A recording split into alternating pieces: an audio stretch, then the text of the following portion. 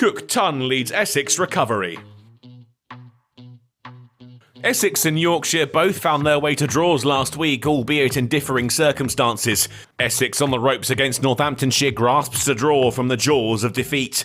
Yorkshire frustrated against Kent on top, but denied a final hour chase by bad light. Points then to prove for both sides heading into the first day at the Cloud County Ground. After scoring a ton in the first innings of the season, Nick Brown has only made it as far as 25 since, and once again it was a disappointing return for the Essex opener, out 3 balls into the day, caught by Hill off the bowling of Thompson. The captain Tom Wesley joined Sir Alistair Cook, and they settled things down a bit, up to 50 off 109 balls. The Essex innings finally up and running. No sooner had they breached the half-century of runs, they were 2 down.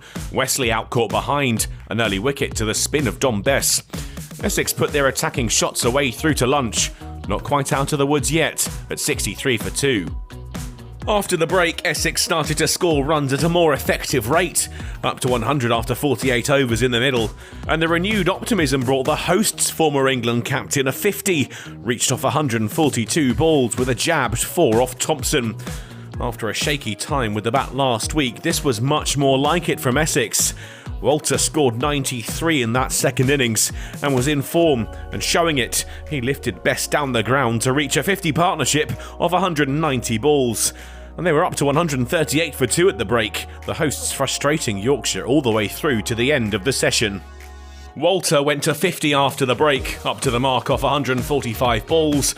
The difficult start now seemed a distant memory. One that faded further when he almost decapitated his colleague at the other end to bring up the 150. Then he flicked Revis off his hip to the fine leg boundary to bring up a 100-run partnership off 312 balls. A good morning for Yorkshire was turning into a great day for Essex. Up to 200 when Cook punched a weary-looking delivery from Thompson through the covers for 4. He didn't need the bat to bring up the 150 partnership. Thompson's exertions helped them to the mark. The radar out. Leg byes good enough. And the day got better for Essex, more for Thompson to endure. A shot we've seen countless times took Sir Alistair Cook to a second 100 of the season and 71st in first-class cricket. When he fell for 107, the damage had already been done, out-dragging Patterson on, the score 230 for 3. They added 4 more to the total before the close of play. Walter 11 away from 100, with night watchman Sam Cook at the other end now. Essex had shown some real fight last week and reproduced it here when things had started to look a little sketchy. They'll be the happier of the two heading into the second day of play, largely thanks to yet another ton from Sir Alistair Cook.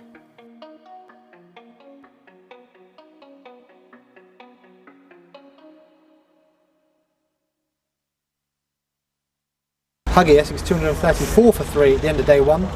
That must be considered a decent day. Yeah, look, it's obviously a good day. We've worked hard, we've battled through some challenging periods there, and we've sort of soaked a lot of pressure up there and come out the other side. Those two in the middle there, Cookie and Paulie, played exceptionally well there. We've had some low first inning scores that have cost us in recent games, so how important was it to bounce back and bat well today?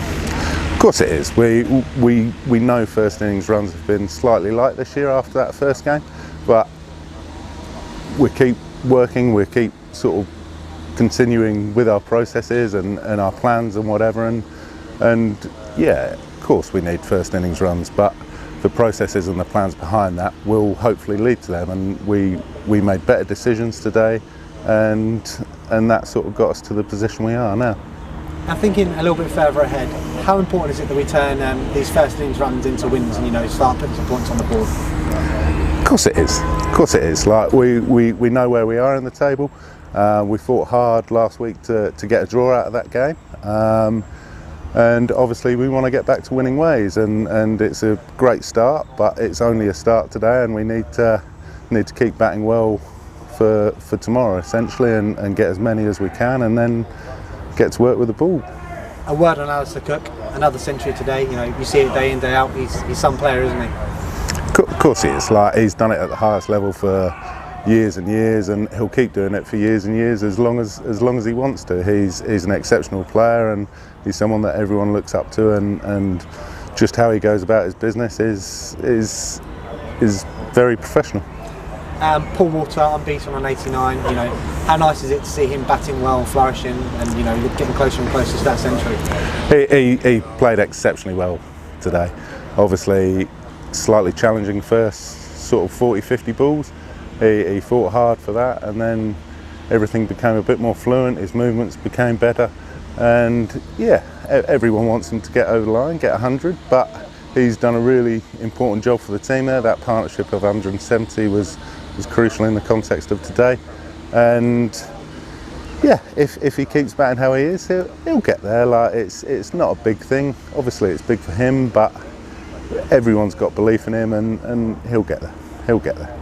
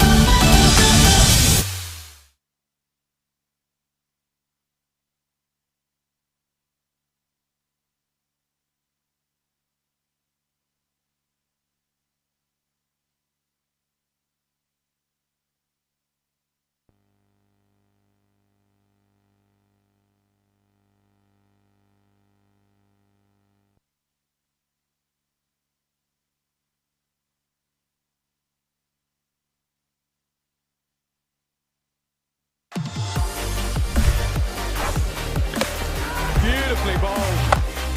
Absolutely stunning.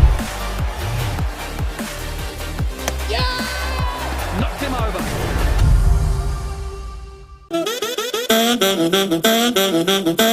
Oh my god.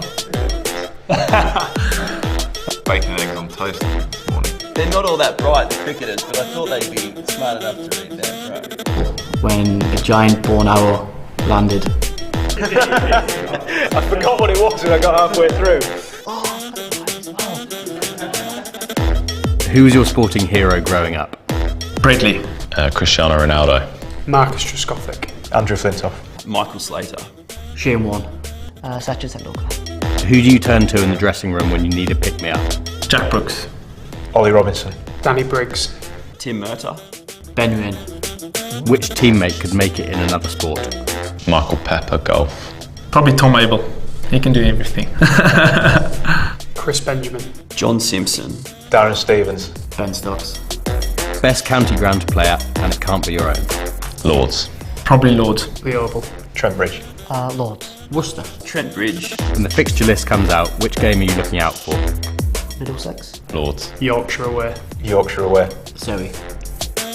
Who is going to win the county championship in 2022? I have to say Essex, don't I? Have to. Definitely can. Warwickshire. Surrey. I think Warwickshire again. Somerset, 100%.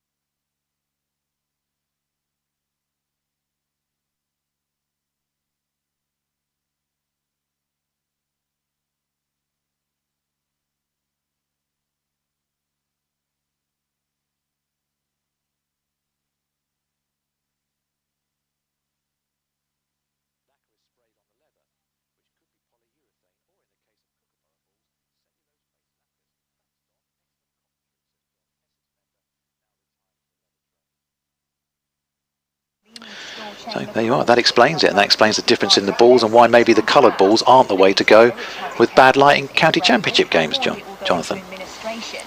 Yeah, as Patterson starting at the Hayes close end is in, and that's pushed into the offside there by Sam Cook.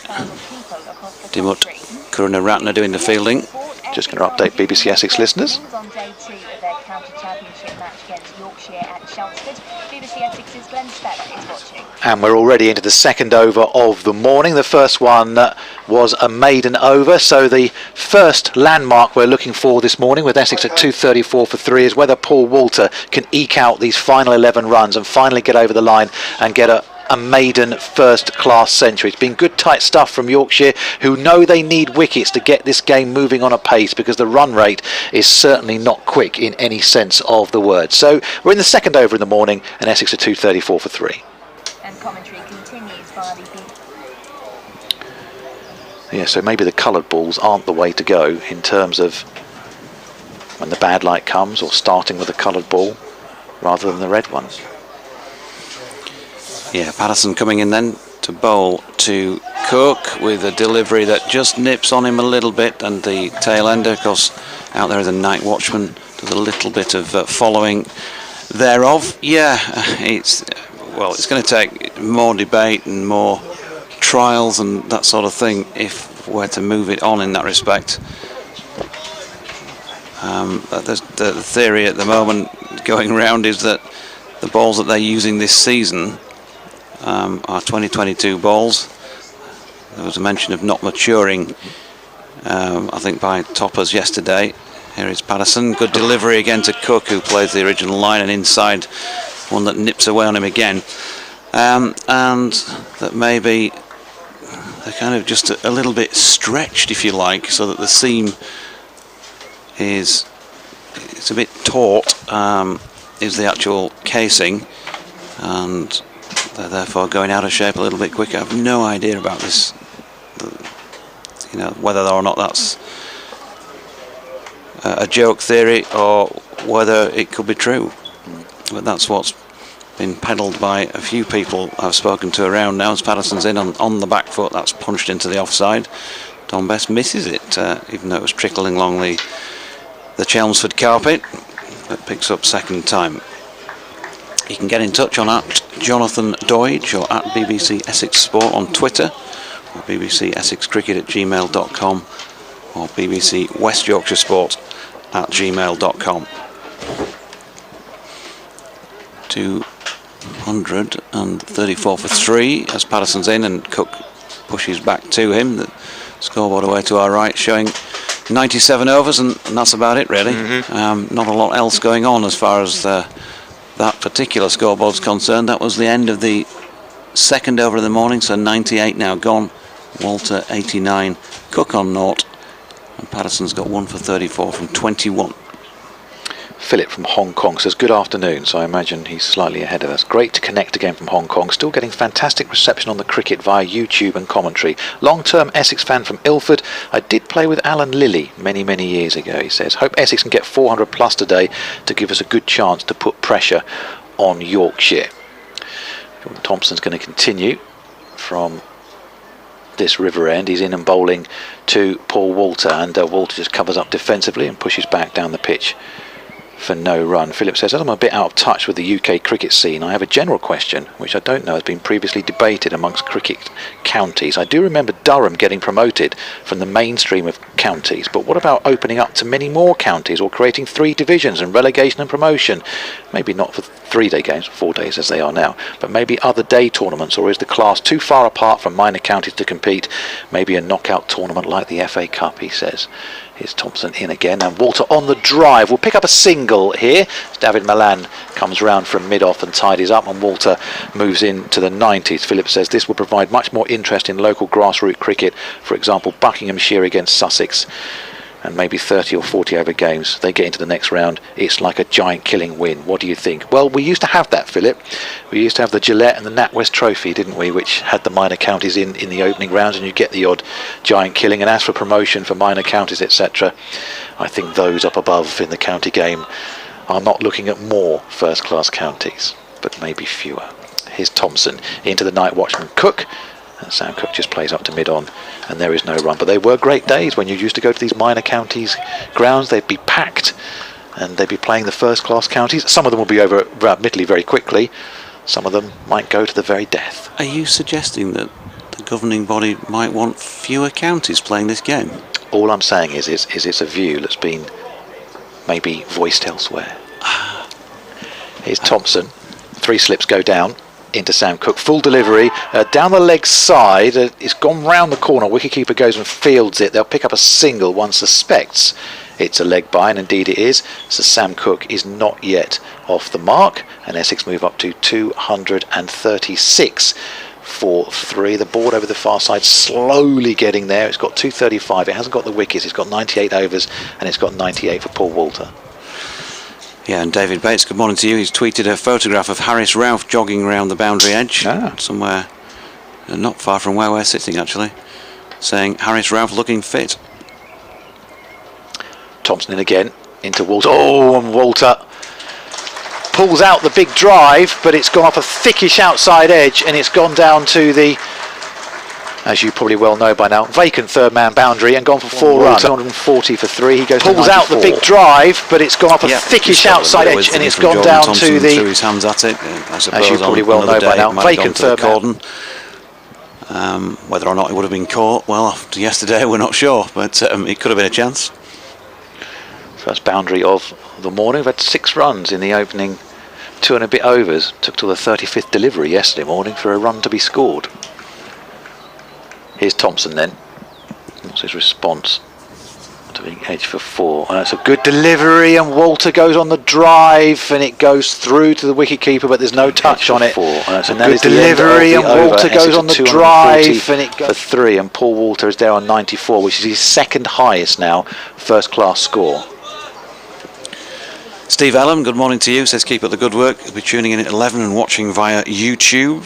And Andy says he's been loving the comms so far this season. Go well.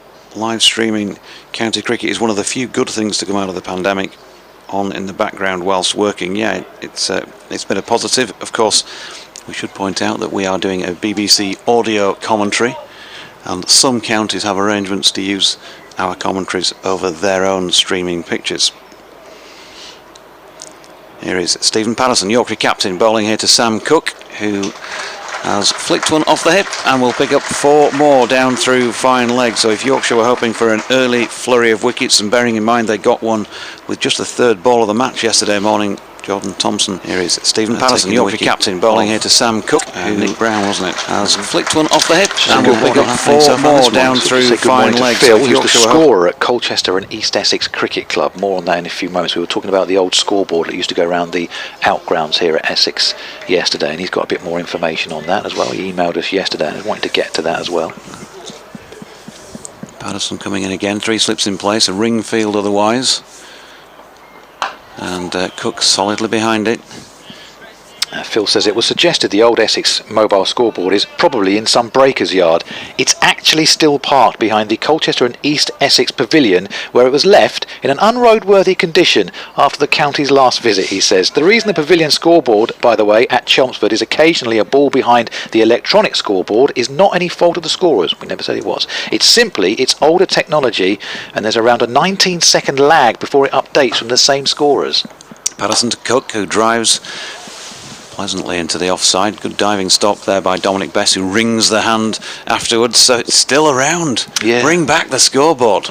Bring it back. Well, unroadworthy, says Phil. So he says basically what happens is the scorers press the button here and it goes to the main scoreboard, but there's a 19-second lag for when it gets to that scoreboard, which is about right, because we always say it's about a ball behind. And so that would be about right. Thank you for that, Phil. So if something happens, we count to 20 and look to the right, we should still have the correct score. Patterson into Cook, who drops it into the offside, and there's no run. It's a bit of a breeze again this morning, but it is very pleasant, I've got to say, and a virtually cloudless sky, passing air traffic both left to right and right to left. Wonder where they're going today. Wouldn't you just love to be? Well, here? Not necessarily. Depends where they're going, I suppose. So Patterson has the ball back in hand. Here he is, the old boy, 38 years of age now, pounding in again, and another good delivery from the Yorkshire captain, which pitches and just offers away from the right-hander, who plays and misses, and Harry Duke taking that. Harry Brook is at first slip beside him, Adam Lyth at second, George Hill at third, Dimut Kurunaratne at point, Bess, as I've mentioned, is in at short extra cover, Thompson just shining the ball now at mid-off, Root at mid-on, Revis mid-wicket, and Milan hands behind his back at the moment. He's at a deep backward square position as Patterson comes in again, and Cook with a slightly angled bat punches this off the back foot through backward point, and Kurunaratne round to do the fielding. So a single off that final delivery of the over. 245 for the loss of 3 wickets after 99, in fact no, 100 overs of this Essex first innings. I think that tidies up everything from yesterday as well. So thank you for getting in touch at bbcsexcricket@gmail.com, at BBC Essex Sport, if you want to do it from the Essex line of things.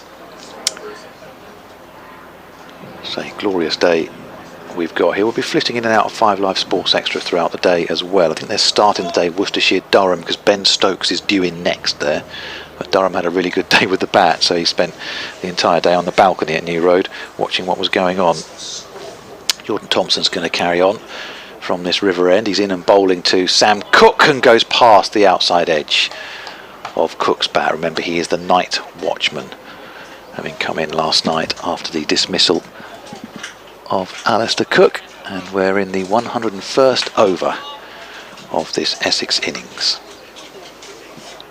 Still the 3 slips in, point, extra cover, mid-off, mid-on, mid-wicket, and a deep backward square leg as well for Thompson.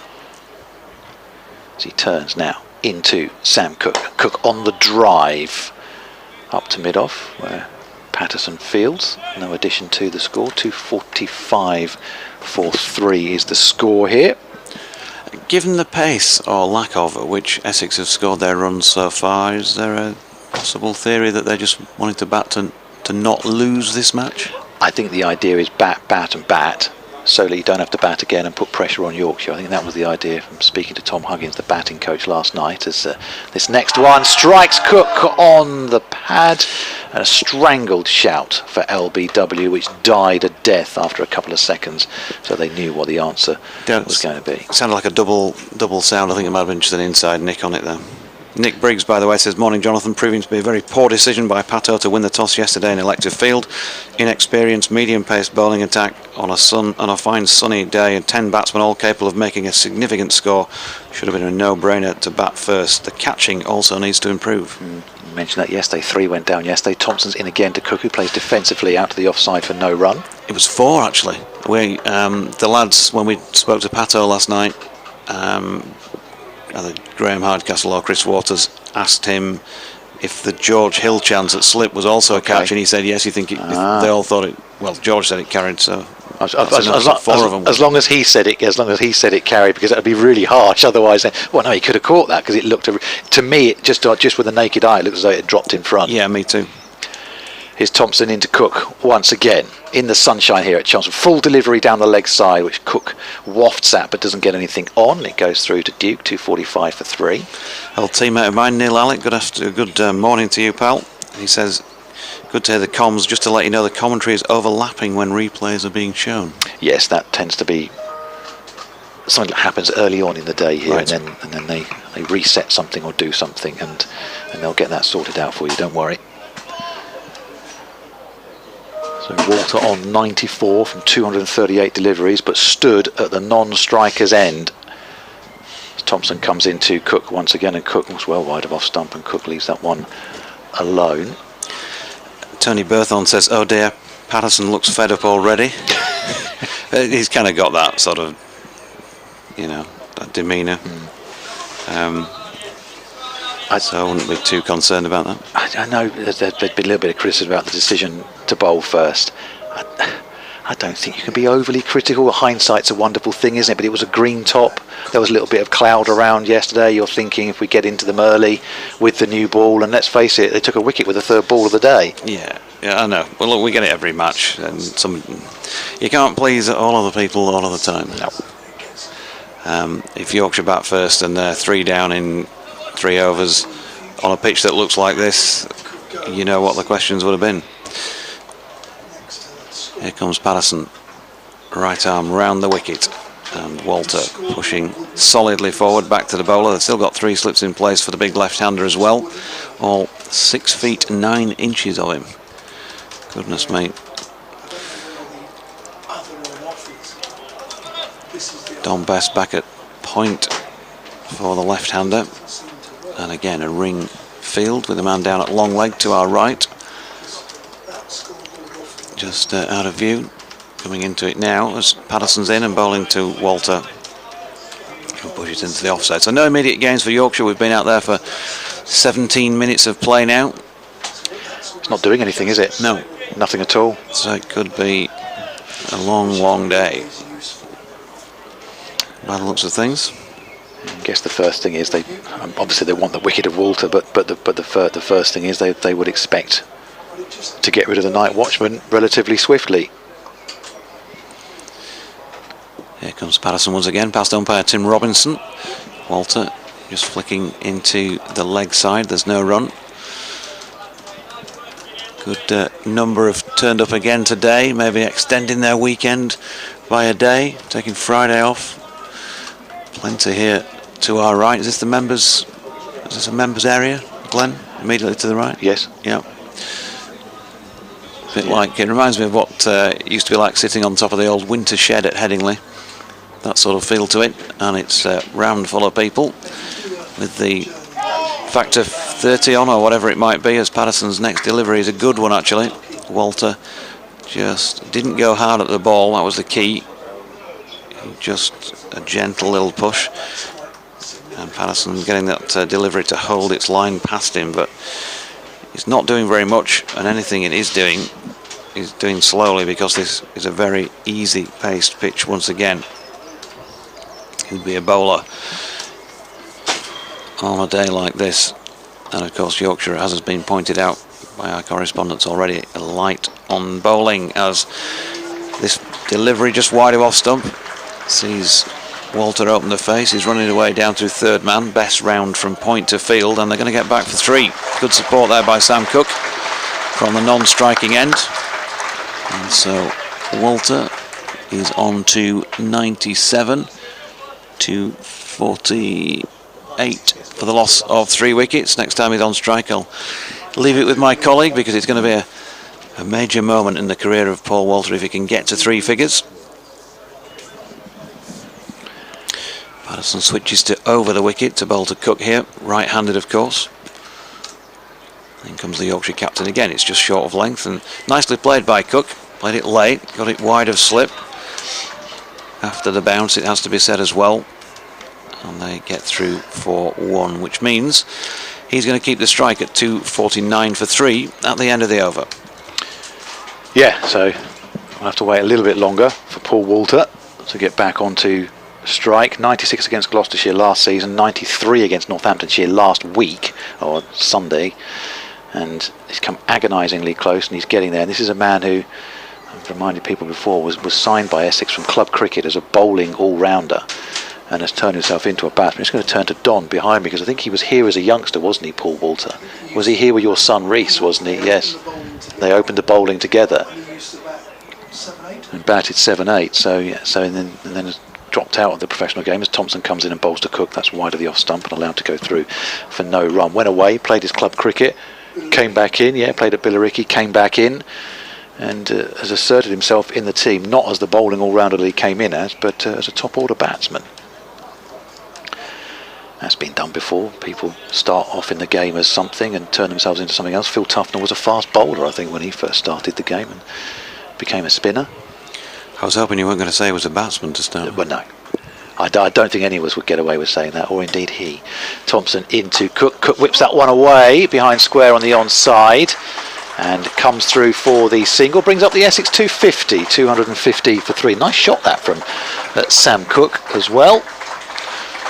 And the Essex 250 gets a nice round of applause from the members away to our right, up in the public stands over on the left-hand side. And a second batting point.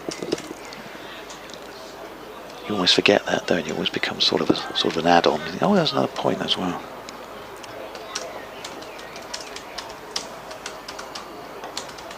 So here's Thompson then, into Walter. Walter on 97, plays and misses. There's a shout for caught behind, but even from here I could see a gap between bat and ball. And a shake of the head from the umpire, and Walter goes down and looks menacingly at the part of the pitch where that ball pitched. Yeah. To be fair, from what I've seen of him in this innings, he looks to have a really good temperament. And would that be the case as a general rule? He's a very unassuming, quiet sort of guy. Almost seems embarrassed when you want to interview him. Here's Thompson into Walter once again and lets that one go through. 250 for 3. But the fact of the matter is, when you look at him, you know when he's entered the room. You can't really miss that, can you? 6 feet 9 inches.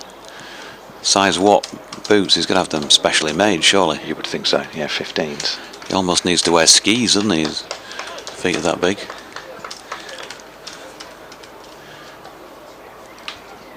Thompson is into him once again. Right arm over into Walter, who tucks that one behind square on the onside, but it's going to be a leg by, so he'll stay on 97, and the score moves up to 251 for 3. All change as the right-handed Cook comes down onto strike. Yeah, just couldn't quite get any bat on it. Rob Bailey, I like how the umpires, they walk away and they raise the hand and they wait to raise the knee to the hand for the leg by signal, so you know it's coming, usually a few seconds before they actually give the full signal.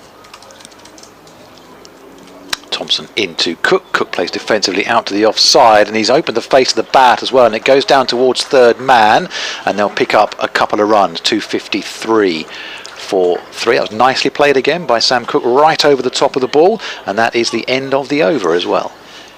Yeah, Neil Alex messaged in again saying, JD, if the lads had taken their catches yesterday, it'd be a completely different look to the innings. Catches win matches, and while I agree with that in principle, if you look at what happened yesterday, then there was the drop of Tom Wesley on 4. He made 24, a major difference. There was the drop of Sir Alistair Cook on 103. He was out on 107.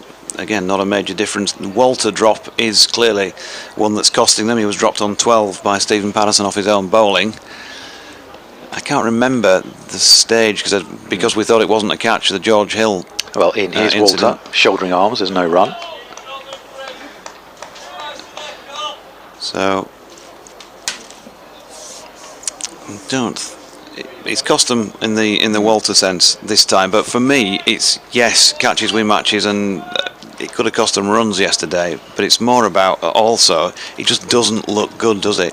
It doesn't do you much good out there in terms of morale. Yes. Here's Patterson into Walter.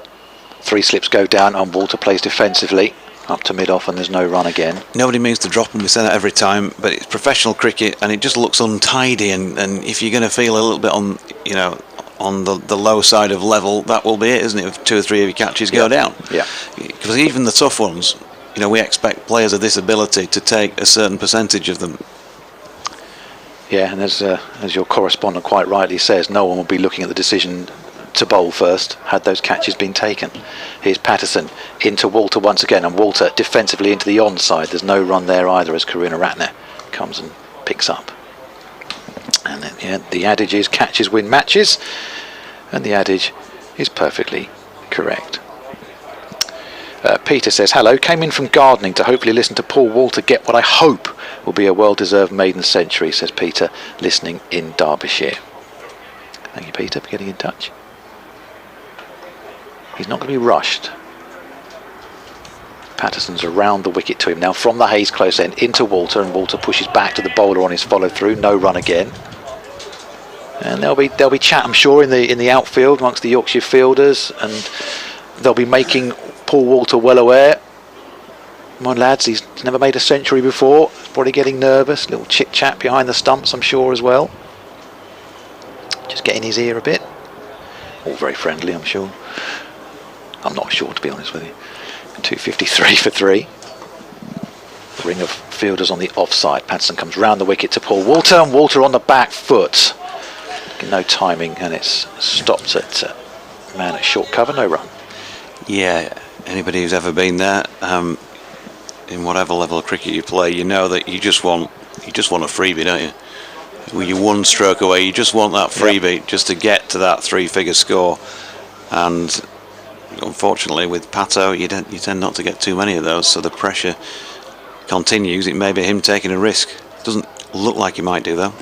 Patterson's into him once again, and Walter's shoulders, arms on length than anything else. Would have bounced over the stumps anyway, and that's the end of the over. 253 for 3. Yeah, he could leave it on height just above his ankles, couldn't he? Yeah, it was always going over the top. That bounced over my boot. Just having a chat with Sam Cook. I'm sure I'll be offering him some words of encouragement as they make their way back to their respective ends. Kuraratne having a chat with Tim Robinson. Yeah. Just remember when there's a shout when I'm batting, Tim, it's going down.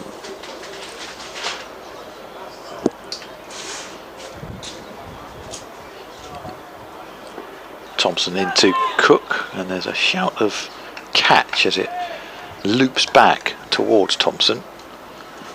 Just seemed to rear up a little bit. Cook's going to go and look at the part of the pitch where it was, as is a batsman's wont these days. Istanbul Steve says, Glenn, Jonathan and Don, greetings. Another fine looking morning. 2 thoughts. What's the local forecast like for today and the next 3 days? It's fine. Your opinions and gleanings from others on the pitch today. More on that in a second as Thompson comes into Cook. And Cook trying to work that into the onside, gets a leading edge, and he goes out to Patterson at mid-off. Steve says, online it looks to have a green tinge from one camera to a very green tinge in another, yet it seems quite flat. Come on, 150 for tall Paul, says Steve. PS, will Don be on comms before lunch, or does he take a long run up? No, he'll be on in sort of the next 10 or so minutes. He's pawing at the ground and behind us. Thompson comes into Cook and into the onside for no run. We talked about the pitch yesterday. I mean, it seems almost greener on one side, on the right hand side, and when you look at it from where we're looking at it from the river end, as opposed to the left hand side, it's got a sort of mottled look to it. Yeah.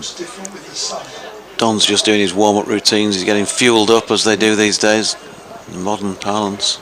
Proteins, yeah, taking his fluids on board. Yeah. Had a huge bag of apples yesterday. Massive bag of apples he had with him yesterday. I don't think he got through all of them. Here's Thompson into Cook once again. Oh, and Cook plays and misses. No run. 253 for 3. Just manicuring the moustache. Waxing. Yes, waxing the moustache, is it?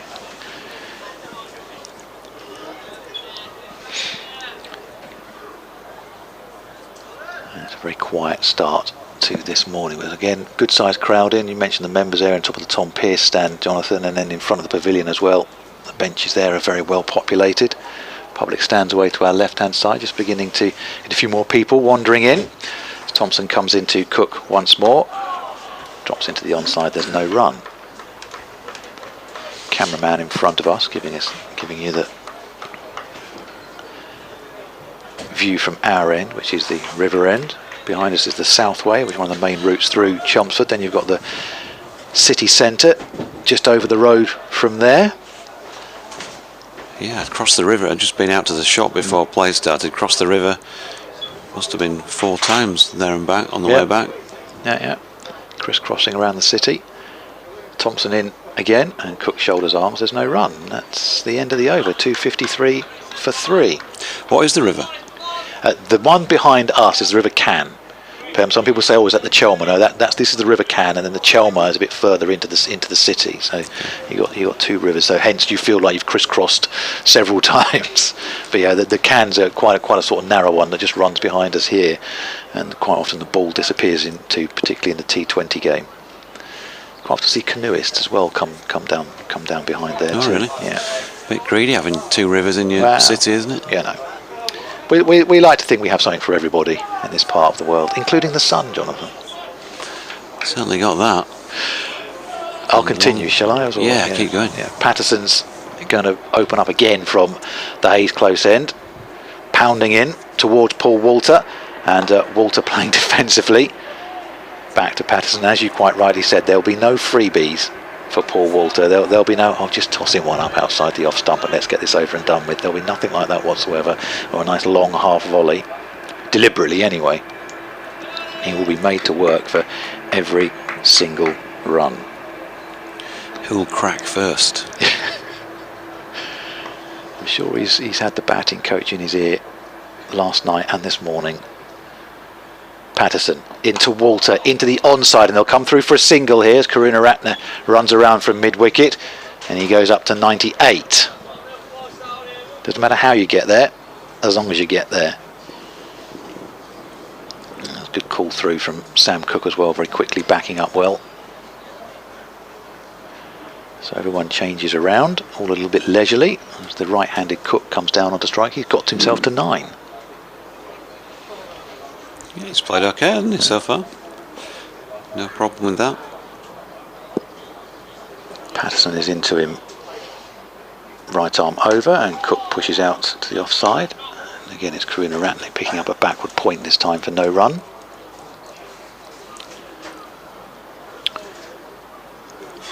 And you get the feeling everyone just sort of takes their eye off it when Sam Cook's on strike. He's round the ground and put down their papers, maybe do a little bit of the crossword. Oh, he's back on strike now. Oh, okay, I'll watch now. And then the game can move again. Joe Root up there at mid-on, having a word with his county captain. So he just tosses the ball to him. Patterson has it back in hand once again. Very gentle approach, which he has. He's in now, bowling to Cook, and Cook pushes out defensively to the offside. No run once more. Yeah, got a really good relationship, Joe Root and Stephen Patterson. I know from my travels around with them over the last few seasons.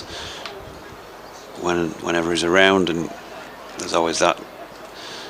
I was going to say unspoken, but I think it probably is spoken. Look, you're the boss. If you want any assistance, I'm there for you. But you do it your way. Patterson's in once more, and Cook off the back foot forces away and will pick up 4 runs here. That's a really good shot from Sam Cook. He goes up to 13 and the score to 258 for 3 now. Yeah, and that's the freebie that Paul Walter was wanting from Stephen Patterson for the last couple of overs and hasn't had.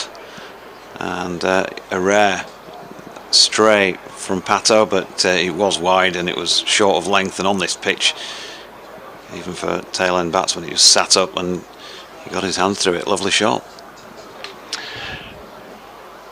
So he's gone up to 13 into double figures now. Patterson has ball back in hand. Still those 3 slips in as he comes in and bowls to Cook. Pushes out defensively to the offside for no run. That's the end of the over. 258 for 3, and Paul Walter will be on strike.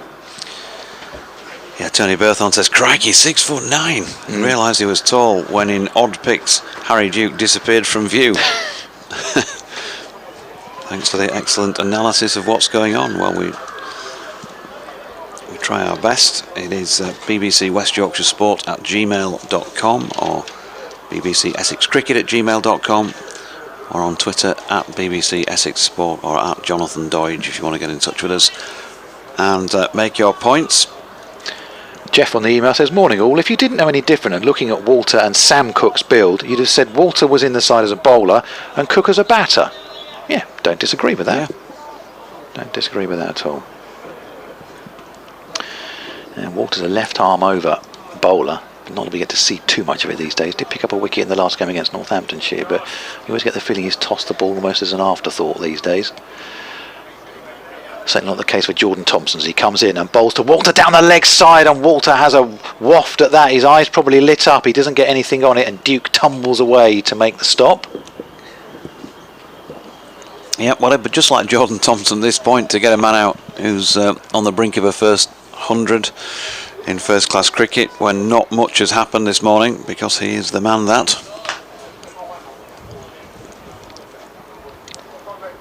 Thompson ball back in hand. Number 44 on his back, sporting the Alice band, is in to Paul Walter, and Walter pushes defensively back to the bowler, and there's no run once again. He must be thinking, Paul, hang on a minute. Stephen Patterson gave Sam Cook one outside the off stump off the back foot in the previous over. I haven't had one of those yet. Keep him in the 90s, lads.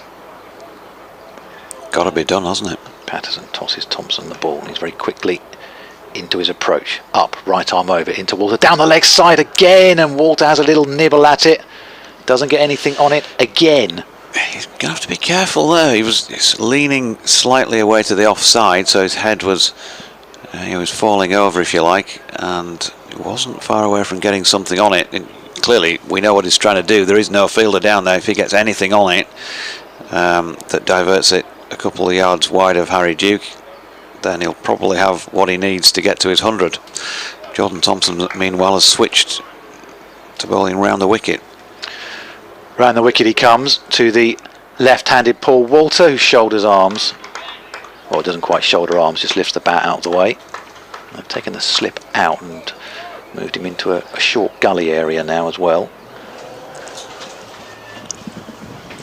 Thompson's got a couple of balls to go in this over. Essex 258 4-3, 98 from 258 deliveries for Paul Walter.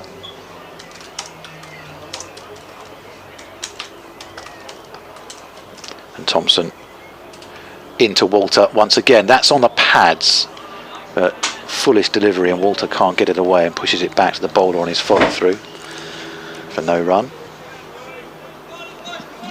Yeah, I'm just going to pop down to the dentist and see if I can get one of those implements to pull my own teeth. Yeah, it's been like that here to see, just because of the slow rate of scoring. Thompson into Walter. Oh, and Walter goes past the outside edge, does Thompson, and Walter's played at that one, and it just shaped away from him at the last second. Through to Duke it goes. No damage done from an Essex perspective. Yorkshire almost had him. 258 for 3. Yeah, good delivery by Jordan Thompson, was saying, wasn't it? Not a lot happening, but he makes things happen, and it would have been just like him to have got the nick off. He's been out there for 260 deliveries, Paul Walter, and just at the moment he'll be going through it mentally, I would have thought, whether he's normally a laid-back character with good temperament or not. This will mean a heck of a lot to him, and he's 2 runs short of 100, and Yorkshire giving him nothing in his attempt to try and get there. Sam Cook going to face here Stephen Patterson, right-handed Cook. In comes Patterson, and driven by the Essex number 16 up to Jordan Thompson. There is no run. Just looking at the trees behind us, the river end of the ground. Plenty of evidence that the breeze out there is strong enough. It was blowing a gale for the 4 days that we were at Northampton a couple of weeks ago. And then last week when Yorkshire needed a bit of wind to move the big black cloud overhead at Headingley, there was not a breath of it. Here's Patterson in again, and Cook pushing to root at mid-on, and there is no run. Having a chat with Darren Goff this morning at Breckers. He was bright and breezy, but when you start to get people who've been around cricket for a long time saying that they were drinking caffeine yesterday to try and stay awake during the afternoon, you know that you had a pretty slow day's play.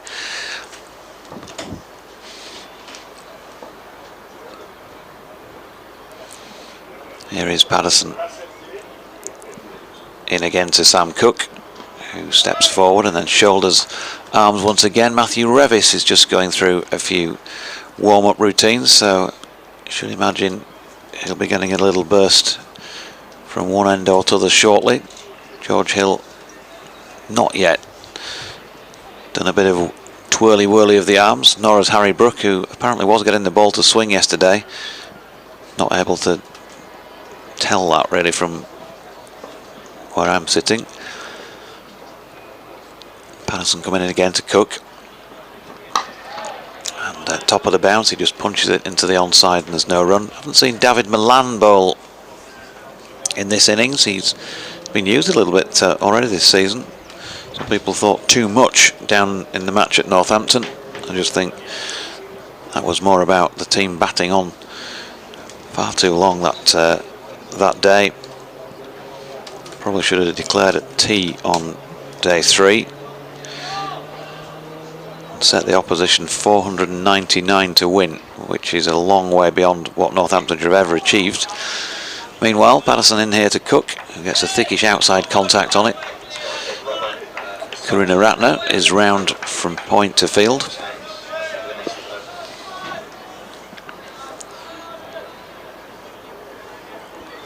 What's Tom Wesley like on the declaration front if it gets to that stage? Is he a conservative sort of a skipper?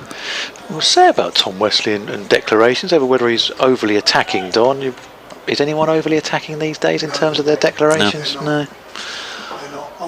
Especially in Division 1 where, you know, there's maybe a bit more to lose.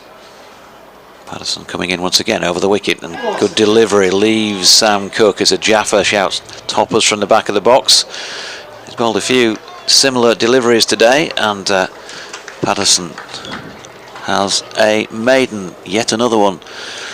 26 overs. I think it might flick on to 10 maidens, 1 for 48. Walter still stuck on 98, Cook on 13, and Essex 258 for 3. Mid-wicket conversation. Revis is coming on. Mid-wicket conversation between Cook and Walter. Punch of gloves as well. And Thompson leaves the fray for now, having gone past Paul Walter's bat with a superb delivery in his final ball of the last over. So Revis is on, and they've taken out the third slip, which they did for that final ball of Thompson's previous over. Taken out the third slip, put him in a short gully. There's a long leg in as well. Although he's saying that, he's now being moved more around to a deep backward square. So Revis around the wicket to Paul Walter. Walter is on 98. Revis is in, and Walter pushes defensively into the onside for no run. Good start that from Revis, right on the mark. And Walter continues to go about his business quietly and circumspectly. Not showing too many jitters at the moment. This is now his highest first class score. Gone past the 96 he got against Gloucestershire previously. And who would think that 2 little runs would matter so much?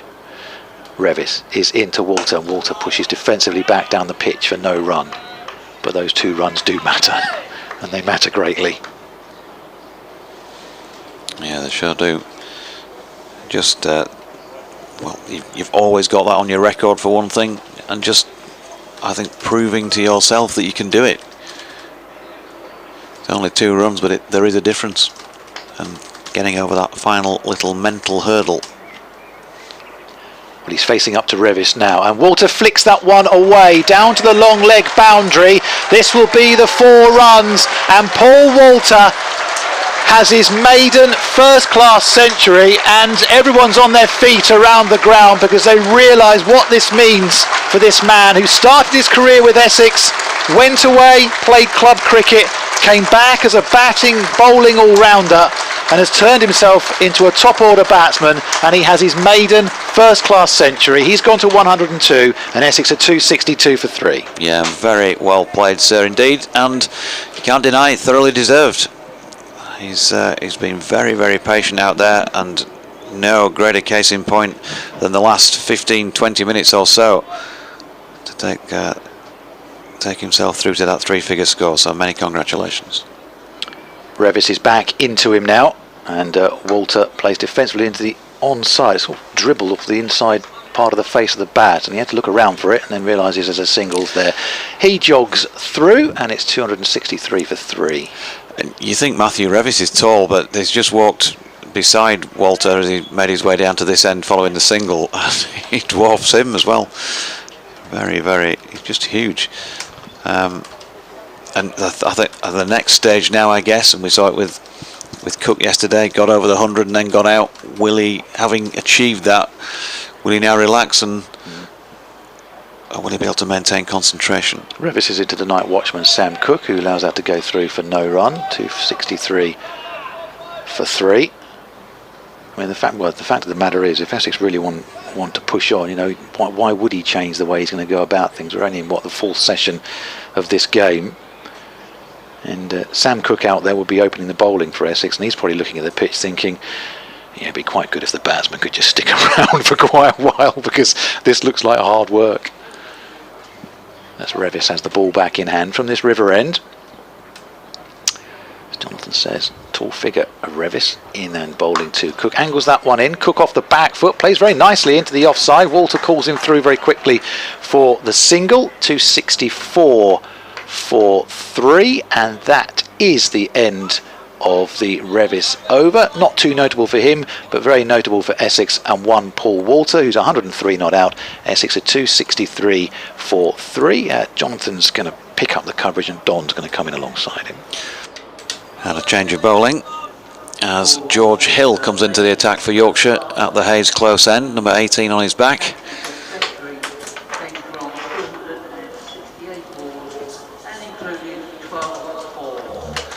.268 balls and 12 fours. The statistical side of Paul Walter's 100, so as I say, it was eked out ever so patiently. George Hill, meanwhile, has bowled 14 overs, 2 maidens for 36 runs so far, yet to take a wicket in this match. He's been given a couple of slips by his captain here. Yorkshire still in need of wickets, still want 7 of them. They're going to make this into a match. And Hill comes in and bowling to Cook. The ball punched back to him and there's no run. Milan's gone in at a short extra cover. Karuna Ratner is backward of point. We have a cover. And there's a mid-off, mid-on, mid-wicket. And Don Bess has been dispatched deeper at deep backward square leg. He'd be probably 10 yards in from the boundary. In comes Hill, bowling to Cook, opens the face, punches it out to Milan, and there's no run. Toppers is alongside. Good morning, Don. Good morning. Good morning, Jonathan, and welcome back to Chelmsford. It's going to be a cracking day here. Sunny, warm, t-shirt, sunglasses, caps. Jumpers for goalposts. Here is Hill, and punched off the back foot by Sam Cook. That's fielded out there by Tom Loughton, who's come on the field as a substitute for Yorkshire. 2 runs to Cook. You just sounded like you're building up to jumpers for goalposts. Yeah. You wouldn't want to play too much football today. It's warm. It's beautiful. There's a whispery cloud very high up, but other than that, it's a beautiful still day. Hill outside edge from Cook. Good piece of fielding by Karuna Ratner. Diving to his left, saves a run. Indeed. Half-time oranges. Yeah, indeed. Crosses from the right wing. Header in the bottom corner. Oh, are we still allowed to header? But most importantly, it's the kind of weather, it's the beautiful weather that you could imagine that you're making your maiden first class 100, and Paul Walter will remember that day forever. Yeah, Hill in to Cook, who drives back to him. Well picked up in the follow through. He will, and it's a well populated ground today, as you say, beautiful sunny day, and having had to probably sweat a little bit on it overnight in the 80s. Yeah, he's come through. Yeah, very much so. He's previously made a 93 earlier, last week, a 96 last season, and now notched up 100. Here's Hill to Cook, driving just the onside of straight. Root will do the fielding, and that will complete George Hill's first over of the day. And Essex 266 for 3, and that is it as far as bonus points are concerned here. So Yorkshire picking up 1 with the ball in 110 overs, and Essex picking up 2 with the bat. Oh, that's 1 more point than Surrey did last week with the ball down at Bristol. They didn't pick up any bowling bonus points in their bowling innings, which was a bit of a surprise. It's not often you bowl a full day and don't pick up any bowling bonus points. No, very unusual for Yorkshire to pick up just the 1 in so long. Revis into the attack again. This time it's driven by the left-handed Paul Walter, who easily finds the boundary. It was quite full, no swing, good foot movement, a huge stride by the tall man, and he times it through mid-off for 4. Good looking shot, 200, and only one of the scoreboards is properly working. 270 for 3. Lovely shot. Beautiful shot. David Milan took about 2 strides and then just gave it up. It was travelling so quickly across the ground. For me, what's been so impressive in the last day and a half a session, from Paul Walter's angle, is quite a brute of a man. We've all talked about his size and his strength, and once again the lack of pace in this wicket. Yorkshire are using a man on the drive as opposed to slip and one gully and a man on the offside on the drive. This time Walter drives, plays it a little later, and it bounces in front of the bowler for no run. What he's been good at, and I'm going to say, he's played and missed occasionally, okay, he's been dropped, but what for me has shown a little bit of maturity, Jonathan, is that he is a strong boy, he's powerful, but he hasn't lost his shape. He's been quite mature in that. This time plays a forward defensive, comes forward, dead bats it straight back towards the bowler, no run. Yeah, I agree, and I think, to be fair, that's been a feature of everybody who's got some runs in the match. Nobody's tried to go at the ball too hard. Adam Lythe's dropping the ball and doffing his cap to a bit of laughter and derision from the crowd. Keep me happy, wasn't it? Something like that. Revis bowls outside off stump, well fielded by Lythe, that man on the drive, employed on the offside. Good fielding position for me. We saw 2 men on the drive most of yesterday's play, catching, because again the lack of pace on this championship wicket here at Chelmsford. But Paul Walter, just going back, I thought he showed a little bit of maturity in not losing his shape, trying to hit the ball too hard. He's tried to time it. He's facing Revis outside off stump from around the wicket, leaves well alone through to the keeper, dot ball. Yeah, this is a real test for Matthew Revis, and unfortunately for him, I suppose, he's coming in as a bowler in county cricket during the course of 3 matches where the pitches have offered very little encouragement for bowlers. Quite like to see him when there's a little bit of juice in the pitch. Tall action, good front arm, powerful. He bowls and it's driven back by Walter. Last ball of the over, well fielded by his left hand on his follow through, and that completes the 111th over.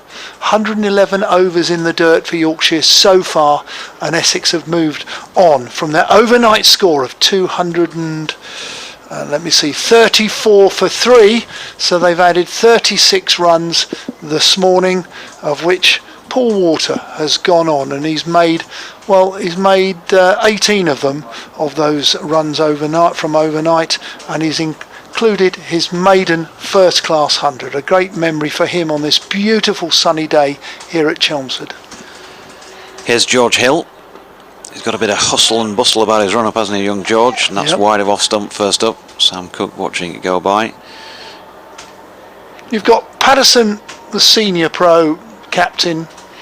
How old is Patterson? 38. Okay. And then the other 3 seamers, Jordan Thompson. 25, I think. Hill. 21. And Revis. I think. And I don't revise all the ages before I come on air, I've got to say. Let me just check all those as Cook punches that. It's an education for them. Foot into the offside. And you highlighted, well, I think it was Revis is fairly new to bowling, or was it George Hill? But 111 overs in the dirt, and they've got to carry on, and they've only got the 3 wickets at the moment. It's a real education. Hill to Cook, who goes at this quite hard, and he's got it away square past the 25-year-old Jordan Thompson, who's going to bring that in just shy of the boundary for a couple of runs. Matthew Revis is 20. Yeah. And George Hill, I think, is slightly older. I'm almost certain I called him as 21 the other week when he got his 151 not out, and I did. He is 21. Well, that's no age really, is it? So here's Hill, and Cook again wants to get on with it now. He's just feels like a couple of strokes there where he's trying to be a bit more positive, and he's punched that out to Thompson once again and takes a single, taking the total on 273 for 3. It is a real struggle with these scoreboards. The one that's the quickest away to the left, unfortunately for me, is that the angle where, it's a health and because safety. my eyesight's so bad, my glasses are so thick, when I look at it in that angle I still got to crane my neck as well to actually get a proper view of it. I distorted think you're by my shocking eyesight. Well, your shocking eyesight, can I just say you're colour coordinated this morning in your dress sense? Thank you. As Hill, that's a lovely piece of feeling off his own bowling, because Walter hit that hard, and I think that was bound for the boundary straight behind the bowler had he not got down. Wonderfully athletic piece of fielding from his own bowling there. Grace Cricket says enjoying the comms and loving seeing Paul Walter getting his maiden ton. And Tony Berthon says well done Big Walter. From York's point of view, Little Walter's song Mean Old World seems more appropriate. Not quite sure what you're on about there. Not out. As Hill's in, there's a stifled appeal on Walter, who was trying to flick it to leg, and there is no run. Sam Cook has been annoying here. He's played very nicely as night watchman for Essex. He was quite watchful last night. I thought Yorkshire bowled quite well with a second new ball, Jonathan, last night. They made things happen with that second new ball. It just did a little bit more. There was a bit more swing. Maybe the harder ball just did a little bit more. I thought Jordan Thompson was impressive with the second new ball last night. That was good to see. And of course we did talk about how well Dom Bess bowled throughout the day, but certainly from the river end. So there were some good points to note yesterday for Yorkshire as Revis comes right arm over the wicket to the night watchman Cook, watchful as I said, and he just comes forward, a shoulder's arm through to the keeper, no run. Yep, George Hill was getting it to swing a bit, so was Harry Brook, who only bowled the 5 overs. I think Matthew Revis was probably, it wasn't his best day since he came into the side with the ball yesterday. As I was saying about unhelpful conditions, I'd like to see him on a pitch with a little bit more juice in it. But it's so slow that even he, with a little bit more zip, couldn't make any impression. Revis is in, comes forward, does Cook. Cook plays out to mid-off, no run. Good, sensible defence. He's an intelligent man as a number 11 stroke night watchman for Essex. He can actually bat. Good sound defensive technique has Sam Cook, tall, so he's not worried about bouncers. He plays and stands up and plays it. Good cricketer, intelligent cricketer, Sam Cook. He's facing Revis. Revis bowls, played into the offside. That's going across the netting area. He'll take one. He'll call his partner back for a second. Best does that. Well, what Best does, a sliding stop, stands up and returns the ball. Good looking shot. 2 more to Sam Cook, who goes to 21. Essex 275 for 3. Yep, nicely played. Just a little bit too much width again from Matthew Revis. If he can concentrate on that just back of a length that he can produce, keeping it off stump, that sort of area, 4th stump, he still might find some joy. Revis, right arm over, pass umpire Bailey. Decent ball, well watched and allowed to go through to the keeper. There is no run. We've not seen him yet try and cut the pitch out and bowl a Yorker, and he bowled that to good effect a few times at Northampton.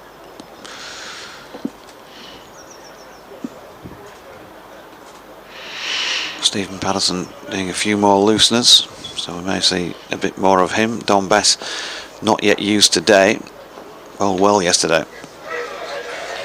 Revis in, bowls, outside off stump, well left alone through to the keeper. It is my humble guess that such a slow wicket like we've seen, the order of the attack for me, if I was captain, I would possibly bring an extra one across into the leg side and bowl straighter. That's that's me of old. I would just try and bowl wicket to wicket on such a slow surface. Force on the back foot into the offside, they look for a single, Cook turns it down. That completes the 113th over of Essex's innings. Paul Water is on 107, with him the night watchman Sam Cook on 21, and Essex have moved to 275 for 3. But that's what I would do as an old-fashioned. I'm thinking back to the Fletcher Gooch days that were in charge during my entire career. We would say how slow it is. Yeah, you could bore them outside off stump, but you're not letting the game go anywhere, and you're happy as medium fast, not necessarily your quick met, real quick met, but your medium pacers are fast mediums, bowling a little straighter, trying to get people caught at mid on, mid off. Here's Hill round the wicket to Walter, who's shouldering arms to a delivery wide of off stump.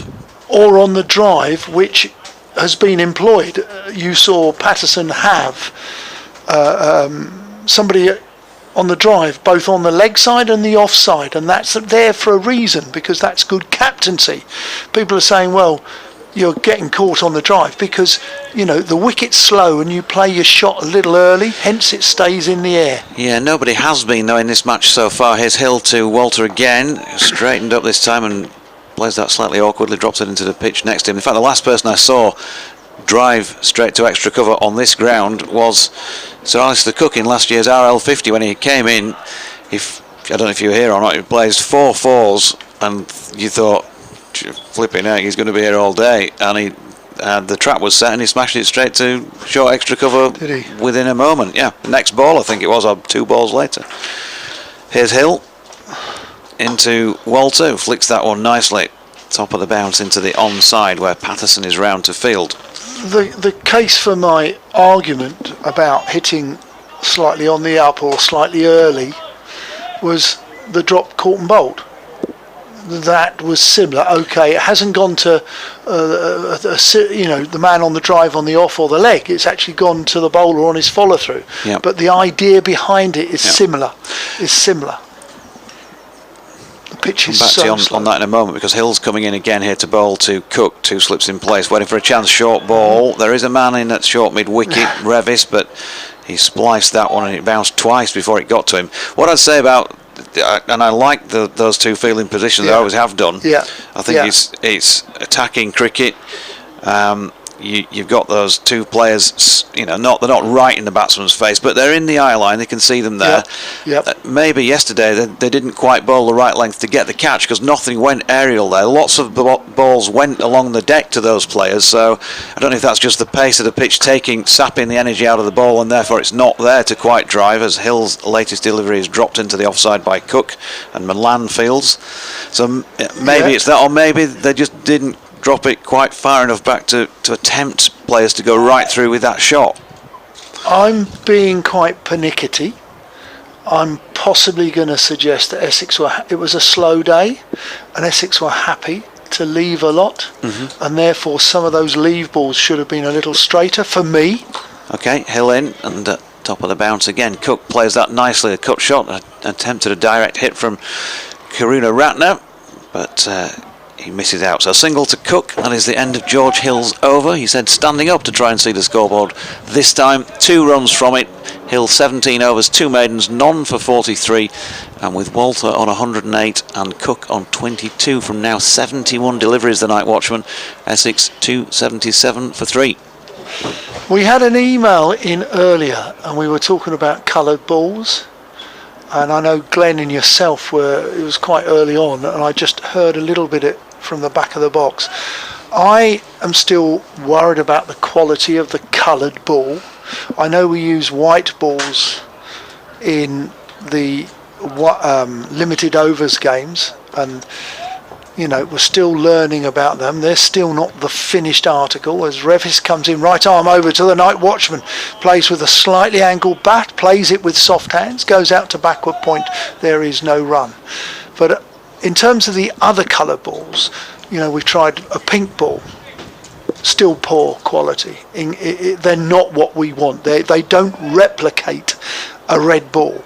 And I do believe that is because of the artificial dye that's used, and they have to have a coating on them as well, as opposed to a lacquer stroke varnish. Revis in again, outside off stump, goes just a bit wide and wider.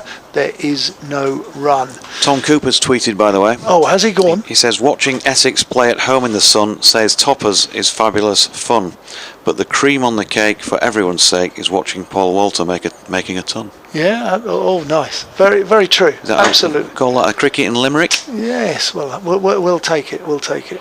We must have a Yorkshire response there, Yorkshire supporting listeners. Revis in bouncer. He ducks it was quite short, so he saw it early, he ducked, it was going down the leg side through to the keeper. Like the idea, Mr. Revis.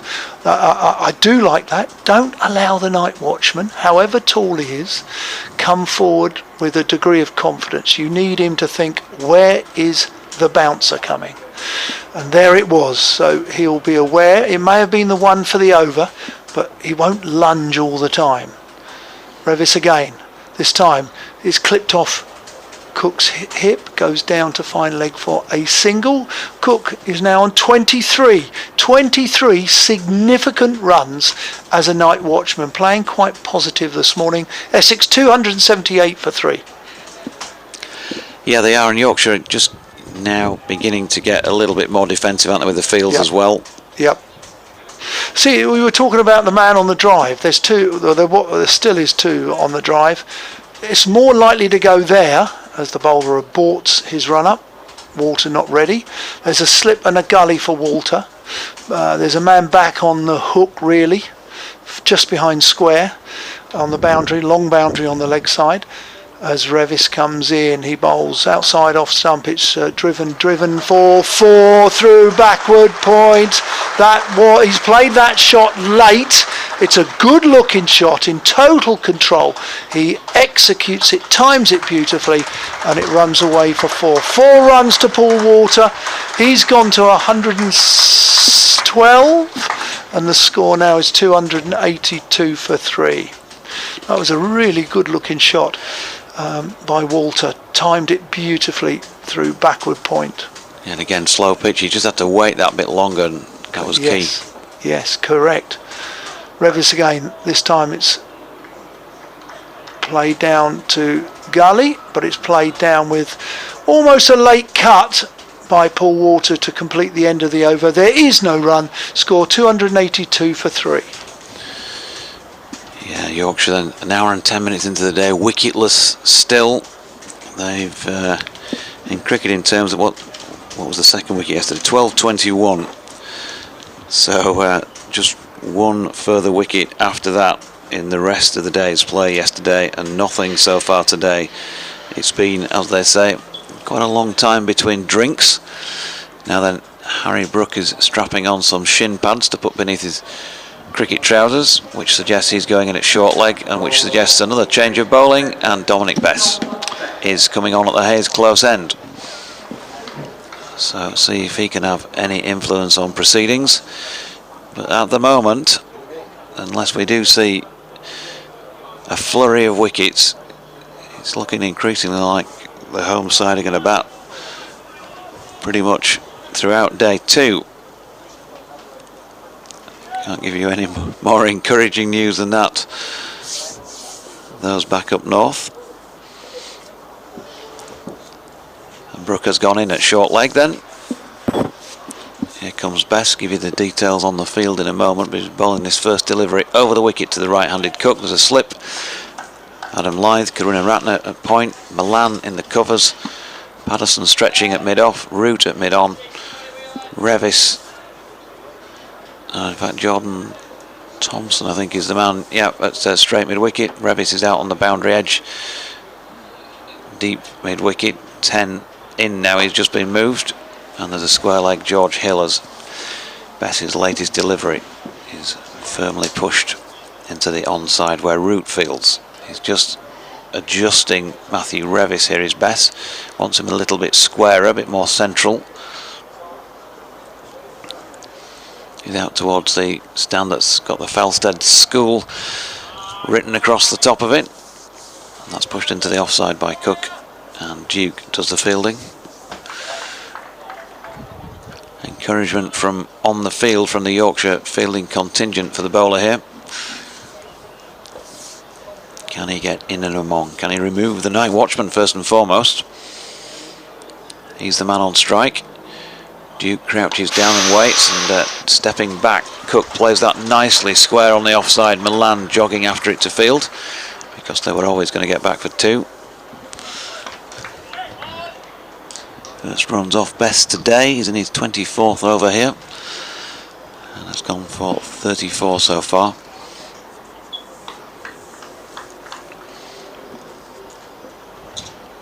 Cook being quite positive this morning now. Here's Best again. Cook right behind that, pushing to root once more, mid-on. No run. Jordan Thompson also just doing a few stretches, so there's a few options here and potential changes in this second half of the morning session. Now then, noticeably Best pushes that one through more quickly, and Cook has to chop down on it a little bit more. Same direction though, out to root. So not a bad start from Dominic Best, just that one where he dropped it a little bit shorter gave Cook a little bit of room through the offside, but the rest of the over was on the money there. It was good over. Bowled nicely yesterday. Was very impressed. In fact, I would say, having seen him quite a lot yesterday, he was probably the most impressive bowling that I've seen Dom Best do. Actually, I thought throughout his career he's had some troubles, but I thought he bowled so nicely yesterday on a placid wicket. Did so well against Cook. Wesley. It's going to be Revis to bowl to Walter. Walter leaves it outside off stump from over the wicket. There is no run. 284 for 3. Good crowd in. In fact, they've opened up quite a lot of the executive suite. We've got some corporate boxes being used, but upstairs in the Boundary Club they've opened up all the glass, and it's lovely to see. Really is lovely to see. Revis in. This is cut sort of behind backward point, where it goes out to Kunanaratne, who collects the ball and returns it in from the boundary. There is just the single to Walter. 286 for 3. Lily said, afternoon JD, Glenn and Don. Yorkshire need a wicket or more before lunch. Enjoying listening to Don Topley. Come on Yorkshire. Good morning, Lily. Yeah, they do need a wicket. They do. I thought Jordan Thompson bowled well last night with that second new ball. But they need a wicket somehow. Cook facing Revis. This is driven slightly. Well, he's looking to work it there, but in the end ended up playing it back to the bowler. Probably didn't execute it quite as much as he wanted to, and it was well fielded on the follow through from the bowler. James Boswell's come back with a limerick from a Yorkshire fan. Doige at Yorkshire v Essex asked for a limerick from scratch. From a Yorkshire fan, though we've little to cheer until the lads learn how to catch. Wow. Very good effort that, James. Yeah. From scratch. Appropriate. This time that ball's just moved away, outside off, goes a little further, of which the night watchman plays the shot. Unfortunately, he's played and missed as it goes through to the keeper. Yeah, you're welcome to hit us on Twitter. It's at BBC Essex Sport, at Toppers Senior, and at Jonathan Doige. Email us in the comms box here, and that is, the email address is bbcessexcricket@gmail.com. Revis bouncer doesn't get up as much, very short, and this time I'm going to give the credit to the batsman. Cook drops hands, watches it go through to the keeper. It was particularly short, perhaps too short, that it didn't really inconvenience the night watchman. You can hear the buzz of the dual carriageway behind us, Parkway, here at Chelmsford. Always a busy road, always, as This time another ball outside off, goes a little wider to complete the over, the 117th over of this Essex innings. And Essex have moved from overnight 234 for 3. They're now gone to 285, and Paul Walter has 113 runs, his maiden first class century, here on BBC Essex, BBC Radio Leeds, and indeed 5 Live Sports Extra. Welcome to you all. Yeah, so what can Bess produce here? Can he make a breakthrough, find a way through Walter's defences? He was dropped, of course, by Stephen Patterson yesterday when he was 101 runs short of what he has now on the board, 113 of them. And Bess just sends Root into the deep now, out to long off. Revis has been moved squarer to the left-hander. He's at a square cover a few yards in from the boundary. As they go more defensive, Karuna Ratner's been moved to, well, he was at deep backward square, he's now been moved in front of square, in front of the pavilion. And here is Bess. Walter pushing forward. There's a slip in place. Hill is at point. Jordan Thompson at short extra cover. Milan straight mid wicket. Long on's also been dropped right out on the edge. Stephen Patterson and Brooke is at 45 behind square on the leg side. And Walter goes at this one, and he's gone big. And he has gone for 6. Dominic Bess right out through straight mid wicket. Yeah, he stepped down there, didn't he? It looked like it was, if not premeditated, he just had half a mind before the ball was bowled that if it was in his half it was going to go. Big gap as well out there between Karuna Ratner and Patterson, and once he clears Milan at straight mid wicket, it's not the biggest of boundaries. 6 runs then to the big man. What have we got in response from Bess, who's round the wicket to him again, and this time flicking out to the leg side. Cook wants a single just for a moment. There was an element of danger there, but Milan couldn't get it in his right hand quickly enough for any potential throw to do some damage. Cracking shot just a minute ago, really was. Describe it in a minute. Here's Bess, and it worked along the deck this time to Patterson, going round to his left from long off for 1 more to Walter. It was sort of the conventional slog sweep that we often see in white ball cricket. It was a safe shot. There was nothing wrong with the ball. There was, honestly, it wasn't a 4 or 6 written over it. It was a normal length ball, but it was a safe shot to play against the spin on this placid wicket into the boundary boards for 6. And here is Bess, nicely flicked off the legs by Cook through the onside. Revis will return it for another 1. So the ante just been upped slightly. Cook himself, I suppose, more than anybody, has led that, looking a bit more positive than Walter earlier, but then Walter was hanging around loitering in the 90s for a while and trying to get to that landmark without giving it away. But maybe now we're going to see at last a bit of pedal to the metal from Essex. They've got wickets in hand, they've got runs on the board, and they've got a good pitch to bat on. Bess into Walter, who flicks it wide of Patterson, who's round to do the fielding towards the boundary edge once again, and another run. So 9 from that Dom Bess over. That's much more expensive than anything else he's bowled in this match. 25 overs, 12 maidens, 1 for 43 from him. Walter 121, Cook 26, Essex 294 for 3. Yeah, 9 off the over, as you said, but not a bad over. It was a terrific shot for 6, safe shot, playing the slog sweep to a longish boundary, but nonetheless it was safe, and he didn't try and hit it too hard once more, which has been probably the most impressive part for me. The maturity of trying to just time the ball, not trying to hit the ball too hard.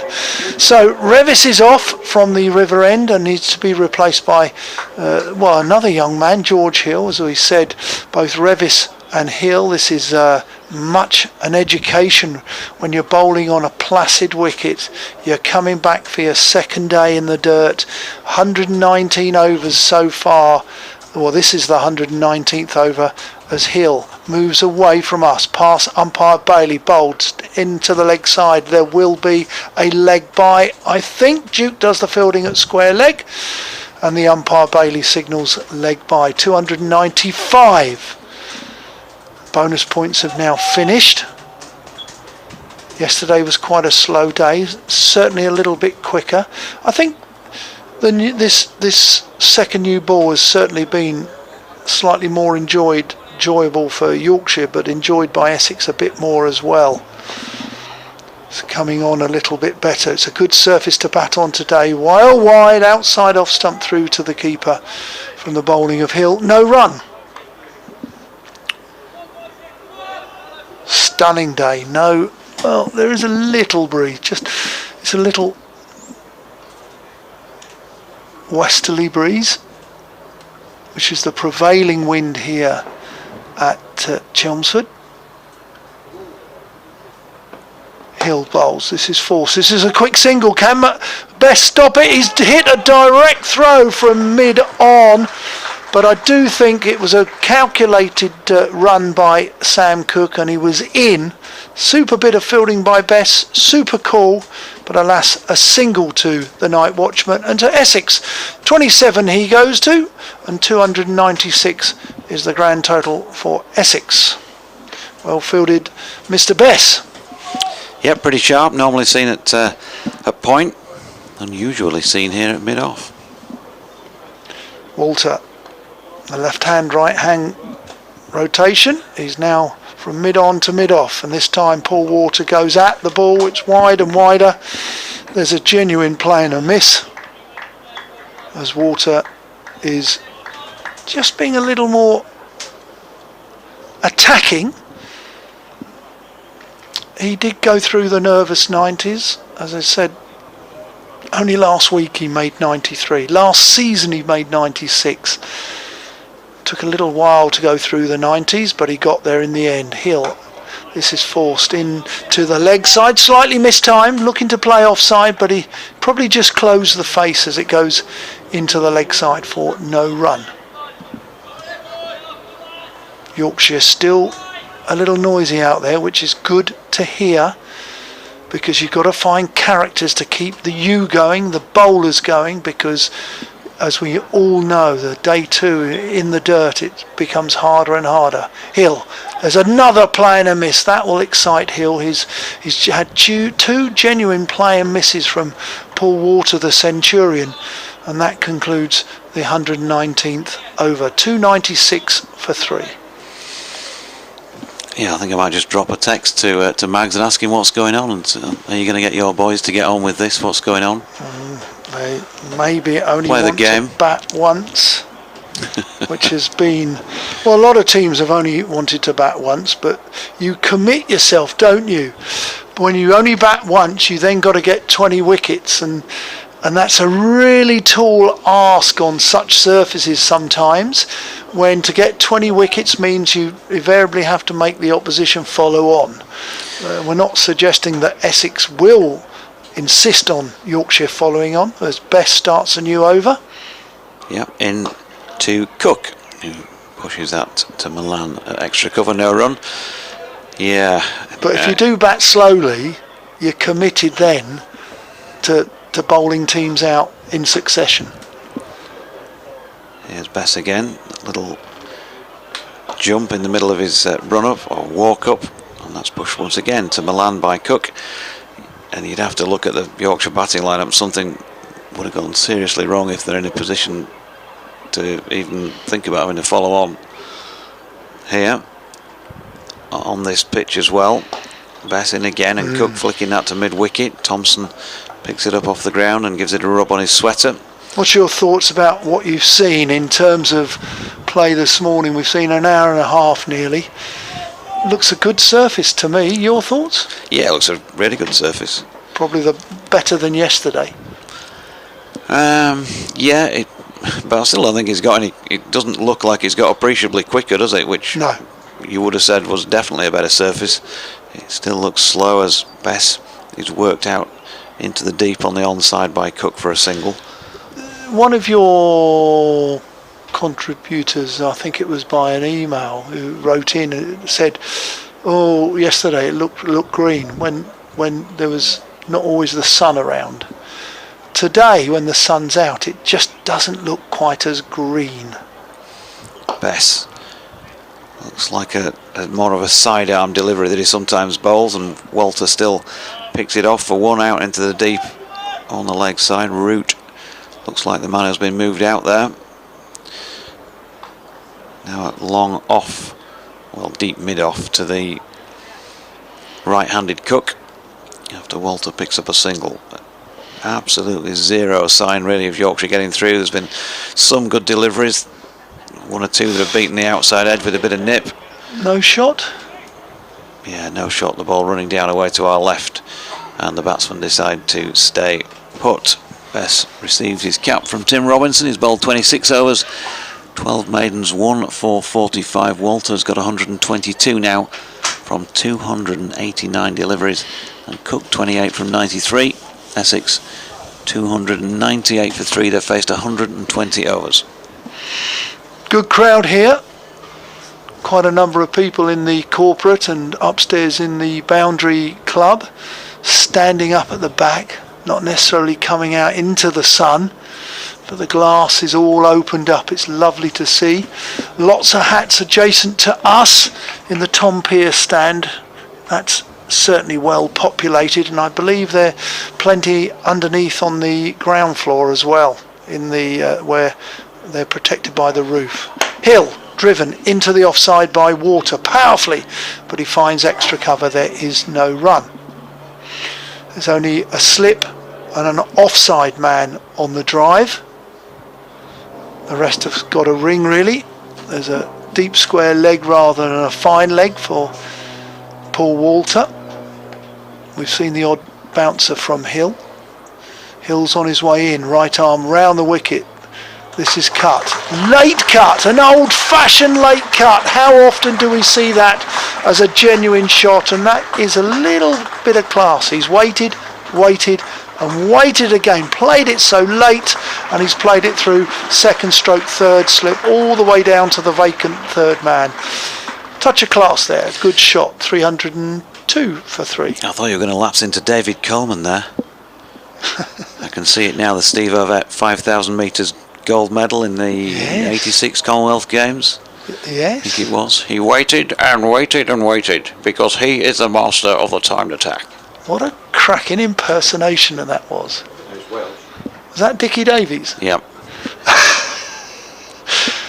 Man of many talents. Dickie Davies. Hit Walter, waiting. Hill again, bowls. This is driven powerfully. It's driven with the full face of the bat. Square of the wicket to Kunaratne at square cover on the boundary in front of the brick wall in the pavilion, where there is just the single run to Essex. 303 for 3. Yeah, we must be the similar type of age, you know. I still haven't worked out. You're trying to work it out, aren't you? Yeah, I am. You know how old I am, but I'm not so sure. I'm going to have to ring up one of your mates as Hill bowls round over the wicket this time to the right-handed Sam Cook. Into the offside, no run. I'm not famous enough to have Wikipedia pages. You must be. You're joking. A great man of Leeds, Yorkshire. I'll ask. Some would question, most would question great. I think all would probably question great man. Some probably question that as well. Hill in. Oh, that's just angled in, and he's bowled him. He's slightly played across the line. There's an ooh and an ah, and Hill collects a wicket there. Well deserved. He's had Walter played and missed a couple of times, but this time he gets the night watchman, Sam Cook, who's played very nicely, very competently, smartly, and he's made 28 important runs and also did his job last night. Essex lose their 4th wicket at 303 for 4. Yep, 95 balls for his 28. He was out there for 112 minutes, so nearly 2 hours batting, and included a couple of boundaries. Done a good job keeping things together, and he's tried to be positive this morning as well. So 303 for 4.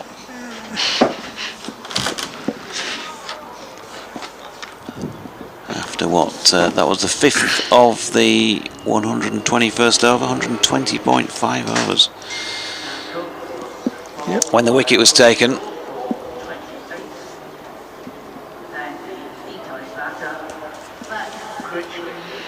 Well, Critchley joins Paul Walter at the wicket. So the last 2 wickets to fall was Sir Alistair Cook and then Sam Cook, a pair of Cooks.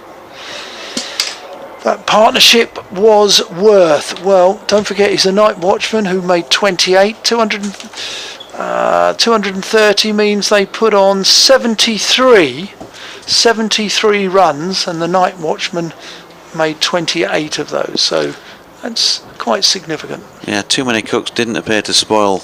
Oh, very good. The Essex very good broth, did it? No, you can never have too many Cooks, eh? Tim Atkinson says this pitch is as flat as can be. These two will be batting at tea unless Root's golden arm goes to work like a charm. But will Pato bowl him? We'll see. Oh, very good. That's the best so far. Excellent, Tim. Well done. Yes. Well, 2 slips have been employed now, and the man on the drive, Hill, just got his wicket. This comes in nice and straight, perhaps too straight, as Critchley has played it into the leg side and will collect 2 runs as mid-wicket has to return towards the boundary. And that concludes the end of the over. A wicket taken over for Hill. He'll be pleased, Yorkshire will be pleased, as Essex now have got 305 for 4. Kev Hand says too much cricket toppers, and Lily's listening in her car on the way back to God's own county from her holiday in Suffolk. At BBC Essex Sport, at Jonathan Doidge. What's yours, Toppers? Toppers Senior, SNR. Or we've also got BBC Essex Cricket at gmail.com or BBC West Yorkshire Sport at gmail.com if you want to get in touch. Malcolm Palmer has done that. More from... Question for you quickly before he bowls. Lily, she's been on holiday in Suffolk. Has she not popped in to see the ground here to watch Yorkshire? Clearly not. Oh, that's only just down the road. Here is Bess, driven into the offside by Walter, no run. John Logan says, afternoon JD. Looks like another beautiful spring day at Chelmsford and potentially a day of toil for Yorkshire in the field. Regarding the toss decision, through my amateur cricketing eyes, had I been captain, my decision would have been based on 3 things. Come to those in a moment, because Bess making his way in again, and Walter drives up to mid-off quite firmly. No run.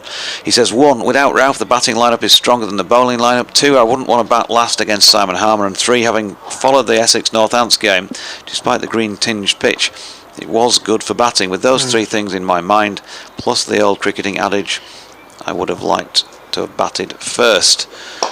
Here is Bess dropped by Jordan Thompson, I think extra it cover. is. It is Jordan Thompson, an extra cover. Struck it hard. Cool. Another one goes down. That's 5 now in this Essex first innings. It was travelling. It was. But another one on the grass. Yeah. That aside, he says that John finishing, as Yorkshire have Root, Milan, Karina Ratner, Brook, etc., they should bat well also. As Bess comes in and is flicked to leg by Walter, there's no run. He says, P.S. could you ask your Essex colleagues what's the situation with Jamie Porter? Is he injured or just out of favourite present? I wondered myself, actually. Yeah, we are. Well, I can't give you categorically. I will certainly beg the question later today, but I think he's just been not rested. The others have done an okay job. He'll have his turn. Best to Walter, goes at this one quite hard, tries to pull it through mid-wicket, but doesn't get the full shilling, and it's dribbling out into the leg side. Malcolm Palmer says, hi JD. Lily's got that right, though. I think that Yorkshire really need is a torrential downpour or a plague of locusts or summit. We do really look toothless without not only Ralph but Fisher and Code, and we can't catch. Going to put my head in the oven Oh dear. Oh, it's electric. Don't do that. Don't do that. Here's Bess. And Walter trying to turn that to leg, gets a slight leading edge on it. Bess, a despairing dive away to his left, misses it, and therefore they get through for a single to complete the over, with the home side on 306 for the loss of 4 wickets. You can sense Walter's showing a little more intent, and certainly Cook, the night watchman, did a little more this morning, having survived the night. And Walter, in that particular over, he played a cracking shot but got dropped. And I'm not being critical, but that's where perhaps Paul Walter looked to hit the ball hard, and he stood up a little bit and leant back, and that's why the ball went in the air to extra cover, but he was dropped, and he tried to play a slog sweep and got an inside edge onto his pad as well. So Walter is now facing outside off stump through to the keeper. No run. I think, and I'd like to be judged, I could be right, I could be wrong, but it is my humble opinion that when Essex bowl a little later, you will see them bowl very straight, perhaps straighter, where they will make them, your Yorkshire boys, play, and they will incorporate maybe the odd man on the drive, especially if the ball keeps falling short at slip. That's an LBW shout, and unfortunately for the bowler Hill, Rob Bailey's not interested. It's been given not out, but it looked a goodish shout for Hill and Yorkshire. Yeah, reasonable. I wouldn't say you were looking at that thinking plum. Yeah. Not plum. I was interested as a former bowler, but the umpire wasn't, most importantly. Well bowled, Mr. Hill. He's got a wicket already, the night watchman, and he nearly had another one. This is driven into the covers for no run. Good looking shot, controlled shot by Walter. Yeah, scores elsewhere, by the way, folks. At Old Trafford, Warwickshire all out for 315 this morning. Lancashire 5 without loss in the early moments of their response. At Southampton, Hampshire 342 all out. Gloucestershire, early trouble, 17 for 2. At the Oval, Surrey 375 for 8 and still going against Northamptonshire. Driven down the ground well, fielded, sir. Bowling around the wicket to Paul Walter. It's driven back nicely. He's picked it up with his right hand and threatened to throw his own stumps down. But Critchley was back in his crease. Leicestershire 320 all out. Glamorgan 31 for 1. Sussex 392. Middlesex 27 for 1. Ben Stokes has just smashed 34 runs in and over and got a quick 50 for Durham, who are 498 for 4.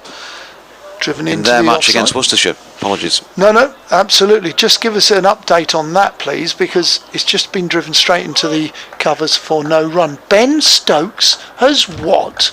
Ben Stokes has just hit 34 in and over. 4, 6, 6, 6, 6, 6. Are you allowed to tell me who that was off? Off an 18-year-old, Josh Baker. Off an 18-year-old, Josh Baker. I remember seeing the Worcester lad bowl here, Josh Baker. I'm sure, is he the spinner or the seamer? Slow left arm. Yeah, slow left arm, yeah. That's a cracking shot this time. There was not a lot wrong with the ball. He's bowled it on a length from around the wicket. Walter's just gone through on the up, played it along the floor. Nobody's moved just to go and retrieve the ball from deep extra cover. That was a shot of the morning. He's got 104, in fact, from 65 balls, including 7 4s and 10 6s. Welcome back to county cricket, Ben Stokes. Batting at 6 or 7, because it was a night watchman. Let me tell you. Wow. He is batting at 6. Gosh. Beddingham's also got 100, by the way, 112 not out. Yeah, so they came together at 360. They're now 499 for 4. Wow. And they've done that in less than 20 overs. The 140 odd that they've put on. Here's Bess bowling to Critchley. Gosh. Pushes back up the pitch, and there's no run, so exciting stuff if you're at Durham Worcester this morning. Treated to a rare display of hitting by the sound of things. That was Bess again to Critchley again, and he pushes it to Joe Root at mid-on. Closing in on lunch here. We're seeing just the one wicket. And yeah, no fireworks to any great degree. There's been a 6 now, edge here, and another one's gone down this time. Adam Lythe at slip, I've got to say, to be fair to Adam Lythe, he was slightly unsighted, and I think it also hit Harry Duke on the way through. Yep. They're going to get 2 for it, but he had a shy at that delivery. That's 6 catches down now. It's infectious. It just goes through the team a little bit. Look, it's awkward to be critical, but yes, it is brutal when you drop them, but it's infectious, and sadly we've seen it in the game of cricket forever and a day. When things don't go your way, it's like a runaway train. It's hard to control. Bess in again, and Critchley just pushing forward into the offside, no run. You've got to keep going, you've got to try and maintain some level of morale out there, but yeah, we've all been out there in these sort of games, and these things have happened, and you just want something positive to cling on to, don't you? You do. Positive there was the edge, but the negative was another one on the floor. This was in the air for a moment, the latest Best delivery off the bat of Critchley into the onside. Jordan Thompson, who grasped one earlier, was fielding this. Lobs it back across to Bess. Yeah, it looked like Duke got something on it, whether it was glove or whether it was so quickly maybe I came off the hip or something like that, and that's very off-putting if you're fielding at slip. And Bess, well, just a show of frustration from him after that final ball of the over, fires it back at the gloves of Harry Duke, and he had to dive down to his right to take it, or else it could have been boundary bound. So Yorkshire going through the mill here, not really taking wickets and putting chances down. You've got to stay together here, very important. 124 overs gone. Yorkshire have got to stay together to ensure they support each other in this sort of hour of need now, because they've got themselves a wicket this morning, that of the night watchman, who was dismissed, bowled by Hill for 28, but you know, they've got to just keep working hard. Revis has had a reasonable spell this morning, as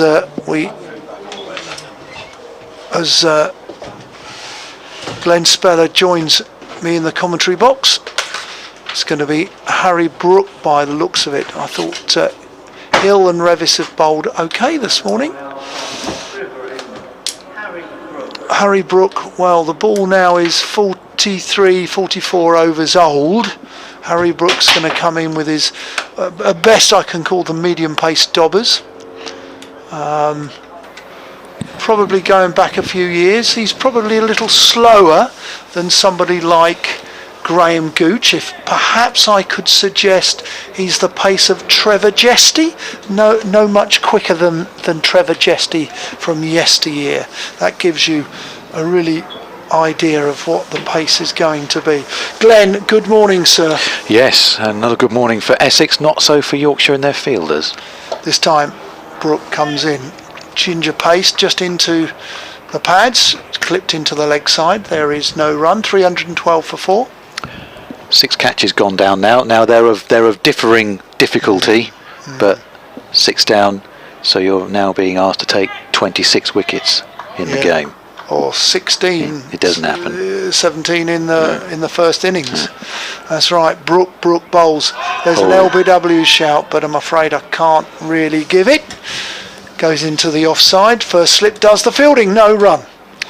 Yeah, you're absolutely right, Glenn Speller. Essex. I just think Yorkshire obviously looking at it, their batters will be out there looking at it going, well, this has got no gremlins in it, absolutely nothing in it whatsoever. We can go out and bat as well, but obviously it depends what kind of score they're going to be facing. Correct. And Essex do have Simon Harmer. Where the fielders will be placed around the wicket.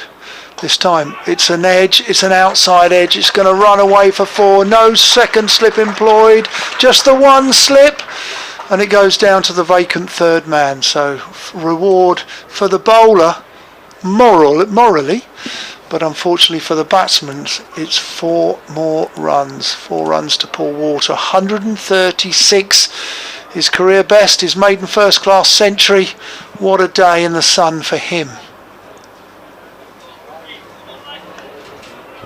Yorkshire got to keep going here, stay together. That'll be an important message from the head of cricket, Darren Gough. Driven down the ground, closes the face up to mid on. There is no run. Nick from a sunny Stowmarket up in Suffolk is on the emails. It says, day 4 of the Northants game, there was a discussion among your colleagues about whether Brown should be given some time in the seconds to restore his confidence, and Walter elevated to opener. He's been there before, after all. Different game opening the batting. Brook, this time it's driven up to Dom Bess at mid-off, no run. Nick says, in light of events from the third ball yesterday, has this idea been reinforced, do you think? Meanwhile, says Nick, I had been thinking of attending the Essex game tomorrow, but have had an offer to watch my nephews play for Mistley in their picturesque ground in the north of the county. Decisions. It is a lovely ground up there if you ever get a chance to visit. Near Mistley Towers this time. Bowled a nice delivery, nice and straight. Walter respects it for the last ball of the over. 125 overs Essex have batted, having been inserted yesterday morning. Having, you just heard, lost that Nick Brown wicket in the third ball of the morning. But Essex on day 2 are now 316 for 4. Gary says, just a quick question, if I may. When will Essex start wanting to get batting points? It's okay batting all the overs, e.g. 110, but sooner or later it's going to cost us. Please let me know if you get this email. We did get the email, Gary. Thank you very much. bbcscricket@gmail.com. Gary, understand your thoughts, but Alistair Cook scored 100 yesterday. It was a good 100. It gave Essex a good platform. They were 0 for 1, don't forget. And it wasn't easy. It wasn't easy. These wickets in late April, now we're into May, they've been really slow, and I think it's been quite, I don't want to say turgid, that's probably a little too critical. They've been challenging. Bess bowls, and he bowls this into the legs, and it's clipped by Critchley up to mid-on. Sorry, I started your over. Yeah, sorry, I was looking at my screen, which is not easy in the box when you've got the sun, not I'm complaining, the sun streaming in. Here's Bess bowling in his sunglasses then, in, and short leg thinks he might be in with a chance there, but it's well wide of him and along the ground anyway, but he makes the movement as though he's ready to pounce. There's no run. Let's go down into the onside. 316 for 4. Where are we up to now? Heading up towards lunch, aren't we? As Bess is in again, and that's pushed back down the pitch for no run. Field, an in and out field. Men out on the mid-wicket boundary. No one sweeping on the cover boundary, incidentally. Going to try and bowl quite straight. He's in again, and Critchley just working that one back to the bowler. Bess, who stretches away to his right-hand side and stops it on his follow-through. Certainly going to bowl straight at the right-handed Critchley, who's still, well, he's only just come to the wicket, 4 not out. And he's in again, and there was a shout of catch, but it was down by Critchley into the left of that forward short leg. No run once again. The breeze is getting up, just watching the white rose of Yorkshire flag fluttering away to the left of the pavilion as we look at it. Essex flag the other side.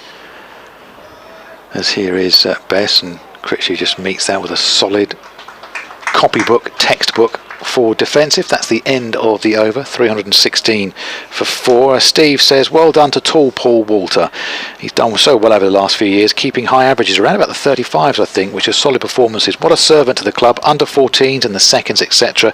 And his club Hornchurch must be very proud as well. Looks like this can take him to new levels. Press on for 150 plus, or a daddy 100 maybe, says Steve from Istanbul. Thank you, Steve. Absolutely. Hornchurch and Billericay were his 2 clubs. He's facing now, it's going to be Brook with his medium dobbers as he comes in round the wicket. It's full driven with a close face of the bat into the leg side to the captain Patterson. There is no run. Yeah, Don Bess has actually bowled quite nicely. Probably is frustrated with that last drop. He's bowled well, generally speaking, throughout this game. He really has. Brook again, in, keeper standing up. This is cut into the offside where there is a boundary fielder. They take one to him.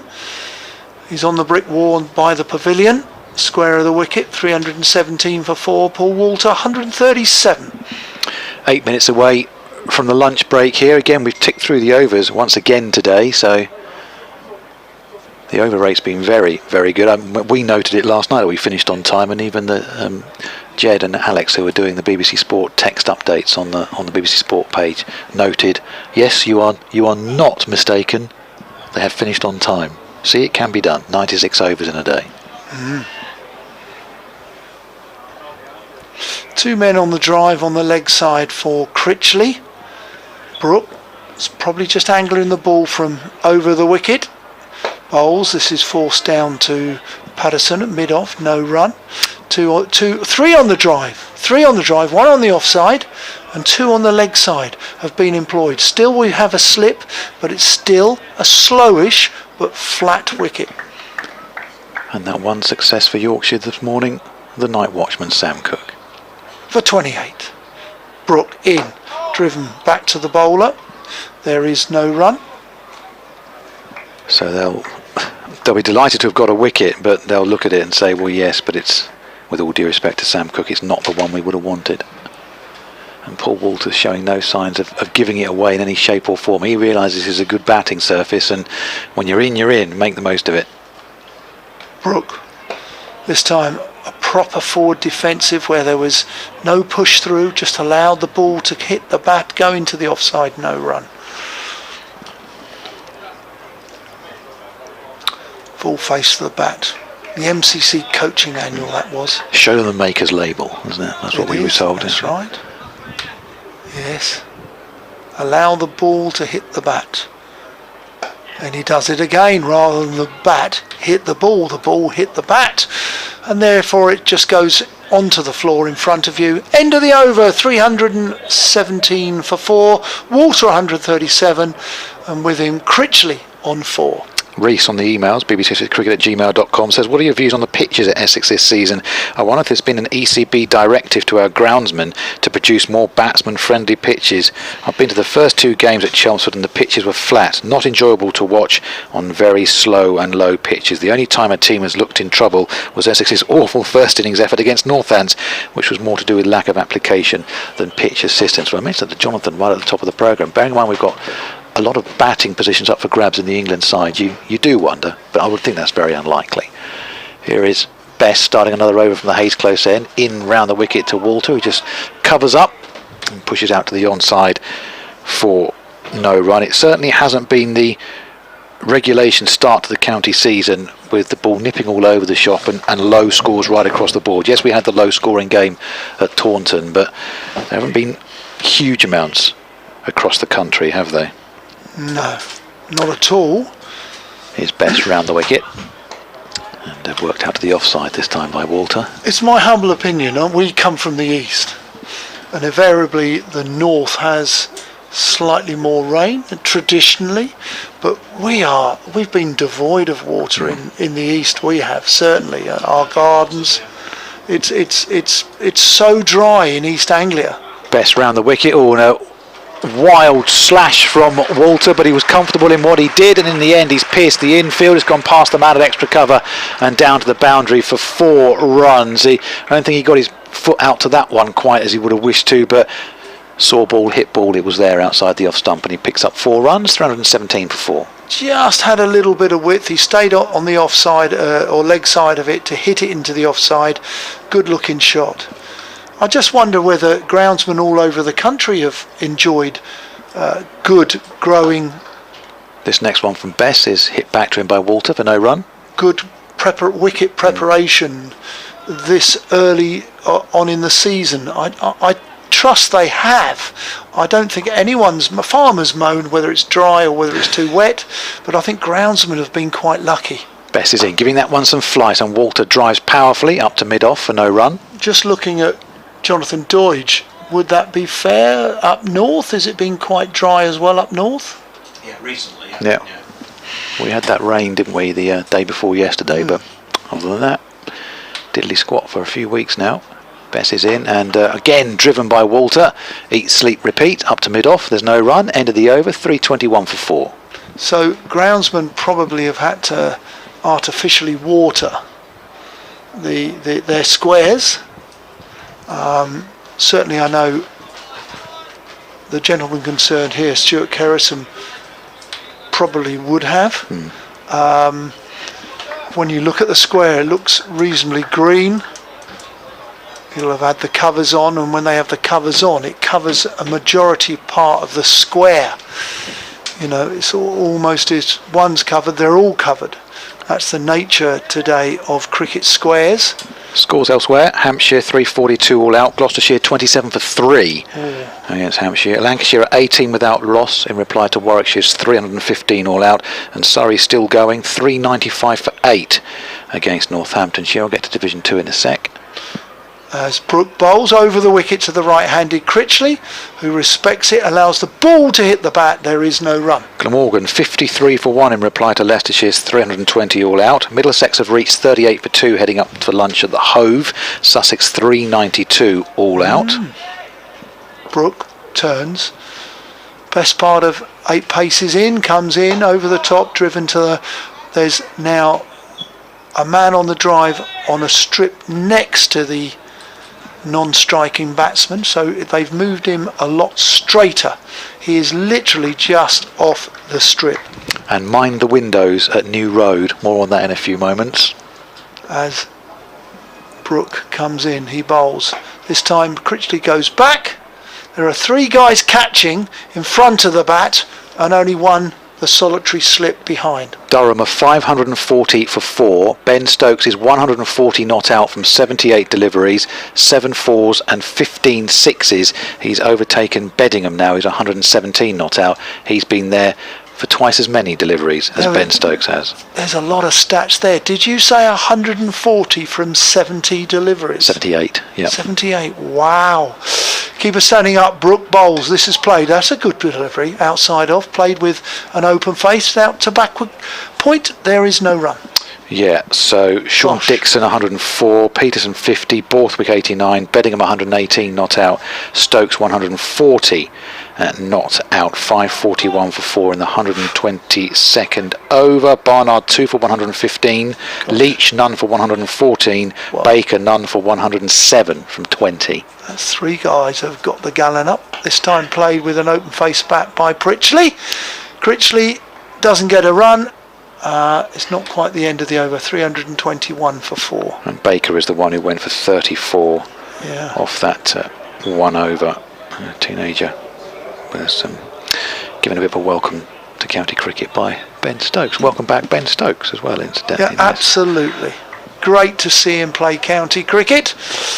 Surely gained a little bit of confidence with a knock such as that. Brooke bowls, played into the offside where the man on the drive does the fielding, and at that juncture the umpires call lunch, and Essex have moved to lunch on 321 for 4, and we're going to see probably a little standing ovation for the centurion that is Paul Walter. He's got his maiden century. He's made a 93, a 96, but he's a centurion now. 141 not out at lunch, and with him is Critchley on 4. Well played, gentlemen. Yorkshire got to keep going and readdress themselves during lunchtime. Perhaps the odd Churchillian chat, a speech maybe from Darren Gough, as Paul Walter marches off. Just been announced his maiden first-class century, and he's warmly received into the pavilion by the members and players alike. Well, that's it for us just for the moment. Glenn Speller will do a 1 o'clock update for BBC Essex, and we will look forward for you to join us once again in approximately 40 minutes' time. Lunch here at the county ground in Chelmsford with the home side still going strong with about 321 velocity, just 4 wickets, just one solitary wicket taken by Yorkshire in the morning session. Now overnight, watchman Sam Cook, who was eventually bowled about the 12:30 mark by George Hill for 28. We've seen a maiden first-class century for Essex's Paul Walter. He's gone off to lunch content at 141 not out, and Matt Critchley not out on 4. But, well, a disappointing feature once again of Yorkshire's fielding in this match has been the fact that further catches have gone down in the morning session. 6 we think in total so far. It's already heading up as though it's heading for a draw, but we shall see what happens in the next couple of sessions this afternoon. Essex 21 for 4 at lunch. Sexually assaulted him 4 months before he's due to be sentenced on Julie. Essex police are appealing for help in finding a missing teenager from Southend. Officers are searching for the 15-year-old Bethany Campbell. See pictures on the BBC Twitter feed. 2 derelict properties in Jaywick that have been labelled eyesores by Tendon District Council are being knocked down as part of efforts to rejuvenate the area. The local authority acquired the buildings last January. Demolition of the former low-tide cafe, 36 Seaway, is expected to take place shortly and will last about a week. The BBC Essex Sport, it's day 2 of Essex's County Championship.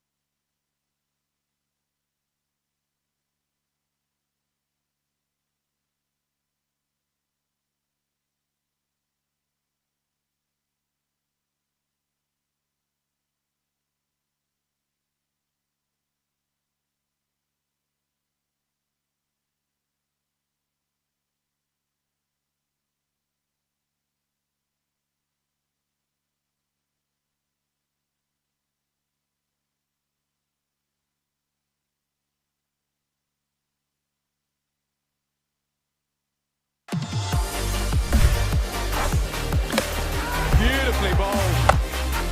Absolutely stunning. Yeah! Knocked him over.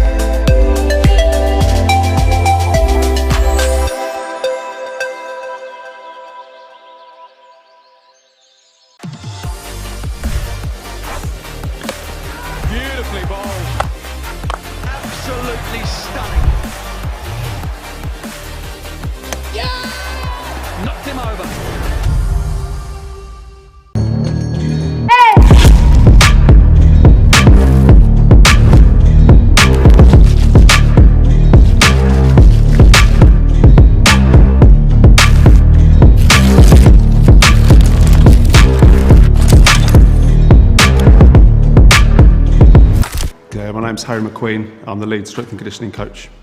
So my name is Chris Clark-Hines. I'm Head of Athletic Development at Essex County Cricket Club. My name's Aaron Beard. I'm a cricket player at Essex County Cricket Club.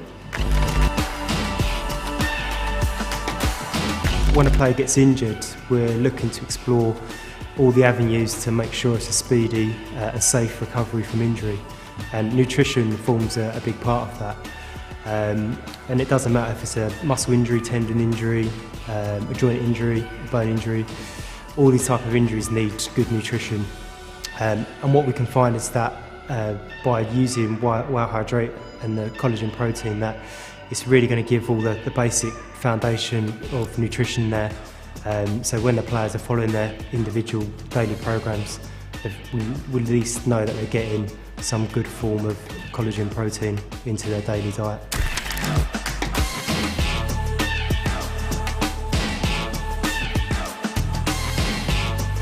When a club cricketer comes off the field, the first thing they do is run to the bar. Whereas now, with the Wow Hydrates, they can use these drinks so easily for the ingredients in the cap. So they can replace all the stuff they've lost like any athlete would do, and it'll replace all their energy, and they won't be tired for the work that they do in the following days and start the week. Hydration is a super important consideration for the players. So we know that scoring 100 is around about 10 Ks worth of distance. So that, alongside obviously being in the middle of the summer, so Wow Hydrate allows us to replace fluid and electrolytes that are lost during these periods of time to try and avoid any performance decrements that may happen through dehydration. So I've got two flavours for very different reasons. My favourite protein flavour is the summer fruits. It's the best flavour of the protein range that I get on with. And for electrolytes, when I've been sweating after a hard day in the field and bowling, is the orange one. It goes down the best and doesn't leave any aftertaste like other sports drinks do.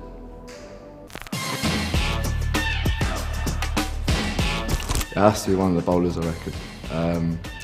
We get some sweaty bowlers on a hot day in the summer, so I'm going to put a name to Jamie Porter, because there's one drink in particular, he likes the lemon and lime one, and if he doesn't get that one, he's not a happy bunny. So, so if you're doing the substitute duties, you have to take him a nice cold lemon and lime electrolyte to replace all the sweat he does when he's bowling beautifully like he always does.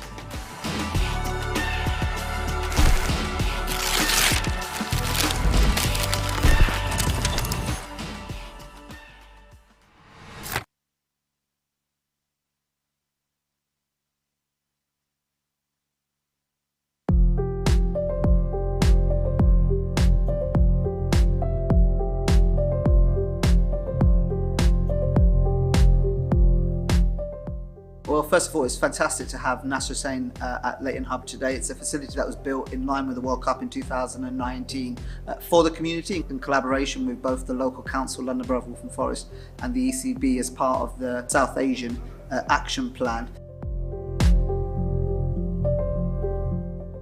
I think it's absolutely vital to have something in the community like this. You know, I know we were lucky. We went down my dad's cricket school at the Ilford Cricket School, and we were fortunate to have that, and we lived down there. But just around here, to have this, you know, brand spanking new, the facilities are in there are magnificent. The hub itself offers cricket for the local community for everybody. So we've got walking cricket, we've got mums and toddlers, we've got all stars and dynamos, we've got women's only, MCC Foundation, Wickets programme, college indoor tape ball league, as well as community private bookings, and we also run ECB coach education courses. I think it's vital you have diversity in your coaches, both male and female.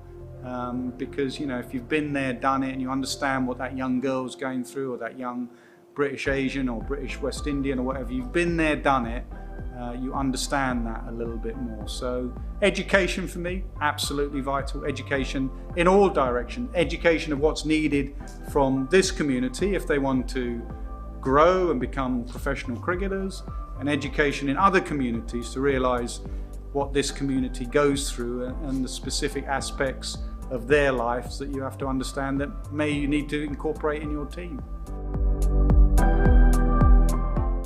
Hugely grateful for NASA taking time out to pop down to the facility and trying to learn a bit about it as much as we have over the time. So it's been a great experience.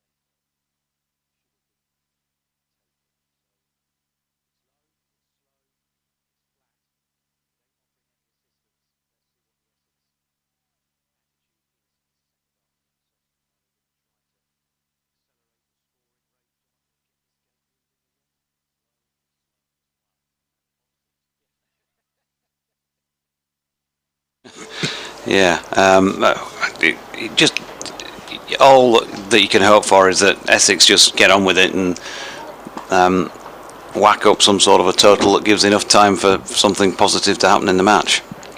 Here's Best then for the first ball of the afternoon session. Walter, 141 not out, faces his first ball and flicks it to leg to Milan, because it really does not look like Yorkshire are going to take 6 more wickets. I think if they bowl until the start of next week's match at Headingley against Lancashire. Bess into Walter. That's pushed back to the bowler once again. No run. I think I might need a bit of factor 30 on here. I've still got my jumper on, just going to roll my sleeves out. It's still a bit breezy. The sun much stronger than yesterday, I think. It certainly feels it here. Best round the wicket. Walter flicks again into the onside, and once more Milan does the fielding.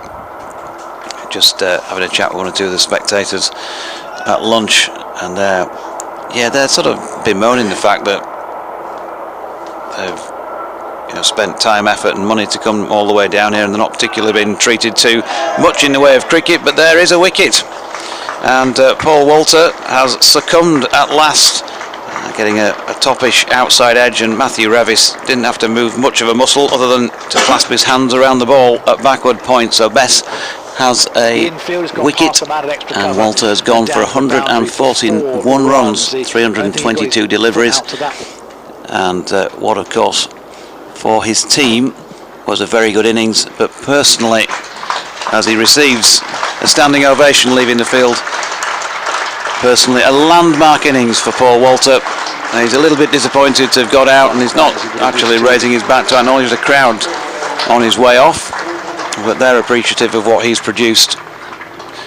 And in the end, it was all a little bit routine, wasn't it? Don Best 2 for 52 now from 30 overs and 4 balls. Walter gone for 141, caught Revis, Paul Bess and Essex 321 for 5. That was the 4th time he was having to start again, wasn't he, after an interval, so maybe having the relief of getting to 100 and going well in excess of that as well, and maybe with some instructions ringing in his ears about let's try to just move this forward a little bit. And he's gone, as you say, didn't raise his bat to the crowd, but he had an opportunity to do that when he made his century, and also when he went off at the lunch break as well. But 141, 321 deliveries, strike rate of just under 44. He'll remember the last couple of days for the rest of his life. Adam Rossington is the next man in for Essex, wicket-keeper batter. And in for Adam Wheater, who he may well have played anyway, because he's played just solely as a batter in the previous games as well. No Adam Wheater in this game, earlier on. This week he announced he'd be retiring at the end of the season, and he's about to receive his first ball, Adam Rossington. In the end, it was all a little bit. So here's Bess then, short leg in place, and he's got him. Don Bess has bowled him, first ball. Goodness gracious me, well, we've waited all morning for not a lot happening. 1 wicket and now 2 in as many balls. And we have Essex at 321 for 6, and yeah, I'm just as surprised as everybody else who's listening, and doubtless you, Glenn Speller. Yes, because I literally just looked up as the ball left his hand, thinking, well, I'll just push this one back defensively and feel his way in. And well, he's been bowled, and he stomps off rather more than anything else, does Adam Rossington, because having seen other batsmen, with the exception obviously of the Nick Brown, play long innings and make hay, he has to make his way off the field. That'll bring on the youngster Feroz Kushi, will be next in for Essex. 321 for 6. Suddenly looks a whole lot better for Yorkshire, and they'll be thinking if we can get through one of these two, Critchley or Kushi, then we're well and truly back in the game. If. Yeah, well, let's not get too carried away at this stage after what we've seen so far, but at least it's moved the game along with a couple of best deliveries, and he's on a hat-trick, of course, with 1 left in this over. Can he complete that? Well, we'll find out. Elisatano Shrimper on the email, bbc6cricket@gmail.com, says, afternoon gentlemen, from a cloudier than Chelmsford, southeastern Spain. With Little Chef, Sam Cook that is, seemingly playing at ease, the prospect of bowling on this wicket doesn't inspire excitement. However, Steckety offers extra pace compared to the medium fast of the Yorkshire attack, and Harmer may finally feel back in the groove after a relatively small amount of work against Northamptonshire, fingers very firmly crossed. Obviously, congratulations go to Mr. Walter for getting that first ton in first-class cricket. Will he now replace Brown at the top of the innings, who seems devoid of confidence at the moment? Well, we've been talking about that as well, but that's for decisions to be made in the future, for decisions to be made by people who are far more qualified than you or I. So Cushy then. Hat-trick ball for Dominic Best from the Hayes close end of the ground, passes umpire Robinson, and is immediately driven to the onside of straight, and a good tumbling stop. I think that was Joe Root who was doing it, and they got a single. So Cushy immediately off the mark. Applause though for Best, who took 2 for in the over, and now has finished that over. 31 overs, 13 maidens, 3 for 53. Majid Riaz has emailed in, did so before lunch. Didn't manage to get to it. He says, hello JD, enjoying the commentary and live stream, but looks like a nice day down south. It started off bright in Bradford, but has clouded over a little. Do you know what's happening with Duan Olivier? Yes, the answer to that we mentioned is actually a couple of matches so far, Majid, maybe when you weren't with us, but he was released in March, so he's not on Yorkshire's books anymore. Doubtless we'll see him for South Africa back in this country during the summer in test matches against England. But yeah, there wasn't really much written about that. There was a story posted on the Yorkshire website that he'd been released, and that was pretty much it, I think. Not a lot of fanfare about it. But he's gone, and also thanks to you, Neil. I won't read your email out for fear of being reproached for talking about yours truly, but thank you very much for your kind words as well. You told us all about it though. Well, they've got to tell you. Yeah, thank you for correspondence like that, it's much appreciated. Stephen Patterson is going to come on from the river end in the sunshine. Stiffish breeze still blowing across the ground, but it's a lovely afternoon. And Patterson is in and bowling to Cushy, and Cushy pushes to the man at short extra cover, and there is no run. There was no sense, by the way, in the previous over. Feroz Cushy just dotting the hat-trick ball back to Don Bess. He took a couple of steps down and drove it to mid-on, who made a good diving save, has still picked up the single. Mike on the email says, afternoon gents, enjoying the commentary in the sunshine this afternoon. Great to see Paul Walter taking his chance recently. Crazy to think he first got his opportunity opening the bowling in the T20 side. As Patterson is in with 2 slips down, and Cushy plays defensively, and there's no run.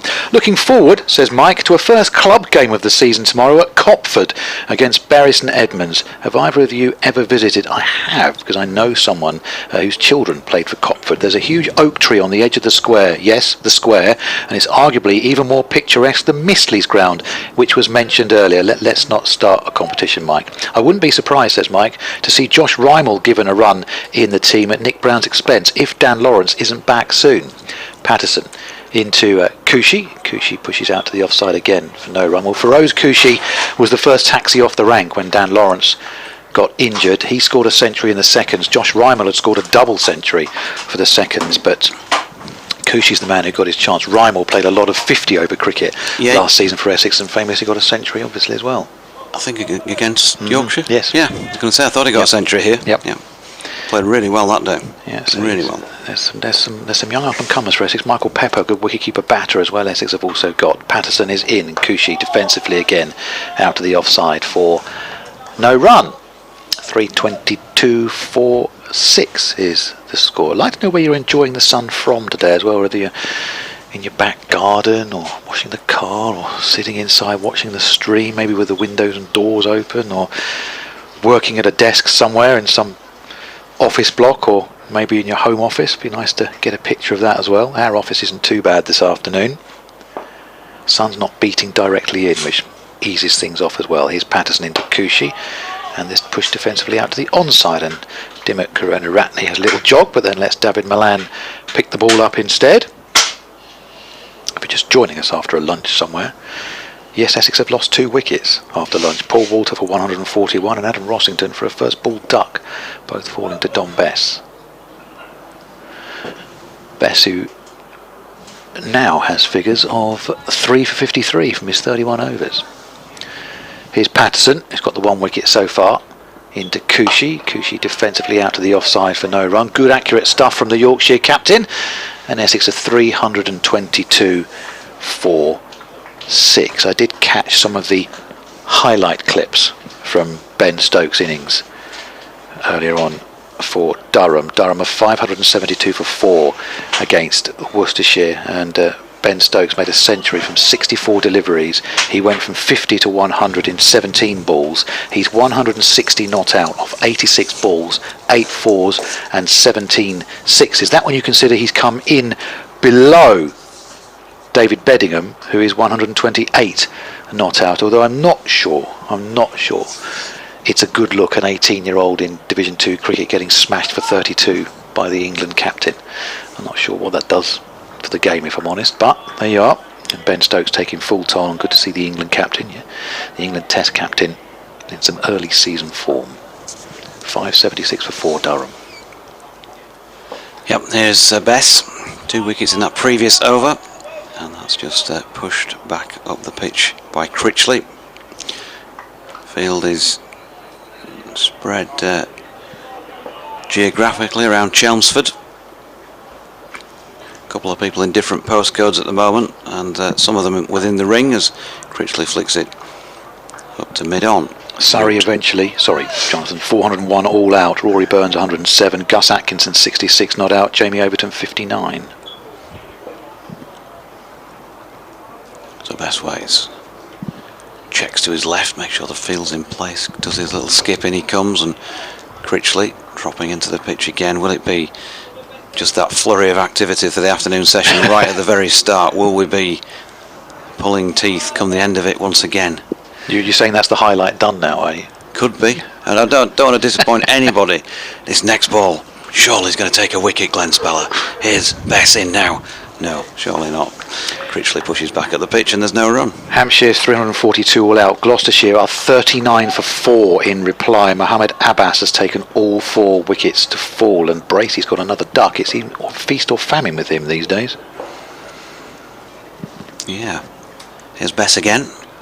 Critchley, a bit more firm of push this time up to Root, who gets down the long barrier. Sure, no run. Lancashire 25 without loss, replying to Warwickshire's 315 all out. Bess, a little hop and a skip again. In he comes, and Critchley turns that to leg. Thompson just does enough in the first few strides to put the batsman off, even though he doesn't pick it up in the end. That was done by Revis. End of a wicketless Bess over, but he is leading the way for Yorkshire in this one. They've taken 6, he's got half of them for 53 runs off 32 overs. It's 322 for 6. Like the way the field was set there for Don Bess as well, particularly on the onside. There was, unless you're going to pierce the ring, it was going to go for 4. There's no singles there whatsoever, and there was a stuttering stop-start, yes, no, no, just off that last ball of the over as well. So suddenly Yorkshire dried up the runs and have taken a couple of wickets as well. 322 for 6 is the Essex score as Patterson starts another over from this river end. Away from us is into Kushi. Kushi defensively out to the offside for no run, where Hill just stays in his stance of hands on knees and just waits for the ball to roll directly to him. 2 slips in for Patterson. A gully, cover, short extra cover, a mid-off, mid-on, a mid-wicket, and a man at deep backward square as well for Patterson, who just pauses before starting his approach once again into Kushi, wide of the off stump, and Kushi flashes at that and gets nothing on it, and it's through to Duke. Yeah, well, you're going to expect some of this now, getting down to the lower middle, and if they've got any intention at all of trying to do something here, then they want to put some runs on the board with haste. I think we all are of the same mind, or either that or play a few shots and risk getting out, and if they do, then that's going to also push the game on. But it needs something, doesn't it? Patterson in again, full delivery, which Kushi plays defensively for no run. Kushi on 1, Critchley on 4.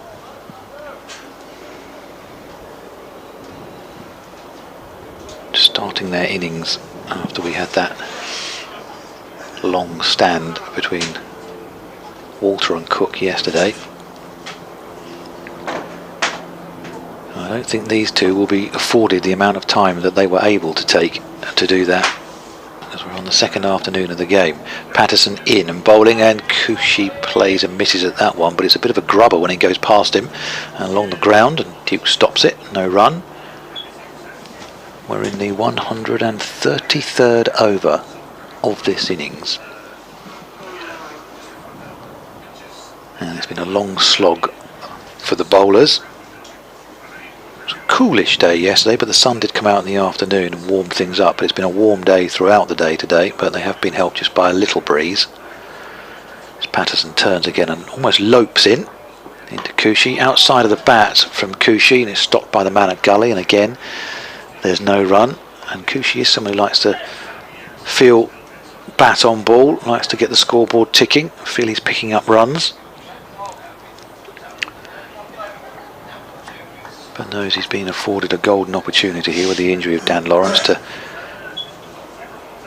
get a toehold in this Essex side for games ahead and beyond. But obviously there'll be a pause in a few weeks' time, couple of weeks' time, for T20 when that starts.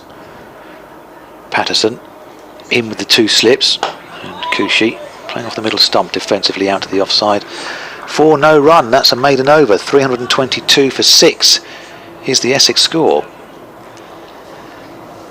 Yep, so early activity in the session, but again things going quieter once more. These two will just want to have a look at a few more, and then yeah, we'll hope to see them trying to show us their batting skills. Don Best, meanwhile, showing us a bit of bowling skill. Took the wicket, the big wicket of Walter, 141, without adding to his lunchtime score, caught by Revis. If you missed that, and then the very next ball, I'll talk about a case of pad rash. Adam Rossington will be going to see the GP for that. He was bowled by Dominic Bess first ball, and Bess in here and bowling to Critchley into the onside and the bowler fields.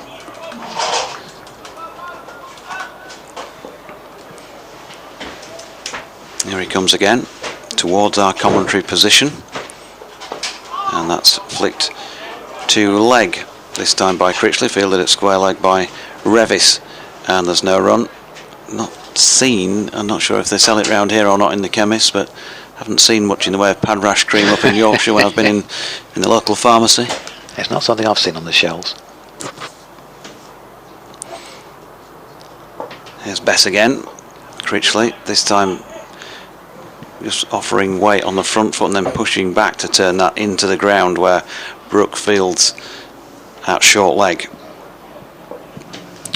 There's no run, turns over, looks over his left shoulder, has a bit of a joke with Jordan Thompson, who's at mid wicket, and a very similar delivery and stroke this time, but ironic cheers from one or two of the Yorkshire fielders because Harry Brooke took that clean just off the bounce at short leg. Very good reactions to do so. Best comes in again, walk, skip, walk, deliver, and turn to mid wicket. 3 or 4 man game at the moment. Beautiful day here in Chelmsford. Still evidence of that breeze that's been throughout, and the trees just over my right shoulder out the back of the con box by the river. Bess in again, and Critchley solidly behind it. Had a keepy uppy from the bowler, but fails after a couple and has to run after the ball. End of the over, and Essex 322 for 6. All the sessions have started very similar, haven't they? In that can't get the ball away, can't get the scoreboard ticking over.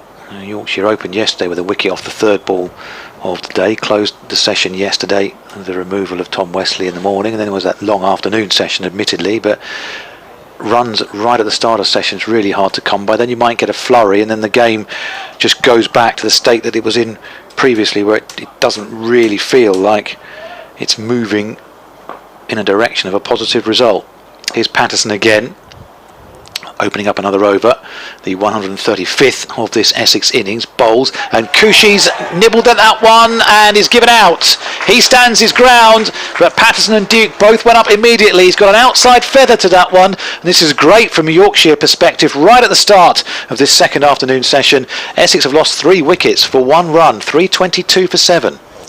Yep, surprise once again. So, well, I think it's just partly because the Essex players are coming in and just thinking a little bit more positively about playing an odd shot.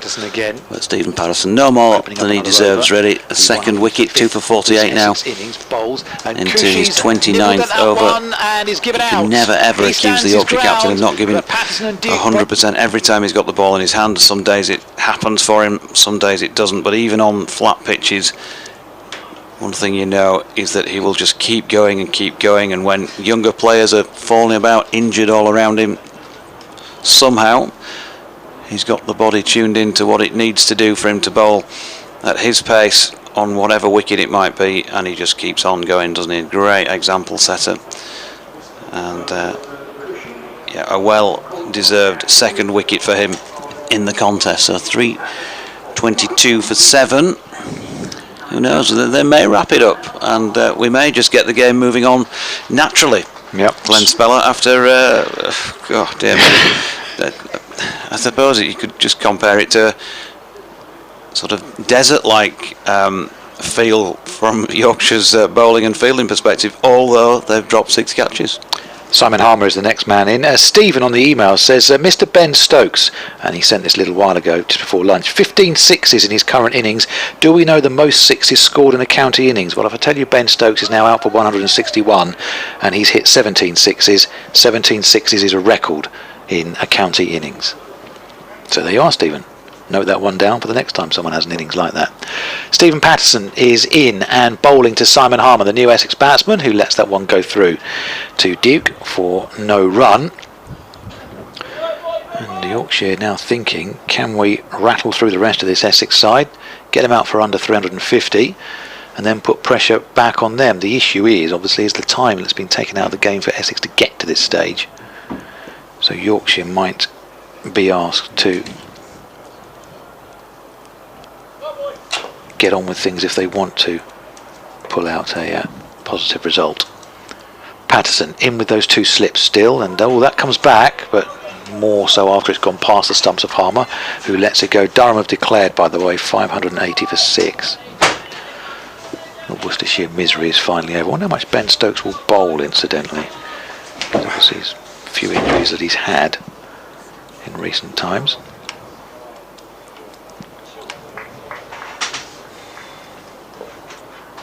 As Patterson turns at the end of his run once again, just after 2 o'clock on a Friday afternoon. Patterson in and bowls, and Harmer plays very nicely and solidly up to mid-on, where David Malan fields for no addition to the score. 322 for 7.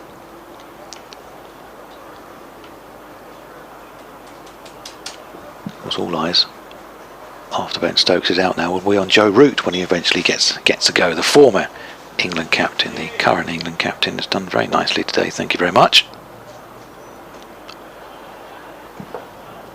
Patterson is in again, and that's well wide of off stump, and Harmer allows that to pass through. No run again. 322 for 7. Harmer, who played that excellent innings against Warwickshire in the second innings of that match. Ultimately, Warwickshire going on to win, despite the fact Essex had set them a tricky target of just over 100. They got there with 10 wickets to spare, when you might have thought they might have lost 2 or 3 in pursuit of that. Patterson very quickly into his approach once again, and Harmer this time plays and misses at that one. I don't think there's any great movement. That's the end of the over. 322 for 7. I don't think there's any great movement in the air or off the pitch. I think it's literally playing down the wrong line. 322 for 7. I thought for a moment he got a little nick on that, but must have been just one of the fielders clicking their fingers as the ball went by. As if anybody would ever do that.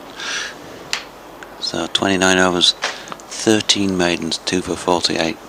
Another Pato maiden, and Don Bess going to try to continue now to run through this Essex tail.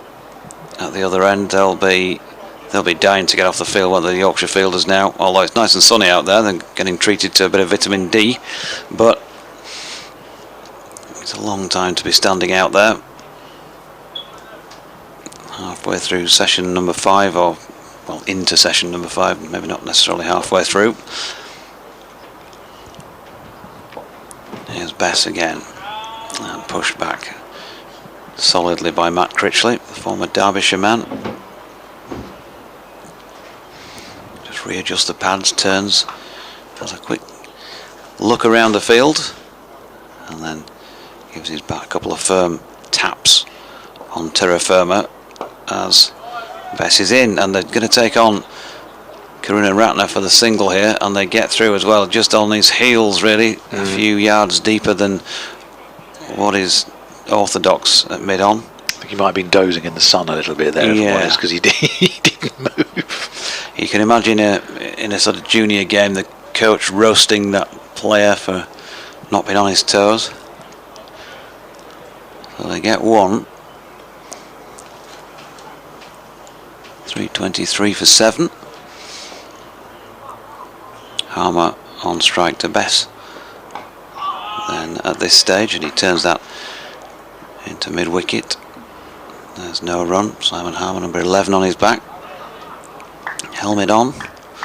Orange stickers on his bat from whichever bat maker it is. Can't tell from this distance. Slightly crouched stance for the high back lift, and big appeal for LBW here. Didn't look a bad shout. He's trying to play a little paddle sweep, but he did look like he'd stepped at least forward, if not slightly across, to play it. Can't see a video replay from where I am, so I've no idea what it looked like from straight on, or near enough, but it was given not out by Tim Robinson, who's just waiting again because Bess is now coming in past him. Floats one up wide of off stump this time.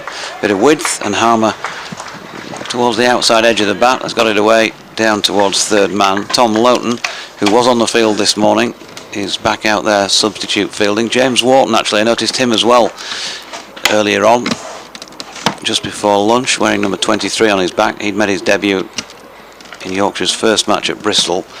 Hasn't started a match since, but he's down here doing a little bit of fielding. And Bess in, and that's turned through mid-wicket by Harmer, and they're going to pick up a single. It was a run feast there, wasn't it? Yeah, guys, they're going mad, absolutely mad here.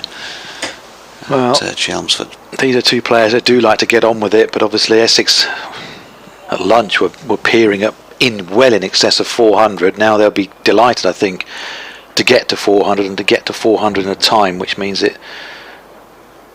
They can then put real pressure on this Yorkshire side, but 3:26 the score at the moment. It's neither here nor there really, is it? It's a mid-ranging sort of score, one which if Yorkshire did get on with things, they could get up alongside fairly rapidly, get ahead and put Essex under pressure in their second innings, even with the lead 100, 120, a little bit of pressure does funny things.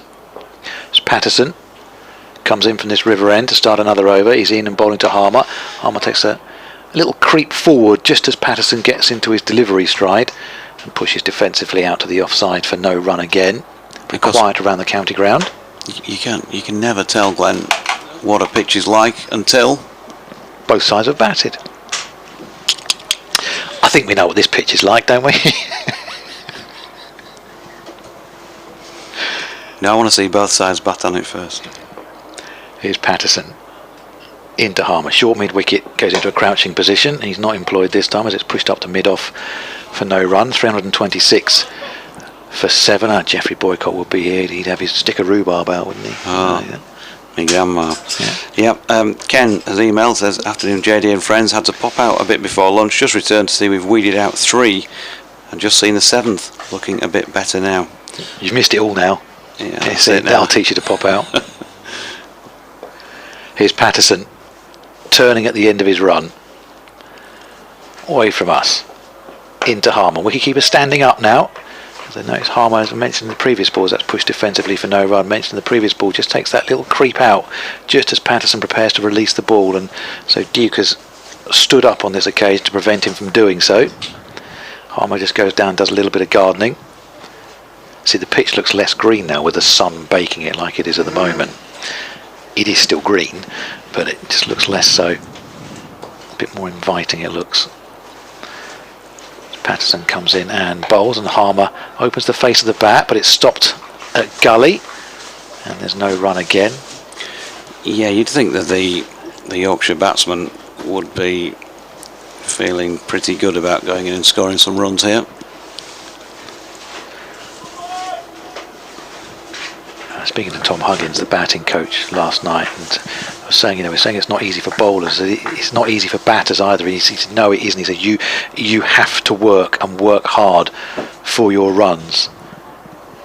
Patterson in again. Harmer plays defensively for no run. 326 for 7. The Essex score. They've scored 5 runs since lunch for the loss of 3 wickets. And you're just saying, your concentration levels are really tested because it's a decent enough pitch. It's not quick or anything, but you've got to stick at it and not just expect to score runs. And here is Patterson once again. He's got one of the wickets to fall after lunch. Full delivery this time, speared in towards Harmer's middle stump, and it's just met with the straight bat of the South African. End of the over, a maiden, 326 for 7. Yeah, 5 runs in 30 minutes. So there was talk of the tap being turned on in the afternoon session and Essex trying to push the game on. Well, that's not materialised, and Yorkshire doing it themselves by taking some wickets. And Don Bess is going to continue then at the Hayes close end. Stephen Patterson has a word as he walks past and dons his sleeveless sweater.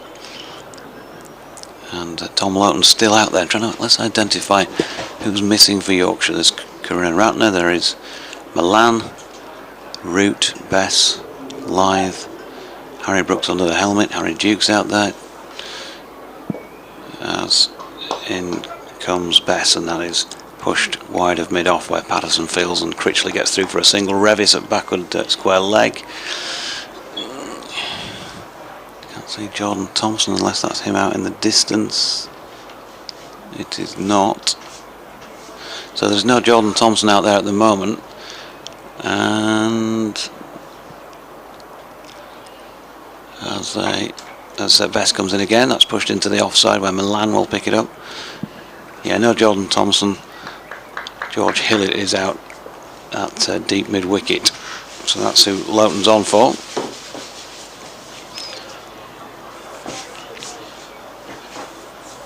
Bess then. Just signals to Loughton to drop a stride or two at deepish mid-on, and Harmer plays with respect, pushing forward into the onside.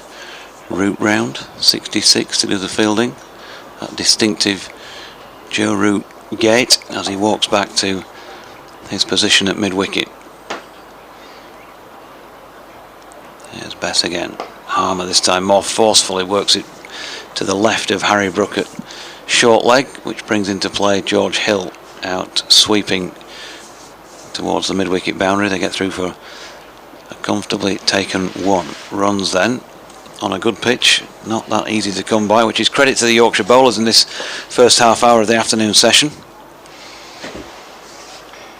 Best passes Robinson again. It's just outside off stump this one, and there is evidence of a little bit of turn, and he works with that and drops it into the pitch towards Root at mid-wicket once again.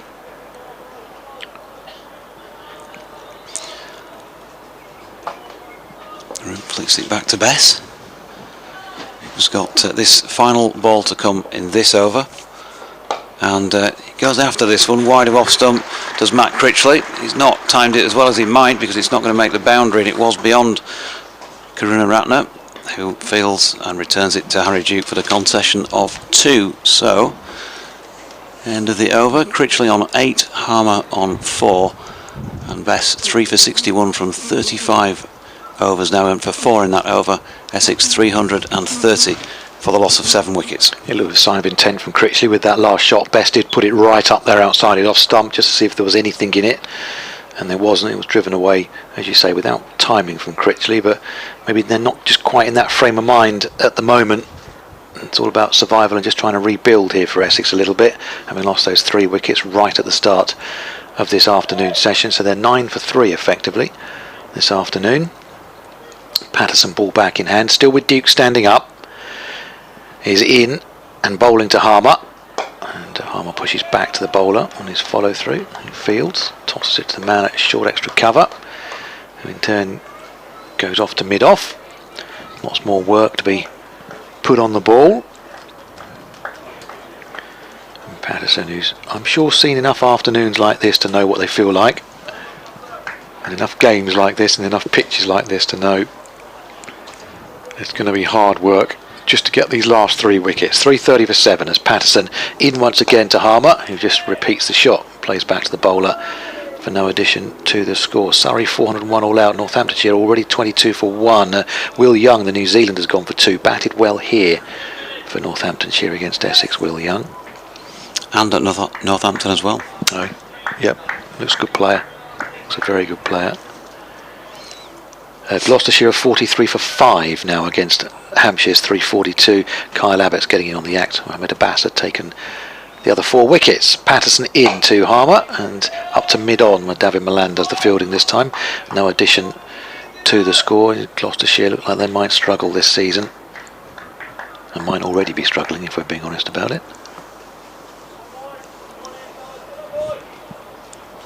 Lancashire batting against Warwickshire up in the northwest. That's 2 heavyweights in this division facing each other.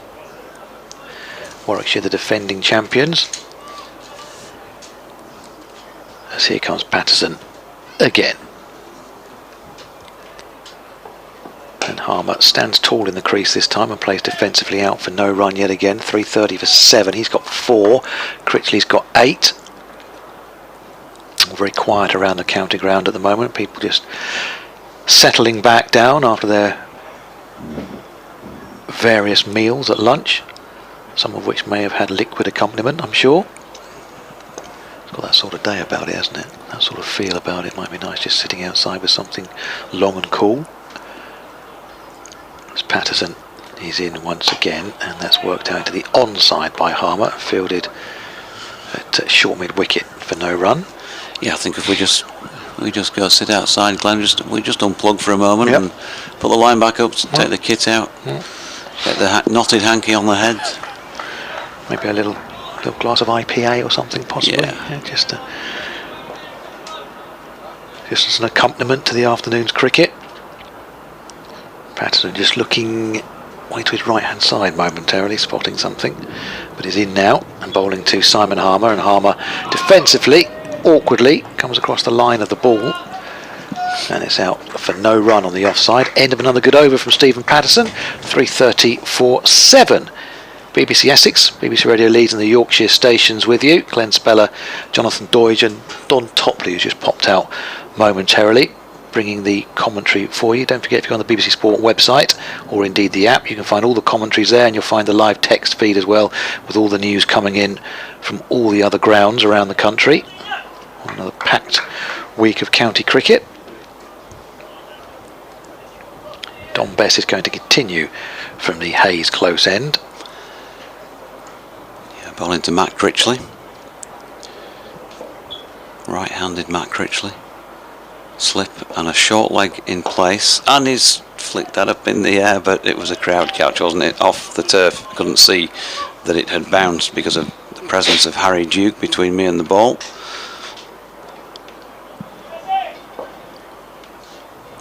So straight back to Bess, who's in again and bowling to Critchley, who pushes to Root at mid-on. Jordan Thompson wings the arms around. How many overs have we had? We've had 139.2.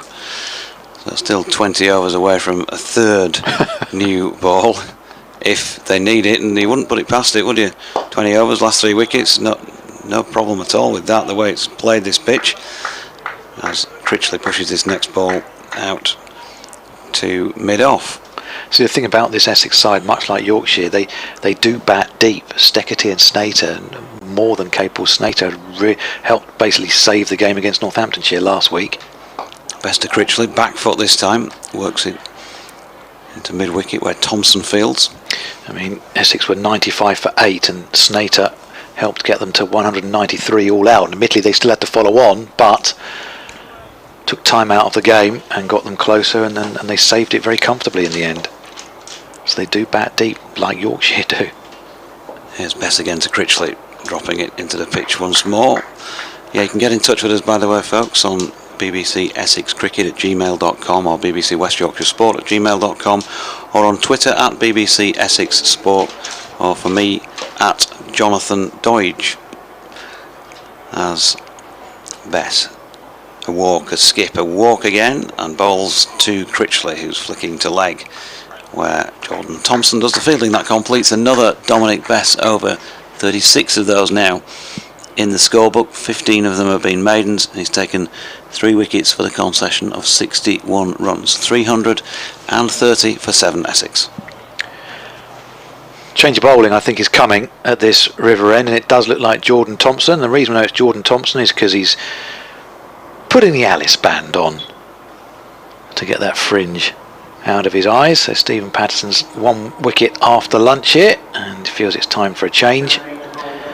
And Thompson, who's bowled well, probably not with the reward that he's deserved, and went past, the only man to really go past the outside edge in the morning session. A couple of times he did it to the Centurion, Paul Walter, and he's going to bowl from this River End. He's in now to Simon Harmer, and Harmer defensively into the onside where Dimmock Karunaratne collects. 334-7 is the score. And Thompson, a solidly built looking character, and has that sort of walk. You know he's a fast bowler because it's a bit side to side. It almost looks like a limp on occasions. And he comes in again to Harmer, and Harmer again meets it solidly. And Karunaratne lets Milan bend down and pick the ball up this time.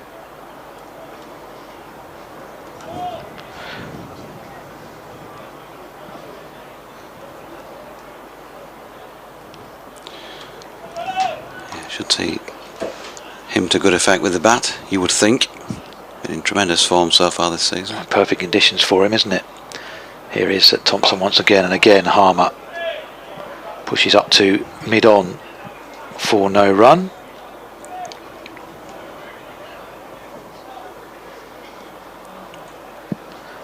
I think he's just an enjoyable player to watch, David Milan. Every time I watch him play, just that touch of class about how he goes about his business.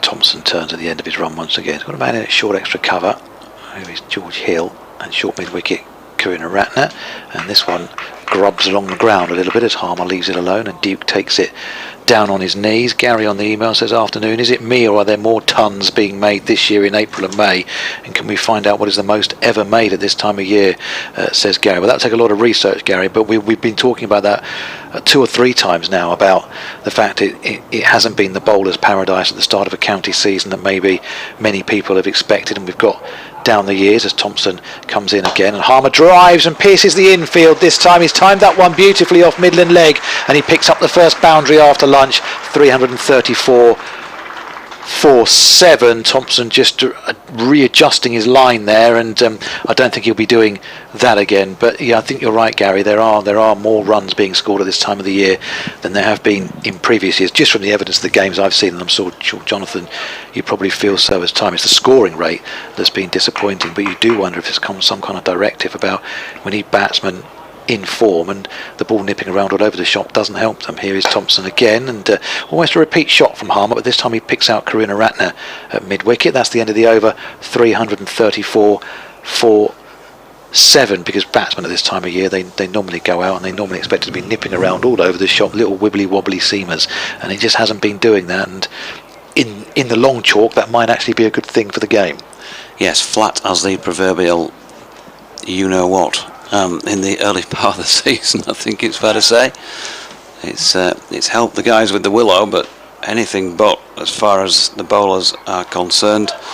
And apart from a little bit of evidence, for example, at Headingley with the new ball last week, when I think in both first innings 3 of them were nipped out fairly early, and then things shaped up more in the batter's favour. There's not been a lot of that. Here's Bess then, and he's bowling to Critchley, who's flicking that one past Harry Brook at short leg out to George Hill, who's coming into field, and they get through for 1. 325 for 7, but slow progress. It was 335 for 7. I think I said 325 then, didn't I? 14 runs. That's all that's been added since the lunch break. As Bess is in again, and Harmer drops down on that and plays it out to Milan in the offside. Gives it a good shine.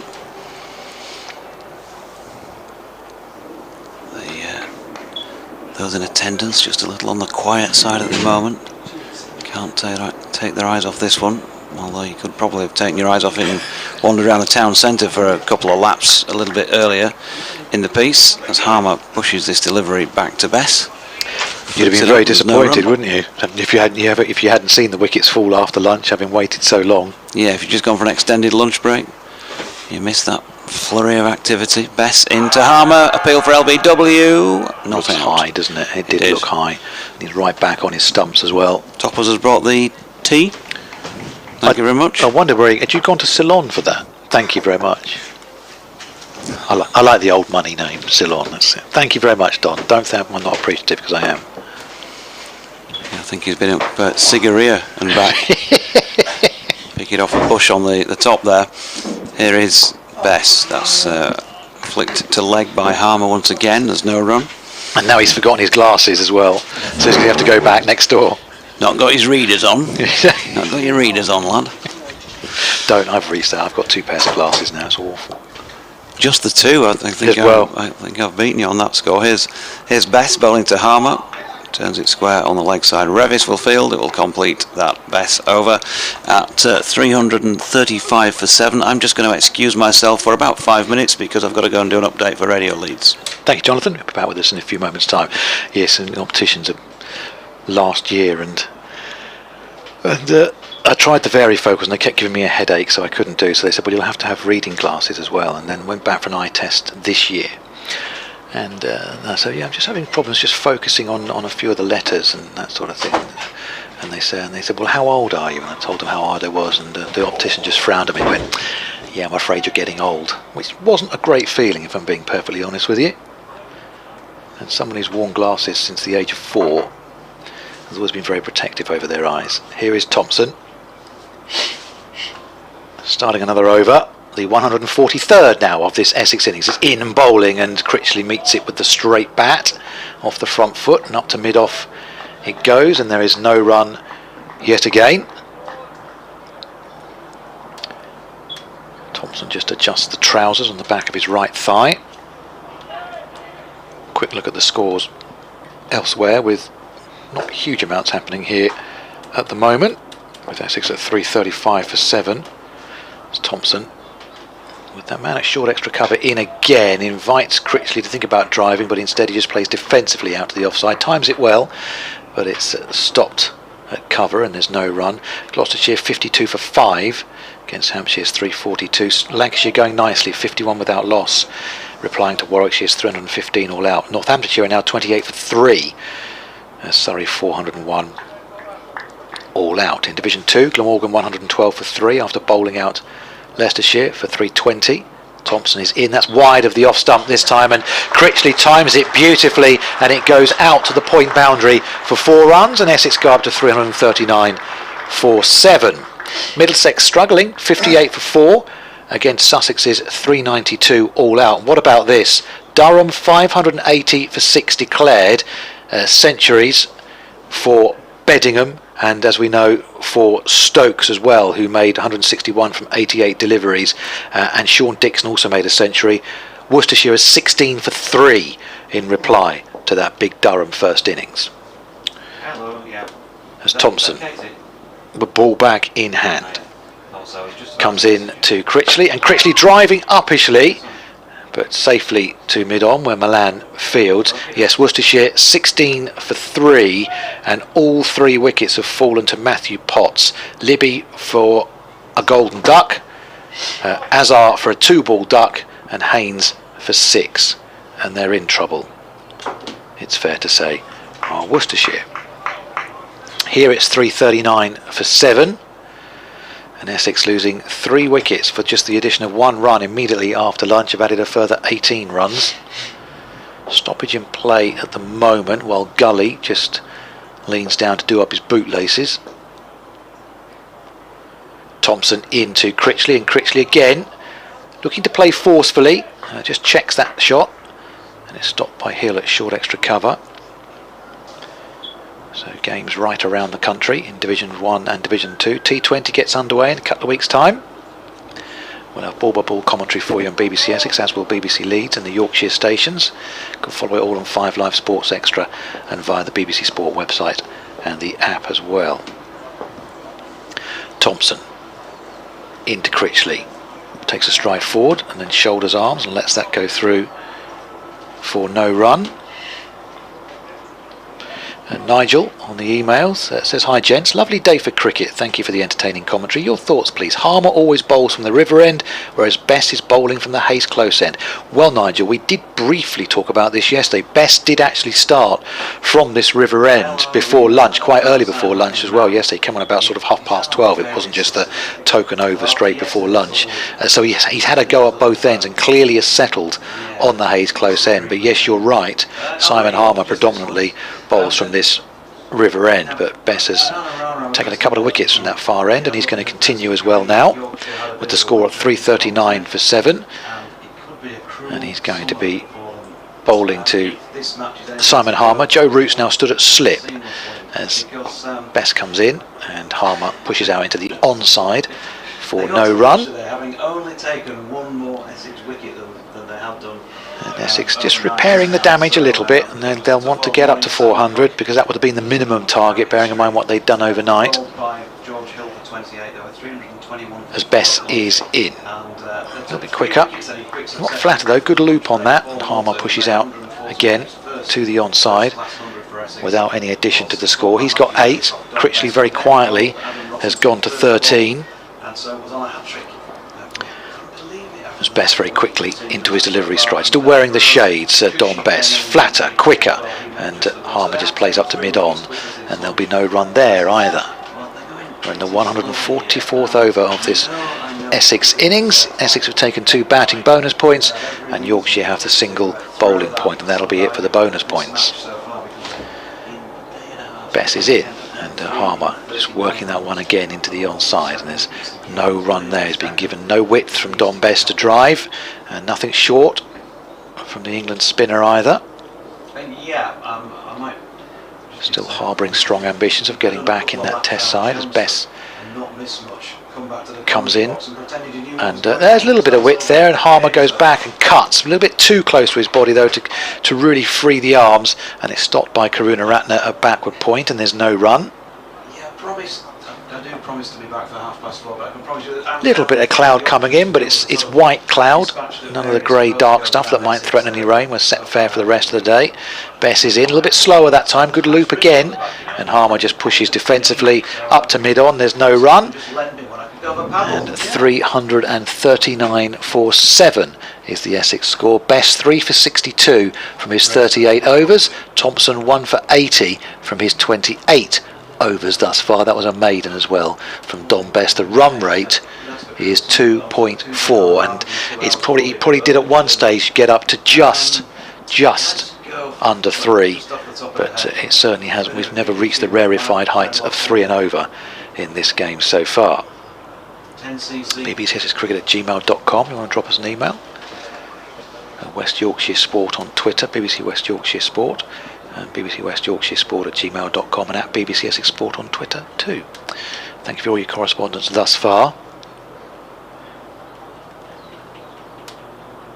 We'll bring Don back in at the end of this over once Jonathan's finished talking to his friends in Yorkshire as well. As Thompson comes in and bowls. Pulled away and pulled straight to the man at short mid-wicket. Karuna Ratner from Matt Critchley. Good stop. And there's no run. A little bit short that from Thompson. Did allow Critchley to pull, and he'll be disappointed. He's picked out basically the only man he could have on the onside there with a mid-on. But as far as the pull shot goes, only the man at short mid-wicket, Karuna Ratne. Other than that, he got the vast acreage of Chelmsford to pick out. Here's Thompson in again. Ringer fielders on the offside, and Thompson outside the off stump, bowling to his field there. And it's stopped at short extra cover for no addition to the score. So 18 runs added since the lunch break for the loss of 3 wickets, but all 3 of those wickets came for the addition of just the 1 run immediately after the interval. As Thompson just checks his field, so receiving the ball from his captain, and turns and is away again from us at this river end at a sunny Chelmsford. Full delivery on middle and leg, and Critchley works that one away, and they have posted the man at backward square now, and he comes in to collect, and they pick up the single. 340 for 7. Jonathan is back with us. We just complimenting Don on his cup of tea. Just a nice cup of tea, that lad. Aye. You see, I'm going to tuck into my cup of coffee at the end of this over, because Don's going to come in at the end of this over to join you, Jonathan. Thompson just adjusts the collar on his shirt, examines the ball closely, and is in and bowling to Simon Harmer. Crouch stance from Harmer, out to the offside, on the walk with that shot, thinking about the single, sent back by Critchley. Never a single there, would have been suicidal. 340 for 7. Just been talking Bananarama on Radio Leeds. For any particular reason, or other than you could? Just that she was playing in the song Love in the First Degree. Okay. Suggested it could be a cruel summer for Yorkshire if they carry on, if this game's anything to go by. Thompson comes in and bowls to Harmer, and Harmer lets that one go through. You see, that was the first Bananarama song that came to mind the moment you mentioned them, was Cruel Summer. I don't know if it's because I'm a cricket fan, or if it's because my music knowledge isn't vast. 1983 classic. Well, 1983, yes. Classic. I did go to one of those festival thingies at Temple Newsham in Leeds, Let's Rock Leeds, a few years ago. They were the headline act, and they put I don't know if this was significant, but they put the buses back into the town centre on before they'd come on. Here's Thompson into Harmer, into the onside. There's no run. I'm not sure. Was it particularly rocking that evening? It was a great do, actually. I've got to say, it sort of started at lunchtime and went right through. I don't know what time they were actually due on, because I never saw them, but there was Howard Jones, Nick Kershaw, ABC, Brother Beyond, Kim Wilde turned up for a bit. Alexander O'Neill was on, so there were some 80s stars, and Bananarama were topping the bill, and never got to see them. Well, look, Don's going to come in. I think that's probably a little bit after his time, the 80s. But Don's going to come in alongside you, Jonathan, for the next hour or so. Okay, Don Bess is going to continue from the Hayes close end at 340 for 7, Essex, and continuing. And here is Bess. Critchley, solidly behind that. Matt Critchley, number 20 on his back, helmet in place, short sleeve cricket shirt on. Not the tallest of figures. Pushed it back to Bess, who has it in his hand. He's still got those green stains, the evidence of some effort in the field on his trousers, just below the knees, particularly on the right hand side, and he comes in again. It's floated up with a straight blade. Critchley pushes that to Patterson at mid-off, and there's no run. 3 wickets in the space of the first 20 minutes of this afternoon session. We've been out there, or they've been out there for 58 minutes now, so almost halfway through it, and no further activity of any note really, bat or ball, as Critchley pushes that up to root at mid-on. Doesn't pick it up cleanly. There's no run. Plenty of white sun hats going on away to our right. A few Panamas shading heads from the sunlight as Bess is in, and Critchley plays that in front of square on the leg side, and number 77 Matthew Revis is round to do the fielding. And there's a single, so there is no run. You get so used to saying it. Harmer, 11 on his back. He's on strike, just hangs the bat over his right shoulder, makes sure his feet are in the place he wants them, and then taps the bat down and prepares for Best to come in again. He bowls in one down the leg side though, and Harmer happy to watch it go by. That breeze feels like it's getting a little stronger. And Toppers is back alongside. Afternoon, Mr. Doidge. Afternoon, sir. Certainly a bit more of a breeze out there. Yeah, Best in, and Harmer pushing firmly back to the bowler to complete another over. Just the one run from it. 146 overs now into this Essex first innings. They are 341 for the loss of 7. Can't tell you how much of an education it is for these young bowlers. Seriously, being in the field for 146 overs. It is. Their feet will be barking. Their bodies will be aching. A few ice baths. Yeah, and you know, the batsmen. A few early baths there today. Choppers. Is that the old Eddie Waring? Yeah, but they'll be aching. They'll be aching. Their minds will be tired, as will the batters. Jordan Thompson is in, and he bowls, and this is played by Critchley into the offside. There is no run. I mean, Yorkshire are reasonably quiet, but listen, they've picked up 3 wickets since tea. There will be the odd person who says the tide's coming. No. Just listen, they got some wickets. That's great to hear and see. Thompson in again. That is bowled him! Don't know if that was an inside edge. We haven't got a replay. It's possibly just angled in, and it's off Stumper's cartwheel, so well bowled. Probably deserves that, to be fair. I thought he bowled quite well with the old ball last night.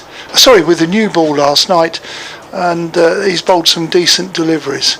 But Critchley has to go. So Critchley has gone for 15, bowled by Jordan Thompson.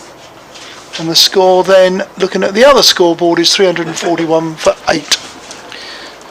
Yeah, deserved it. Jordan Thompson, he's worked hard with the ball in this match. I think he's probably bowled his best, I think, so far this season in this game. So it's good to see some improvement. He said himself he's not been getting it quite right. But he's gone through some sweat and toil, hasn't he, into his 30th over before taking a first wicket.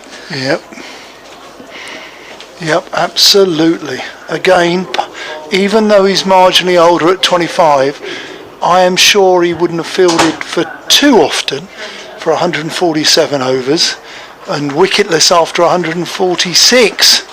So look, it's really, really important that this education as a young bowler for the other two as well. He's a bit of a leader here. I know he's got the captain who's in front of him as the senior bowler, but you've got to stand up and hold your hand up and be counted. And now Snater's come to the wicket. You've got Harmer, who is probably the last of the recognised people that can genuinely hold a bat. Snater will probably throw a little bit of caution to the wind, slightly old-fashioned in terms of he will either hit it or go home. He's not going to die wondering. Yeah. And then you're hit out or get out. Yeah, it really will be. But he's scored some runs and he's got a great eye, and fortune does favour the Braves. But from a Yorkshire point of view, there's a couple of wickets now which you could clean up, and suddenly your figures looked what I call respectable, having gone for 350. Yeah, agreed. We've had a message in, by the way, from Graham Colley, which I'll read to you after this delivery, because it looks as though Jordan Thompson is about to leave us behind and make his way in. That partnership was worth best part of 19, of which Critchley, he was out bowled Thompson for 15. Harmer's got 8. And to face Shane Snater with 2 slips, Thompson is in, and this is bowled, and he comes forward to Snater with a good forward defensive no run. So Graham Colley, who Graham, top bloke, good cricketer by all accounts, and good broadcaster as well. Graham, rugby league commentaries for BBC Radio Leeds and 5 Live over the years, so anybody who's a Leeds fan will know the name. Yeah. He says, great coverage, lads, really enjoying it. Read the run rate in this innings to justify the strategy of batting at 2 and over for this long. You'd think they'd got to get 500 plus to make it worthwhile and allow Essex time to bowl Yorkshire out twice. Yeah, shot, Snater plays into the leg side. That's beautifully hit through the leg side, through mid-wicket for 4. That was a shot of a higher order batsman. That'll please Graham Colley. Yeah. He says if they only make, let's say, less than 400 now, it feels like time wasted. He knows his cricket, Graham. In fact, he'd be perfectly as good as any of us sitting in the box doing this job, to be honest with you. So good to hear from you, old boy. He's absolutely right. Do you know what? I popped a powder my nose and make you a cup of tea as Thompson is in. This is outside. It starts to withdraw the bat, but he was a little bit late. He actually clips the ball into the offside. There is no run. Just reference other people observing, not complaining, observing about the slow over rate. Where this might affect the game is Yorkshire have sort of pegged Essex back a little bit with the 3 wickets. Okay, Essex may have been a bit slow. They were inserted. It was hard work for everyone on day 1. But what I will say as Snater faces, and he's been caught at second slip. We knew he would play his shots. He did. Thompson is rewarded with a second wicket. Snater has to go. Caught at second slip. It did carry quickly to that man at second slip, and Essex have lost their 9th wicket on 345 for 9. Yeah, Adam Lyth at last, and it took 2 attempts. It was in, it was out, and it was in again. So he's managed to grab hold of one. It's not that he's not caught anything this season. He has. He took a really good one at Bristol, but he's 1 or 2 have gone down, and that's just got to play on the mind. We talked about the confidence and all of that. So 1 or 2 of them are sticking now, which is, from Yorkshire's point of view, a good thing. And Snater gone for 4, caught Lyth bowled Thompson from 4 deliveries. Yeah, well, had you caught your catches, dare I say it, and just reminding Graham Colley about that as well. Probably Essex wouldn't be 3, 4, 5 for 9 if you'd have taken those half of those 6 catches in brutal reality.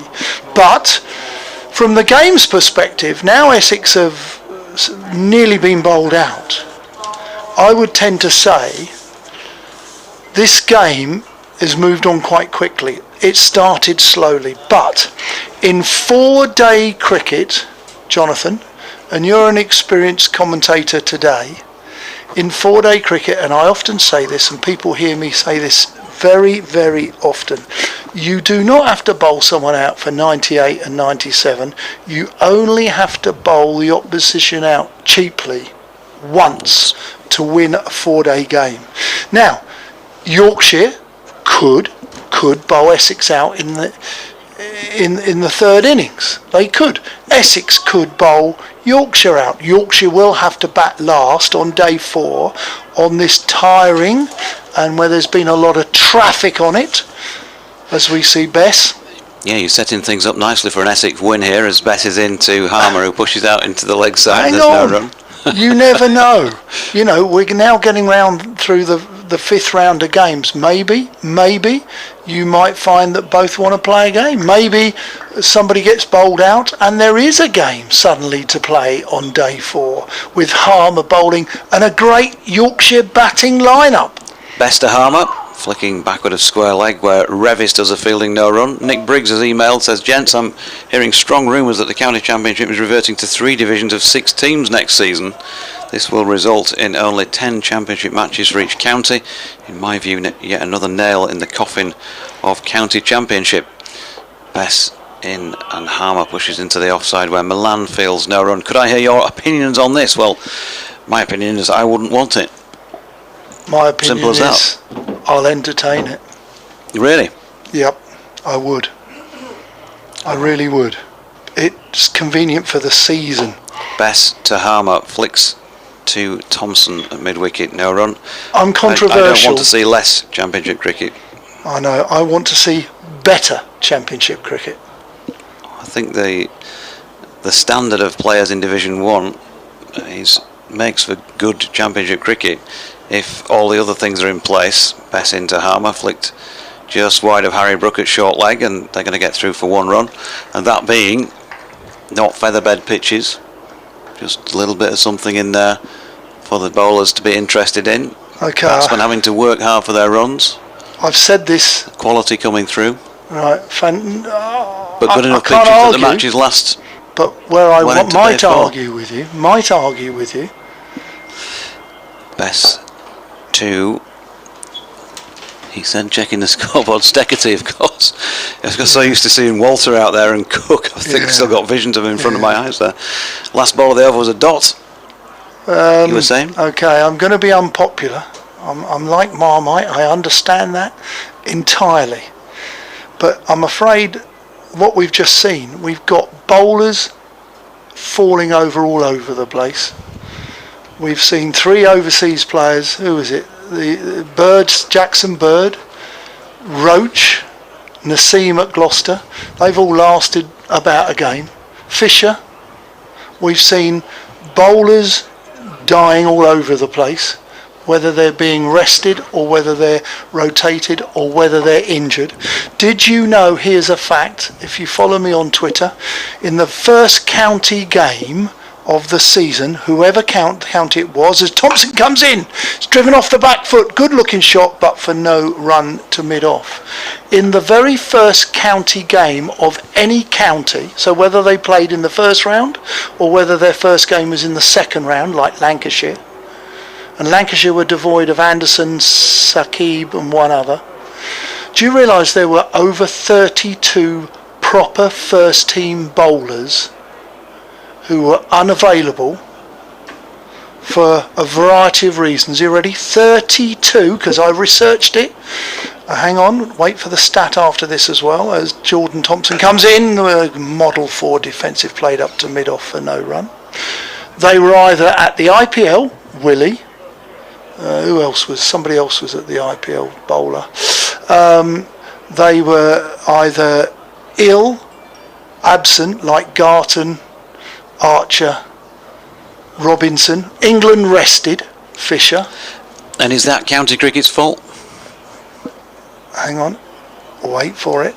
That's an interesting discussion. Thompson in, down the ground, and they're going to get 1. That's slightly a bit of a hoik. It's going to be pulled up just in front of the Tom Pearce stand. That's 2 runs to Harmer, 348 for 9. What I'm saying to you is, the standard is different. We're going to say that, look, when there's 32 at least decent first team bowlers who are missing from their county's first team game, there's a consequence, and the consequence is the standard of bowling is lowered. We may not like to represent that, but that's the brutal reality. This played into the offside, there is no run. And the consequence, the other consequence of all this is, Jonathan, we love talking about a county cricket match on a Thursday, Friday, Saturday, Sunday. Cracking, fantastic, brilliant. But on a Monday they have a day off, having Yorkshire travelling home Sunday night. Monday's a day off, Tuesday's a day of practice, Wednesday's a day of travel, and we're back on the grindstone Thursday. That is too much. The PCA and the players have an input. Members won't like to hear it, but players are unhappy about that. Forced into the leg side. He's played that on the up. That's an attacking good shot. Nothing wrong with the ball, just a good shot from a tail ender who fancies having a go with a number 11 at the other end. Good shot from Simon Harmer. Not a bad ball, Jordan Thompson. 4 runs. There's the applause for Essex's 350. 352 for 9. So look, I've just got on my soapbox, and I know there'll be lots of people who will write in and say, Toppers, you've got that wrong. But in the day, are we substituting regularly quantity for quality, and I believe we are. Short, this time it's slayed into the offside with a little bit of width. Harmer stays on the leg stump and he gains another 4 because he gave himself a little bit of room and just ensured there was enough room to slay it through the offside for 4. 3:56 for 9. Yeah, look, Jordan Thompson walks off disappointed with himself, I think, after those last couple of deliveries. For me, I thought the ball before they hit through here for 4, where you said it wasn't nothing wrong with the delivery. It was a bit leg stumpish for me, and then that one just a little bit short of length, and he's played a bit like a helicopter shot, hasn't he, to get it away. You probably just want to try to bowl again as usual, top of off stump at this stage, and just if they're going to have a flash for a few runs now, back end of the innings, they'll give a chance. Here's Best then, going to continue at the Hayes close end. You can come back to Toppers on all that rubbish that he's just been peddling on on BBC Essex Cricket at gmail.com, or at BBC Essex Sport, or on BBC West Yorkshire Sport at gmail.com, or at Jonathan Doidge. Meanwhile, Jonathan Doidge is still headering those old-fashioned leather footballs. You know, the game has to move. It may not be. Best into Steckety, who plays it into the leg side. No, listen, I'm definitely not against change. If I think it's for the good, absolutely not. But putting down 32 missing bowlers, you're basically laying that at the door of county cricket, and that was the first match of the season when they hadn't been playing county cricket in the build-up to it. Well, once again, there were 5 reasons. They were either being rested by ECB England, they were recovering from an injury, they were ill stroke COVID, or they were just unavailable at the IPL or not in the country. Good delivery from Best as a stifled appeal, but probably hits him outside leg stump or on its way that way. So 32 proper first team bowlers did not play in their county's first team game. I thought that was an unbelievable stat, and I listed them on my Twitter when those first 2 weeks. I listed every player. Best to Steckety, turns it to leg. Root had just been moved out to long on before that ball, and Revis dropped deeper at backward square leg as well, although neither came into play from the delivery. I think most counties do have strength and conditioning and physiotherapy staff. And playing 5 or 6 county championship games in succession every week is challenging. Best to Steckety, plays back to the bowler. End of the over, 3:56 for 9. For me, 4-day cricket, 14 games is already a reduction on what we used to play back in your day. Why can they not reduce a few of the T20 fixtures and play just 10 or something like that in the group stages? You've got 4 extra days there that you can use between championship games for rest days. I'll entertain it. But there's a caveat. I'll entertain it, but the caveat is the T20 blast. We're not going to argue about the 100, but the T20 blast is fun, it's successful, it's popular, it's financially essential or important to the 18 counties, but is it the very best competition in world cricket? Thompson goes short here.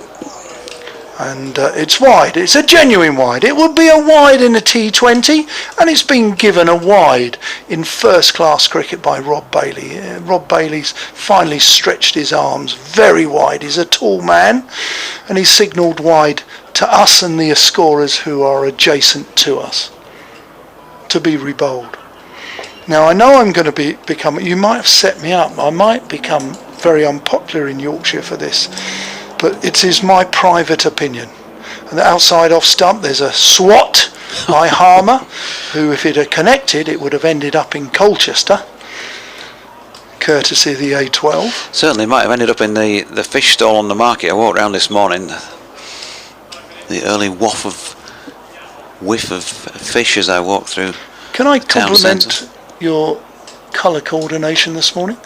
You're in Burnley's colours. No, Scunthorpe's colours. You can, but it's this afternoon. You've been on the... Yeah, Went to the bar, didn't you, at lunchtime, Toppers? Thompson in, down the leg side, well stopped by Duke in the 151st over. Scunthorpe, I've got to say, Scunthorpe colours, aren't they? Is it sort of a claret? Your shoes are claret, your t-shirt's claret, and also your jumper is of a claret. Yeah, it's a fleece hoodie thing. Hoodie? Yeah. Do you wear hoodies, do you? You're young then, you still wear hoodies. Yeah. You're young. Keep going. As Thompson's in, this is driven properly down the ground, and they've collected 6. Now that was just a punch rather than a huge swat, or he gave it the kitchen sink. It was pitched up, okay, probably just shorter than a half volley, but not a bad ball, and Jordan Thompson will be very disappointed. But I have to say, Simon Harmer, that was a delicious shot. It was, yeah. You wouldn't fancy being Jordan Thompson at this moment. You know, last pair at the crease. They're going to have a dip now. And Simon Harmer, we've seen him strike a good ball plenty of times on the box in other competitions. Thompson in, slower ball. This is forced in to the leg side. Harmer had to wait. It goes out to deep cover on the old hospital side. I think that could be... No, there's still one ball to come, I believe. So Steckerty's going to face Jordan Thompson. Where's he going to go? Round the wicket or over the wicket? I'm sure he'll stay over the wicket. Yeah, you'd like to see a Yorker, Toppers, wouldn't you? There's none of them been tried, just one. Yep, he's probably a little jaded. Get it through. But he's picked up 2 wickets. It wasn't that long ago. He had none for the best part of 100. He's now got 3 for... This is Steckerty. This could be in the air. Bounces short of the deep cover fielder, where Steckerty will take his first run of his innings, and Essex move to 365 for 9. Steve Walker says, loving the argument about next season. Am I to understand that the ECB will be waiting for all these good bowlers to come back from the IPL before the championship starts? My bet is we'll still have 6 games in April and May and 4 in September. The result will be even more meaningless white ball cricket in order to improve the performance of the test team. I think you're wrong. I've been watching proper cricket for 50 years and I'm of the opinion that the death throws are not too far distant. That's Steve up in Farsley. Yeah, I understand your concern. There'll be a lot of scaremongering going on.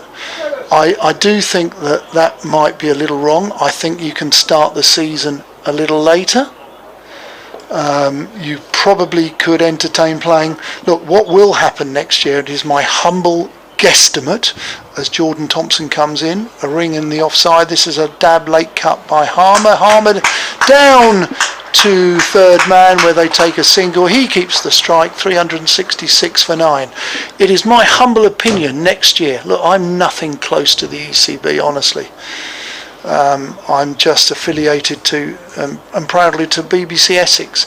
But I do believe, like in 2019, which it was early on in your career at BBC Leeds and other Yorkshire stations, that the Royal London was profiled with England players playing in it prior to the World Cup that we held and we won here.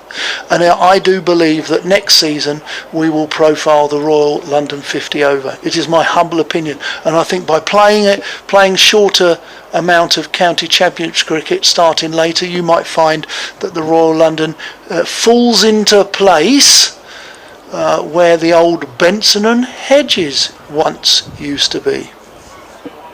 You remember early doors then? Which final of that used to be in July, didn't it? It did, but it would be probably mid to late May. I do have an issue with county cricket back to back, week in, week out, because there isn't much of a rest period for these bowlers. Let's ask Harris Ralph. He's currently injured. Yeah, Matt Fisher. But what about all these other bowlers? One who isn't is Don Bess, bowling now to Simon Harmer, who's also apparently still fit enough to play in this one, and pushing that back to the bowler. I'm making you think. You might not like what I'm saying, and I expect all the older brigade to say, Toppers, what would Fred Truman say? All the overs that he used to bowl. Listen, society is so different today. Best to Harmer, reverse sweep 4. Oh, cracking Gets shot. Away through the gap between Lyth, who was at orthodox slip, and Karuna Ratney, who was at orthodox point. Nicely played reverse sweep. Fred had obviously say, I can't understand it at all. No, you can't bowl hoop downhill. You got to bowl overs. You got to bowl. You do have to. I mean, society has changed. These bowlers today, and you had an email from someone who said 50 years ago I used to watch and they used to bowl this, that, and the other. Listen, these boys today are finely tuned race animals, unlike me. Best to Harmer, worked up to long on, and Root skipping around to do the fielding. They get through for 1. Is Patterson a finely tuned race animal? I'll let you decide that. But the bowlers today, and I know I have a vested interest. I played in an era. My partner knows my era very well, and she knows Reese's era today. They are finely tuned race animals. Best to Steckety, plays into the offside where Milan fields, no run. Was Angus Fraser a finely tuned race animal? Was Caddick? I think Gough perhaps was. But just go back to some of those other bowlers from yesterday. Colin Dredge. There you are. Digging him up now as Bess is in, and that's worked to the onside of straight. Bess dives after it. Well fielded. Root does that job in the deep, and they get a single. Few words exchanged between Steckety and Don Bess. He helped him up. An Australian helped Bess up then, did you see? Gave him a hand. What a nice Australian. He would be frowned upon for doing that in Australia, wouldn't he? Oh, mate. Eh? My ball. Yeah. Get your hands off it. You're fielding? You get it. Field closes in slightly to try and keep Harmer on strike off this final ball. What can Bess produce? Not the delivery that keeps him on strike. He's flicked it in front of square where the only man out in the deep is sweeping and picked up an easy 1. So end of Bess's over. He has 42 overs. 18 maidens, 3 for 71. Harmer 33, Steckety on 2. Essex 373 for 9 from a marathon. 152 overs in the middle. We're also in a different society, as I mentioned. One other thing I'd like to add, and we are in an era, and the older fraternity might be exercised at time when we talk about, well, you're going back to Tonka Taylor's era. Physios, strength and conditioning, they play an important role today. Do they play a too important role? I don't know. I'll let you decide. I have my private opinion. But gone are the days when we used to have physios, when Tonka Taylor's era. Do you remember that was a great era? Tonka Taylor at Essex, who used to say, good players don't need them, bad players don't deserve them. Physios.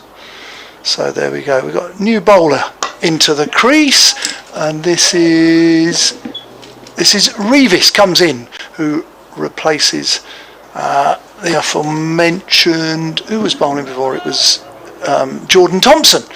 So Revis is in. First ball at the batsman. Steckety is watching. Harmer plays into the leg side. There is no run. That was his loosener. Little bit of bounce for Revis then. No slips. They're all spread out. Harmer facing. He clips it off his legs. He's going to look for 1. He's going to look for 2. It runs away beautifully for 4. Harmer's making an impression here. He moves to 37, and Essex 377 for 9. What I was going to say about Tonka Taylor, he used to say about physios, good players don't deserve them, bad players, good players don't need them, bad players don't deserve them. But we're in a society today where mental health is very, very important. Revis in, bowls, forward defensive, play into mid-on, where it's going to go all the way up to deep mid-on, where Harmer takes the single, 378 for 9. And I think we have to think about that in today's society. We've just come away, hopefully post-COVID, where it's been a dreadful time, and mental health has played a part, and mental health is playing a part in cricket with these bubbles. And I think we just have to be careful what we ask the players to do. It's fine various King Henrys and county cricket members feasting on red ball cricket week in, week out. Bring me another jester when one falls apart. We just have to be careful. This is down the leg side, there is no run. What's your thought about having the concerns for mental issues post-COVID in our society and things like that? Is it something that we need to just be careful of? Yeah, I think I'm not. I don't think I've said anything previously to contradict any of that in terms of mental health. It's clearly very important and something that's been much more focused on in recent times in professional sport. Steckity. This is pitched up by Revis. Steckity has a dip at it. It goes over mid-on, who's up. Mid-on and mid-off are up in the circle, and that goes for 4. So you can see what Essex are doing here. They're throwing very much caution to the wind with a bit of long blade hitting. 382 for 9. Could do with a bit more focus on it in freelance sports journalism, I think, Toppers. All joking apart. No, well, it's very important today. This is cut, it's shorter. He knew it wouldn't be of the same length. It's cut out to the boundary fielder at deep cover where there is just the one, and the end of the over. Steckity keeps the strike, 383 for 9. So we've counted a lot there, and I've offered on my soapbox. You invited me, and I know I'm going to get a bit of stick. I understand that, because the game is no longer what it used to be about the 1980s, where we would have fantastic crowds all the time. Society has changed. These are finely tuned race animals. We have as many stress fractures for the bowlers today as we did in my day. Sports science hasn't prevented stress fractures.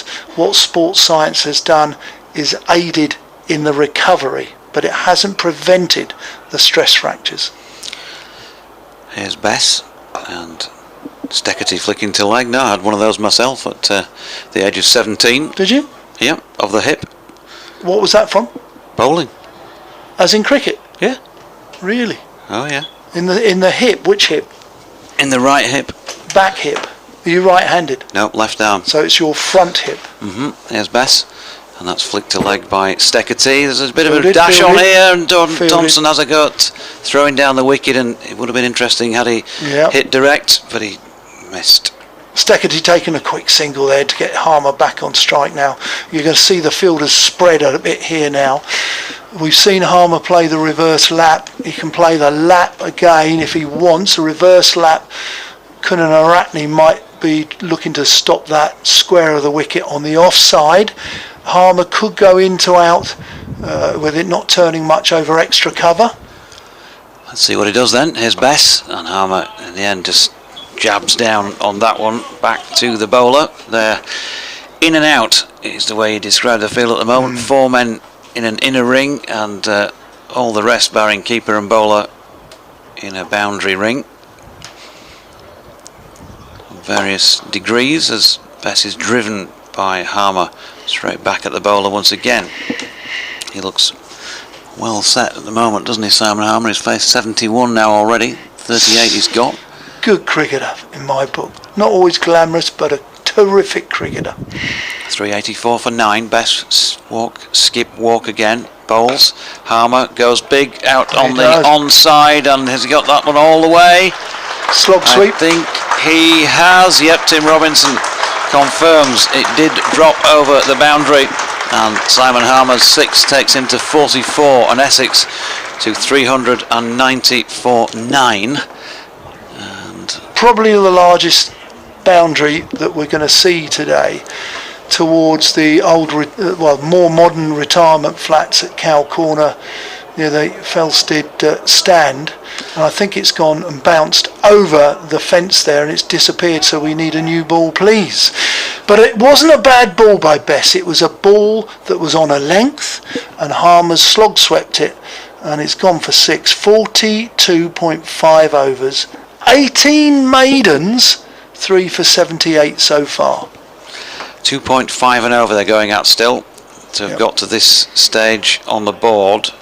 And umpire Rob Bailey is making his way beneath our feet to go and get another one. What are we at now? So 390 for 9. The over rate, by the way, make a note for posterity. +7. +7. The over rate on the board there. Don't think I've ever seen that. Even in the days when we used to play, we had plus and minuses. When you had Childs and Such toiling away. Childs and Such, local firm of accountants. And prior to that, it was Hackfield and East. Hey? I did see Peter Such play in a lashings game at Idle Cricket Club. I can't remember how long ago. Sometime in the last decade, Daffy was playing. I can't remember much about the match, to be honest with you. It was clearly not one that lived very long in the memory. But I just remember the sort of roars of applause when he went out to bat. Peter Such, not noted for that part of his game. No, normally not that. The roller would have been already started up. Yes, I'm afraid so. Here's Bess then to Harmer, who's a little more circumspect than the shot before with that replacement ball, and flicks it to Jordan Thompson, who has a good inspection of it. End of the over. So 390 for 9. Harmer closing in on a half century. Steckety giving him good support. He's not out 8. And what have we got? Still 25 minutes or so before tea. This game needs this innings to be concluded, really, to move the game along. It does. I'm interested to see the session after tea. I want to see Yorkshire bat. Listen, Essex may bowl poorly. Hopefully they won't. Yorkshire hopefully will bat well. Lythe will have some challenges, I'm sure, and there's nothing wrong with that. Lythe is a good player, he's an experienced player. What number's Root down for? We don't know yet. What do you think? 3 or 4. Come on, don't sit on the 3 or 4? I don't know. 3 or 4? Yeah, really don't know. Thompson is in. Sorry, Revis is in. He's bowled this and it's driven down by Steckety for 1 run to Milan at long off, 1 run, so 391 for 9. You'd like to think if he's been batting at 3 for England, he's going to come back into county cricket and occupy the same spot, wouldn't you? And I'm sure David Milan have no argument with that, dropping down to 4, from what he was saying after the Gloucester match.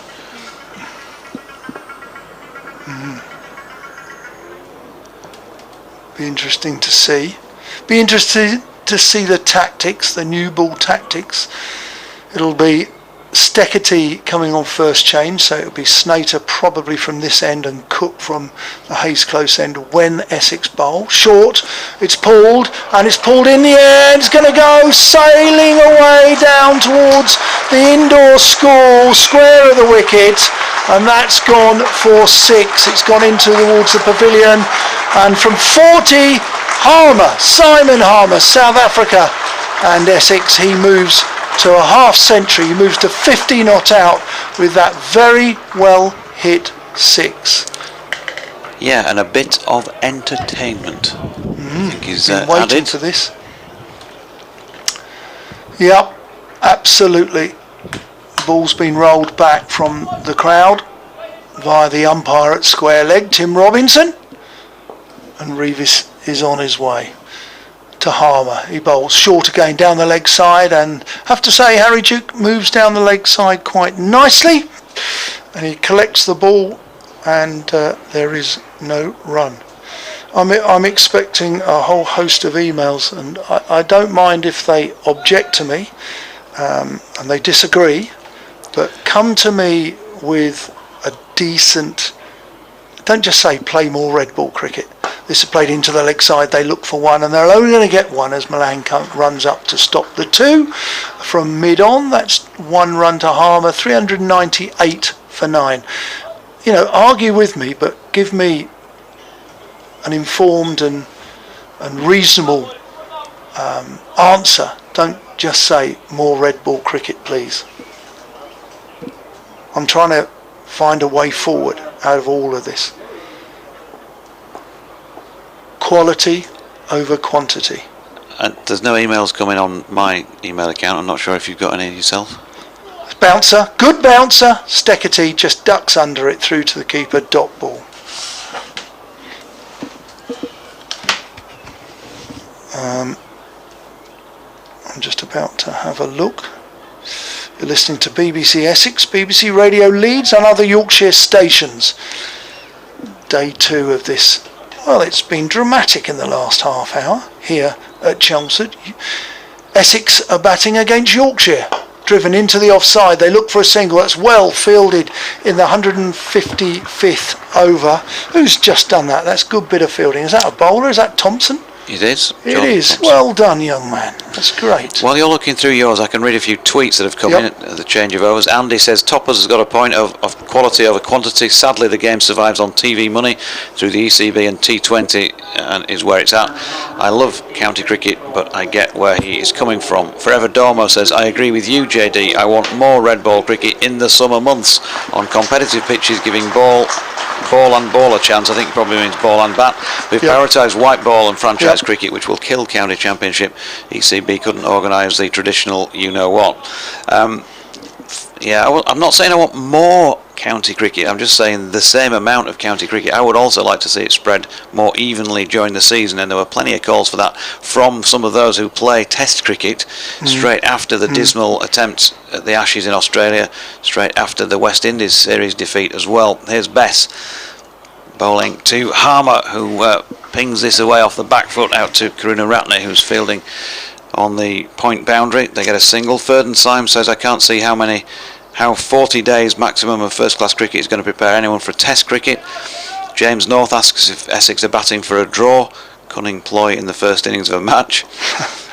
Rick Hartley says it's the first time he's heard Bananarama mentioned while listening to county championship cricket. Well, there's a second as Bess is in, and that's flicked off the legs by Steckety, taking Essex to 400, which is why there's the applause. It took them 587 minutes and 155 overs and 2 balls to get there.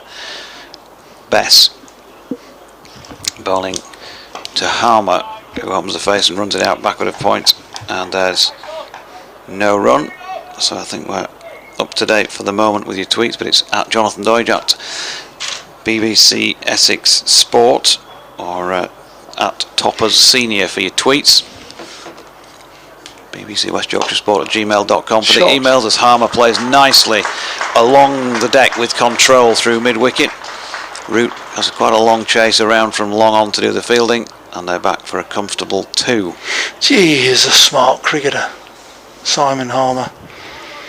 He's not a glamorous cricketer in that respect, but he bats well, he fields at slip, he's got buckets as hands, and he obviously bowls nicely.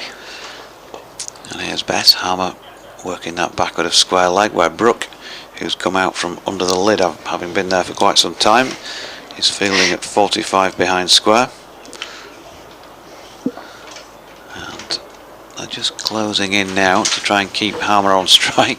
Well, a couple of them are, but there's plenty of out shots if he can find one, and he flicks in the air trying to find his way out, and then throws his head up in the air because he only found Jordan Thompson after the ball had bounced. End of the over, and 402 for 9 Essex. I've had various emails to similar to what you've received, some giving me a little credit, some disagreeing, but nobody coming to me with a reply of, we'll have more red ball cricket because of. No, they just want red ball cricket. They just want to feast more on red ball cricket. But somebody's come back to me from a previous tweet and talked about my skippers in my day here. It was the skippers I had at Essex. I had 4 skippers I played under. First one I played under, the gentleman's name is Dr. Million. Thank you for your tweet. The first one I played under, and he wants to know how different they all were, was Keith Fletcher. Hated up in Yorkshire because of the Phil Sharp argument all those years ago. This time Revis comes in and he bowls, and this is forced into the leg side, but miss, comes and cannons off Steckety's pads. I can promise you well, you say hated. I once did an evening with Raymond Illingworth a few years ago, who had nothing but respect for him as a captain. I know that much because he said it himself. Yeah, he was. For me, he was the best Essex captain I had. The greatest leader was Graham Gooch. He was my second captain. But also I had Alan Border at Essex. As Revis is in down the leg side, they take a quick single. Harmer moves, Harry Duke moves, Harry Duke shies, but Steckety is in at the non-strikers end. 403 for 9. And I played under one other international cricketer. So Gooch was my second captain, Keith Fletcher and Alan Border here at Essex. And I played one game for at Surrey, first team game, and my captain was Jeff Howarth. So I've had quite some decent captains, and they were all very, very different. And the three I had at Essex, well, Keith Fletcher was a master tactician, brilliant at making you feel good that you could face Courtney Walsh or you could bowl at Viv Richards. Fletch might not always remember your name. He wasn't Churchillian. Revis is in, bowls short, it's pulled, but it's gone in the air and it's been caught, I believe, off the glove or the shoulder. Harmer goes, he looks to the sky, but what an entertaining 54 that was. 54 by Simon Harmer. He must be congratulated because that was a terrific knock by the Essex number 8. And at the other end it was Steckety, who hung around with him for the best part of 55, 58 runs between them. Steckety made 10, an important 10, an important ally, as they are applauded off, in particular Simon Harmer. And Essex have finally been bowled out for 403. And not forgetting, yesterday morning they were put in and they were 0 for 1. Alistair Cook 100. And we've seen Paul Walter with a maiden 100, and we've seen Simon Harmer with 54. So we're going to have a little break as the umpires walk off, and Yorkshire slowly walk off, having fielded for the best part of 157 overs, and Essex have finally been bowled out for 403. We'll see you in 10.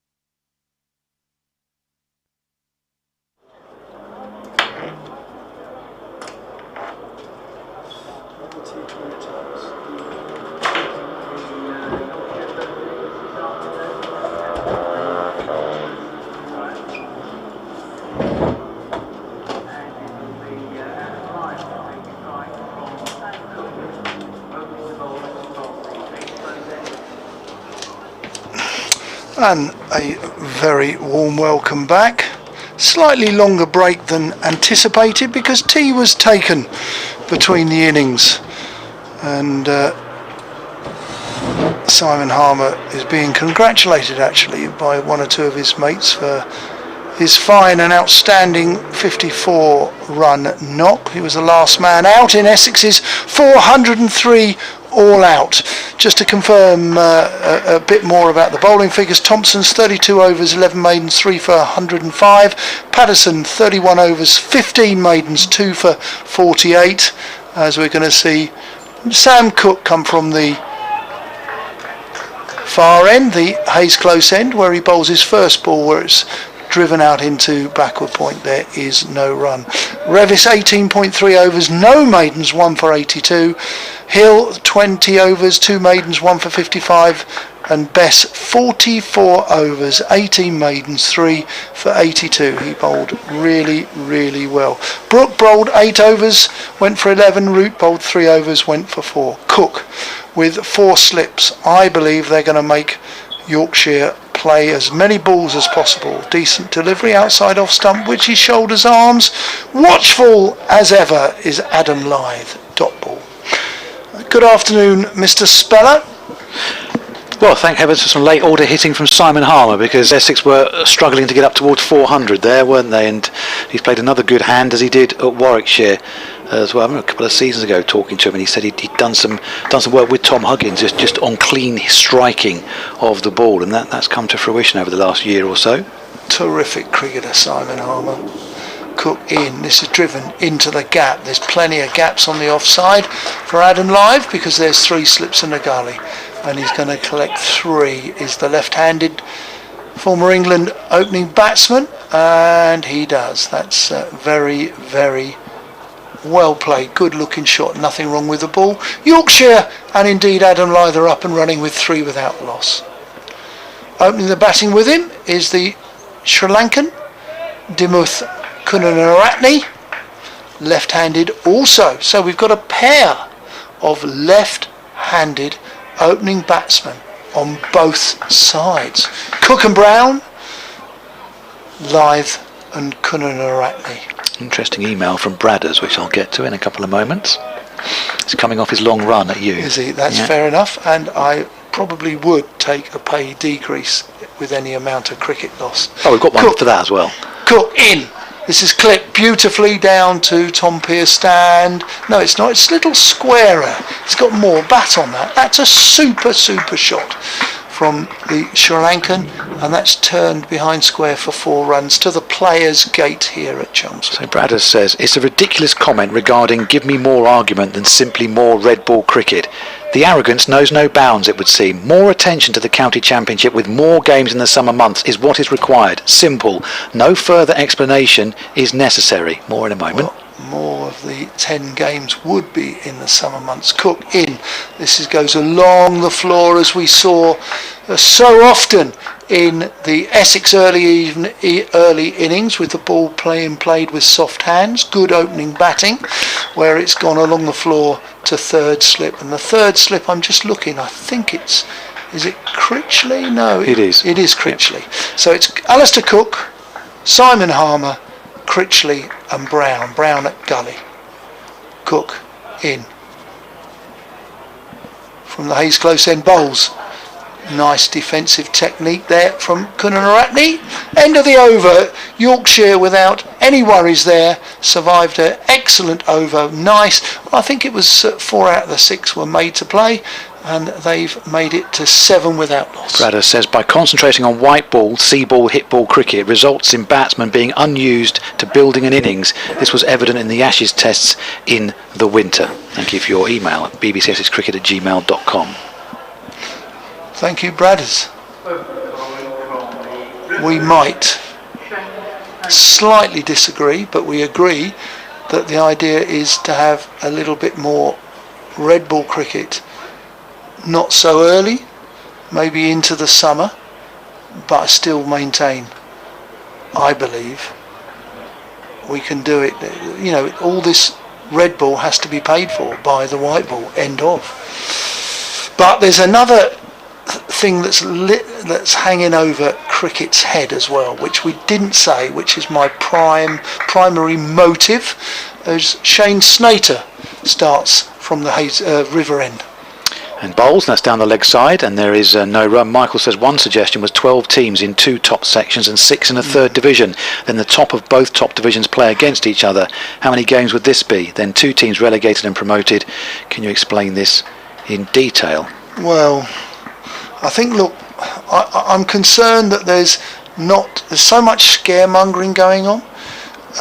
Look, that was an idea that was mooted, to have 2 divisions.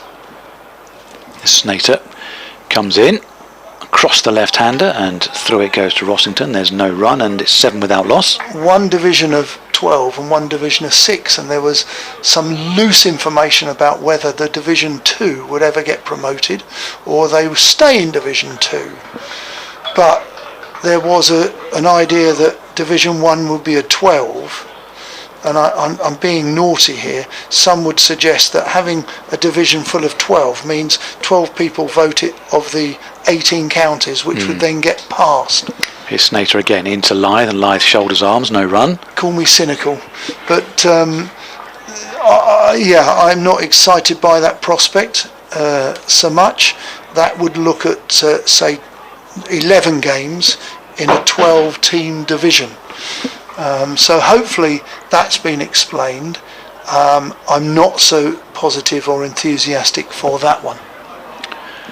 Another emailer says it's 10 games in each division, and Michael is right about the format, but it's a rehash of the conference system, except unlike last year, some of the top sides won't play each other at all. Here's Snater into Lythe. Again, it's allowed to go through and there's no run. The counties will surely demand semi-finals, which will make it just credible, a maximum of 12 games. A simpler idea, says Nick, is the sides in the top division play each other once, 11 games, or play their nearest local rivals twice, as per the 100. 12 games to even up home and away. 12. Yeah, understand where you're coming from. But when you played under one division, you didn't play each other. No. Did you? We didn't play everyone the same balanced amount of times. Never did. Snater into Lythe. Lythe just shuffles across his stumps and works that into the offside. No great flourish with the bat, but good timing. And he comes back for a couple of runs. 9 without loss. BBC Essex Cricket at gmail.com. And we don't do that in the Blast either. Even today. No. Well, you don't play each other in the Blast because it's regionalised. Yeah, but you play some twice, others. Oh, in the regional group, yes. Only once. Yeah. So, you know, that's not balanced. If you don't have to have it balanced, it's nice. If you've got OCD, it's nice to have it balanced, but if you haven't, it's not a problem. Snater comes into Lythe once again. And plays and misses at that one. Good line that from Snater. Lythe then hides the bat behind the pad, but he definitely played at that. End of the over, and Yorkshire in response to Essex's 403 all out are 9 without loss. They'll be updating BBC Essex listeners in around about 10 minutes time into the 4 o'clock news. But then you get the argument that a team that finishes top and the team that finishes second, well, that's fine, but you played the team that finished bottom and dreadful twice and hammered them in 2 days. We only got to play them once. Yeah, that's right.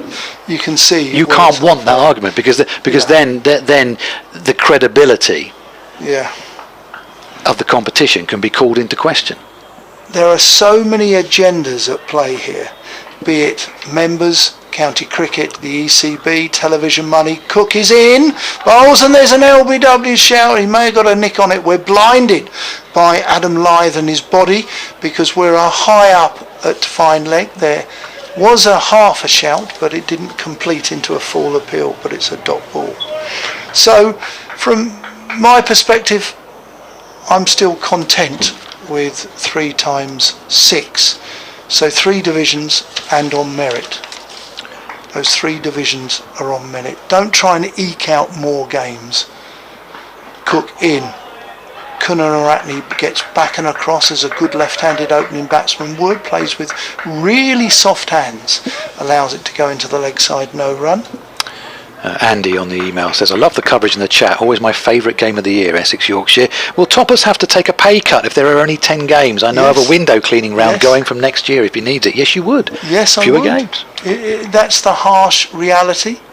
and maybe some of the players might, or there wouldn't be an improvement. Cook in bowls, nicely pitched up, plays with soft hands, beautifully does Kunaratne, and it bounces well short into the bread basket after one bounce to Nick Brown. But if you have fewer games, you don't need as many players surely either, so then county squads become reduced, do they not? You don't need as big a squad on the ground, surely. Possibly do, which means I'm going to be honest. Cook is in, and this is played up back to Cook on his follow through on the offside for the left-handed bat. No run. Right, we do have, Glenn Speller, over 400 professionals on the 18 staff. Yep. And there'll be some top professionals, there'll be internationals, there'll be some top professionals, and there will be some, average or less average professionals who probably wouldn't have a career. Cook in, played into the offside, they look for a quick single, but Live sensibly turns it down because a caged tiger, he really was. Farouche Kushi was onto that ball, he moved so quickly, athletically, and into the offside to prevent the single. So when you were playing, and there was one county less because Durham weren't in it. Yes. But are you saying there weren't 400 professionals? Were you saying that the squads? Because if you think a lot of players play, there are only 2 formats. Well, 3 if you count the Sunday League. Well, but you're saying there are more. There you're saying there are 4. more. But didn't more players as Cook comes in and that's into the onside and they'll pick up a couple of runs here, maybe 3. Yeah, they are going to. They're not going to get 3. No, they only get 2, because more players then. Basically, your championship team would then move over, maybe with a couple of changes, into the Sunday League. There was more cricket played. Okay. There was more 3-day games though. 3-day games initially, then 4-day cricket. But you had more professionals because there was more cricket. But also second team cricket would have a lot more professionals. There was a lot. I don't like using the word because it doesn't sound too good. There was a lot of dead wood around, which never got pushed out for youngsters. They just kept them going in a career because in my day pay wasn't quite as good and you had to try and hang in for a benefit or a testimonial. Do you remember the days of that? Well, that's quite important. So look, it was entirely different in the 70s, 80s and 90s compared to society today. Snater on his way in. The left-hander, and it's pushed out to the offside, and Tom Wesley comes in and picks up 11 without loss. We just started the 4th over. BBC Essex, BBC Radio Leeds and the Yorkshire stations. Could you remind me of the question? What was the question? Would there have been fewer professionals when you were playing then? More. So if we're reducing we could reduce some of the staffs. Yes, I agree. There wouldn't be so many contracted players playing second team. We had 4 types of cricket in my day after the ball. Snater in again. Essex still looking for an opening breakthrough here, early stages, 11 without loss. I'll argue with this one. We had the county championship. Yeah. We had the 60 over NatWest. Yeah. We had the 55 over B&H, and we had the 40 over John Player League. We played 4 formats. Today, I'm going to use 2 examples. Shane Snater and Reece Topley. They only play 3 formats. Everyone says, what's the point in having 4 formats? These boys don't have 4 formats. It's a myth. Snater in again, full delivery which is driven, and that will go away for 4 runs, past a wide mid-off. Lovely shot that, it was put up there, and Lyth puts it away, 15 without loss. Cracking shot, but they only have 3 formats today, the players. Fans have a choice of 4 formats, but for instance, Shane Snater will play in the County Championship, the T20 and the Royal London. Reece Topley would play in the County Championship, the T20 and the 100. You either play in one, the Royal London, or the 100. So these players, it's a bit of a myth. Yes, the fans have 4 formats, but the players only have 3 formats, where I had 4 in my day. Snater round the wicket to Lyth, it's played defensively, and Wesley picks up no score, 15 without loss. That's a factual stat. Yeah. Okay. So why is it we feel that we're grinding players into the ground now? Well, listen, because that just going back to that fourth format argument, it suits a narrative firstly, but why are we grinding people down? Because these are today finely tuned race animals. Shane Snater, Cook, Steckety are very different. Snater's in again to Lythe and squares him up, plays defensively for no run. They're very different to two former Essex bowlers who have been in the ground yesterday and today, Don Topley and Derek Pringle. Yes. I cannot describe Derek Pringle or Angus Fraser as a finely tuned race animal. Well, Angus Fraser looked exhausted after one ball, didn't he? He just had that hang dog, especially when he'd go for over after over after over after over. But different times, different totally. Mentality. It is. Sports science, etc. Snater comes into Lythe once again on the middle and leg, pushed into the onside for no run. That's the end of the over. 4 gone in this Yorkshire innings now, and they're 15 without loss, replying to Essex's 403 all out. Yes. Thank you for your emails. Really content with people discussing this or suggesting I might be wrong, but please listen to the entire argument. And I did talk about also, you know, we no longer head that leather football. We do.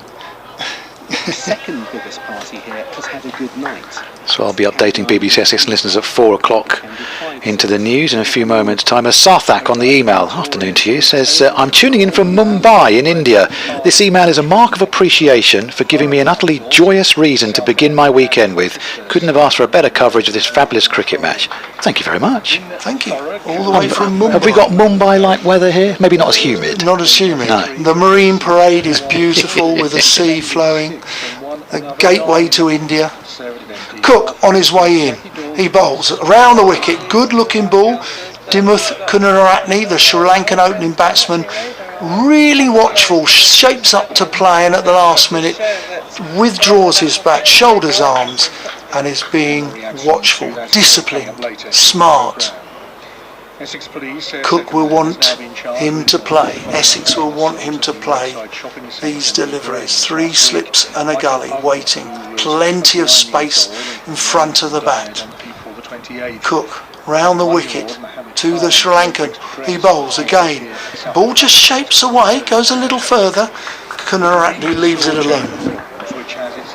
Well batted. Yeah. Obviously the new ball Essex would have hoped to have done something with, and they've seen how Yorkshire have struggled to make an impression with the new ball as well on this pitch, and it's whether Essex might have seen something. We'll go about it slightly different to Yorkshire. We'll look at maybe a different style of attack or a different type of approach, and they've got 2 left-handers to go at here of Essex, as indeed they did with Brown and Cook, albeit briefly. Needs to make him play now.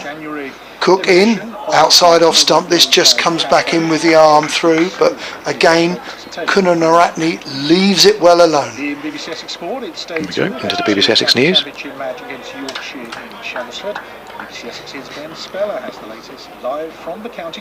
Yes, and we're right at the start of the Yorkshire reply here. They're 15 without loss in the 5th over. That after Essex were dismissed for 403. It looked at one point like they might be batting by the end of today as well, but they lost 3 wickets in the space of 1 run. Exactly after lunch, Paul Walter went for 141, Adam Rossington for a first ball duck, and indeed it was only some late order hitting from Simon Harmer, who made 54, including 3 sixes, that got Essex over the line to 403 all out. Yorkshire have just added another couple of runs, and they're 17 without loss. Just missed the 1 ball there. Just the 1 ball where Kunaratne has played it for 2 beautifully through square leg. Really does look a good player already. I've only watched 4 overs. I'm excited. I've watched him play abroad. Cook is in, bowls outside off stump. So he just slightly overcompensated last ball, went for 2, gone back around the wicket, and it's just gone outside off stump and left alone. Great opening batsman here, leaving the ball, only playing what he needs to do, what he needs to play at. 3 slips waiting. Cook keeps needing to make him play. On his way in, round the wicket from the Hayes close end, he does. It clips it into the leg side. Water does the fielding. There is no run. End of the over. I'm going to say 3/4 balls not played, 2 balls played into the leg side. So you can see that Kunaratne is looking to play anything that's bowled at him from around the wicket that's fairly straight. He just manipulates into the leg side. He wants to find a gap, but anything that's coming from outside off stump, he's looking to leave. So look, good, I suppose, cat and mouse situation here between the bowler and a quality opening batsman. Yorkshire, no worries at the moment, 17 without loss. Yeah, no even signs of ball moving around, going past the outside edge or anything like that whatsoever. So the next tactic is dry up the runs, trying to frustrate them, which seems to be a good approach that Essex had against Kent in the opening game of the season. Snater comes in, that's worked into the onside for no run. Essex piled up 500 and then would have hoped to have put Kent under pressure. A couple of early inroads into that innings, but it petered out in the end into the inevitable draw. The Northamptonshire game here was slightly different in that Essex had an awful time in their first innings, and the man bowling now, Shane Snater, saved them eventually. Okay, not the follow-on, but ate up time, scored some runs, got them closer, and in the end they saw it out relatively comfortably. Here's Snater in and bowling now to Lyth. Lyth off the legs into the onside, where Paul Walter, the Centurion, comes in and whips the ball into the wicketkeeper Adam Rossington, who didn't make a century, and Yorkshire are 17 without loss. It's still sunny Chelmsford, still a strong breeze blowing. Crowd have all stayed in today as well. The members area away to our right hand side, all very well populated, if not full, and the public side away to our left hand side, and Felsted Corner as well, all very well populated. A few people out on their balconies and the retirement flats. Snater comes around the wicket into Lyth, and that's a bit more on the legs and a bit straighter this time. And Steckety it is who comes in and fields just on the edge of the square at mid-on, and there's no run once again. bbcsxcricket@gmail.com, at BBC Essex Sport, and Jonathan will also come in a little bit later and give you all the contact details from the Yorkshire perspective. Neil Allet has been in contact. Thank you, Neil. He said, I understand Toppers' logic. After all, you've been there and done it, but less games could also mean more chance of the games being adversely affected by the weather. Snater in again, and he's gone down the leg side, except this time Lyth nudged it down to long leg, but Sam Cook is down there, sweeps in, and they just pick up the single, 18 without loss, and in fact it came off the thigh pad. It made a thuddy sound, but thigh pad rather than bat, and the score goes on to 18 without loss. Neil goes on to say, gosh, that could even help us up in the north. Listen, yeah, understand that. I've heard that argument. Yeah, listen, the weather, well, we've seen quite a dry April. Cold, but dry. We haven't lost too much weather, I believe, so far this season. The only thing about that is it could be as wet in June as it could be as in April. This next one from Snater to Karunaratne again is spearing down the leg side. This will be another leg by as Sam Cook again is called into action, and the score moves up to 19 without loss. He's got his radar all wrong here, Shane Snater, coming round the wicket. Can't remember, a couple of years ago, was it Yorkshire when the stand was being rebuilt. I was up there with BBC Essex and we didn't bowl a ball in 4 days. That's right, wet outfield. Wet outfield, wasn't the square. No. It was an issue to do with the grandstand being built at the time, I believe. Snater into Lyth. Lyth shuffles across and leaves that on length as it's gone over the top of off stump, and he didn't get as far across Lyth as he has been and left his stumps exposed, but a good leave on length over the top of off stump it goes, and 19 without loss at the end of that Shane Snater over. David in Brentwood has emailed us, says, I agree with a lot of what Don Topley says about red ball cricket. To me, it needs to be played at the height of the summer to produce better England players, but the elephant in the room is the ECB's seeming determination to book the summer with the 100, from which their top people earn huge bonuses, says David. The short answer is they're not interested in the county championship, and he says they should be removed as administrators of the game for the county championship to survive. Well, you still need a long format of the game to produce an England test team. You have Cook in, outside off stump. Kunaratne leaves it alone. David, thank you for that. So what I would probably say, if you're going to carry on and not put words in David's mouth or indeed in his email, is the ECB aren't interested in the county championship according to him in its current format. Yeah. I can't totally agree with him. What I would say, he said the elephant in the room is this new competition, the 100. Actually, for me, we play too much international cricket first and foremost, because the England players are never available. Cook is in through to the keeper, Rossington, not Wheater, and there is no run. So there's the big issue for me, is that international cricket, there is far too much of it played, too much white ball in England in international cricket. If you saw what England are doing in the next year or the next 18 months or the next 2 years, it would frighten you as a player, because you think there's going to be burnout. Whether it's a white ball or red ball cricketer, they aren't going to be playing for their counties. This time Kunaratne plays a ball that is nice and straight on his stumps into the leg side, as we've previously mentioned. He's looking to play into the leg side whenever the ball is bowled fairly straight from around the wicket. Other Division 1 scores: Gloucestershire 111 for 7 against Hampshire's 342 all out. Lancashire 127 without loss, replying to Warwickshire's 315 all out. And Northants are 87 for 5 now, replying to Surrey's 401 all out. That's in Division 1. Cook on his way in, pumping irons from the far end, the Hayes Close end through, and Kunaratne leaves it alone. Just a little bit concerned here that Cook's got to bowl a little straighter. What I probably would like to see is one, maybe look, we could bring Gully out. We've seen the ball not necessarily carry. We've got, or take the slip out, third slip out, put him into the leg side to give a bit of support for Sam Cook, because every time he bowls straight he gets clipped into the leg side. He needs an extra man, plug that gap, allow him to bowl straight. There he does again. That's so well fielded by Paul Walter. My word, you know, I said earlier, that's a finely tuned athlete, that is, as he dives to his right, goalkeeper style, and he smothers the ball, stops a certain 4.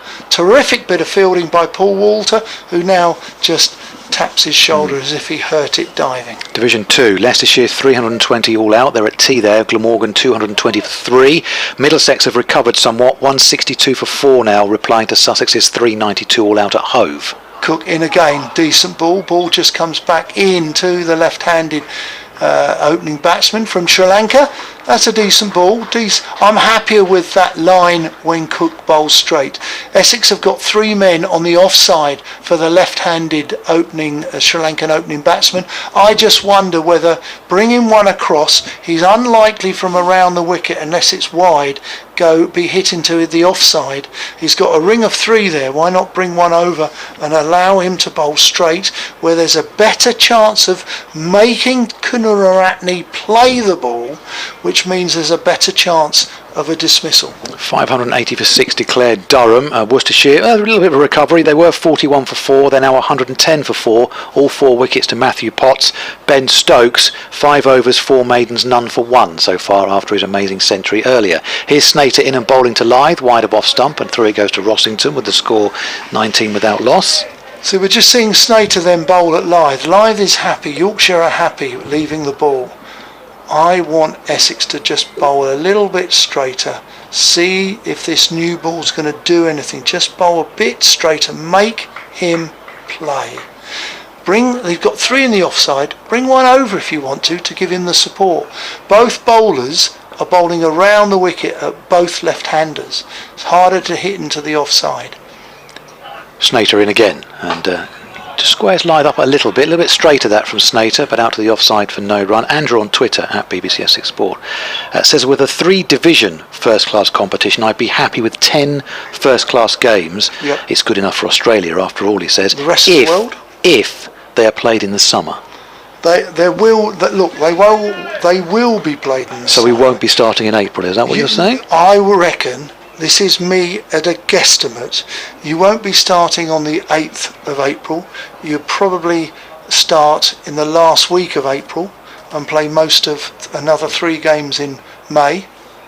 Snater is in once again, and Lyth from the crease plays defensively out to the offside for no run. 19 without loss is the score. And then you'd probably play just a little bit into June, but you would have some of July and August off, and then the last 3 games would be played in September, 3/4. So you'd have 6 played a little bit later in the summer rather than 4/5 played in April. You see, I think what most people are talking about, if you're going to play in the height of summer, June, July, early August, isn't it? As Snater comes into Lythe and through to Rossington for no addition to the score. It has to be paid for.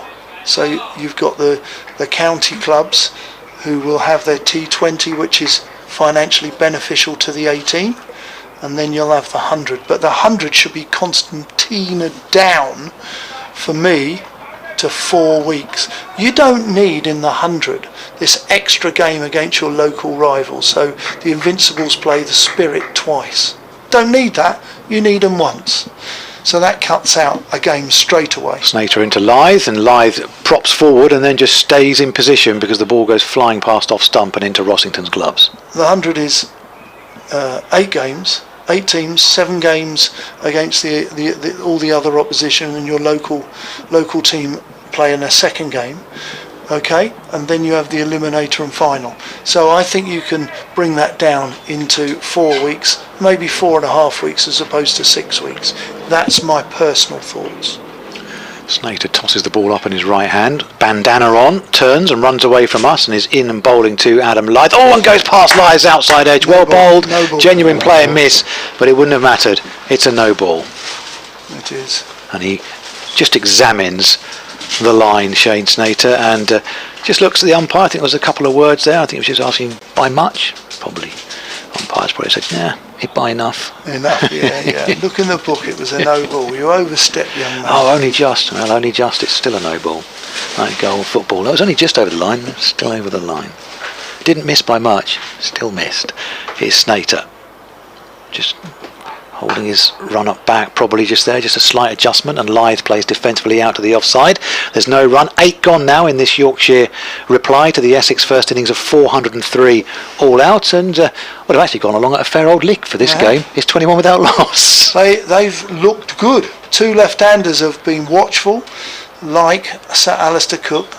They've been smart, they've been defiant, they've been awkward in the fact that they've only played the ones they've needed to, and maybe the Essex, certainly Cook from one end as he's probably could have bowled a little straighter. We're going to see Cook now.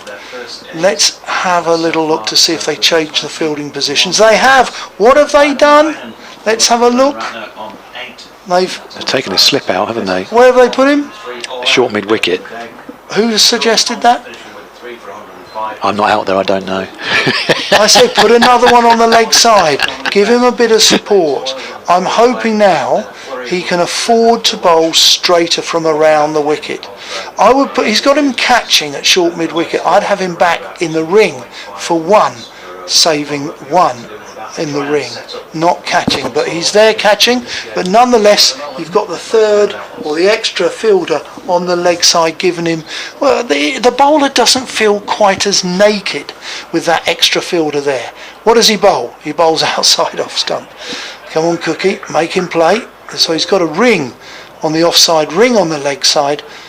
He's employed something similar to Yorkshire, where they've got 2 men on the drive. Nick Brown. He's on the offside. I can't see, I think that's Critchley on the leg side, but they're both catching similar on the drive for Kunnanaratne, because there's more chance of the ball going in the air to those fielding positions than perhaps at slip or gully. 2 slips are waiting, Cook and Harmer. Cook is in, bowls nice and straight, defended into the offside where Brown does the fielding, no run. It looks like it's going to be tough work for Essex to dislodge either of these openers. You've got a former England opener and you've got someone who's played at the very top of the game for Sri Lanka. And fine player. And they stood in the field for just over a day and a half, and they've seen this pitch and they've probably been licking their lips. Look, well, when we get in. I reckon Kunnanaratne probably has seen wickets like this all over Sri Lanka. This time, ball just keeps a little low. This time, Walter misfields, but he got away with it. He was not a finely tuned athlete just then. Karunaratne was more interested in the single than Lythe was, and Karunaratne just sort of carried on, sort of almost shimmying down the pitch, and you heard Lythe shout no, no, no, no, no, and sent him back as Walter eventually got the ball under control.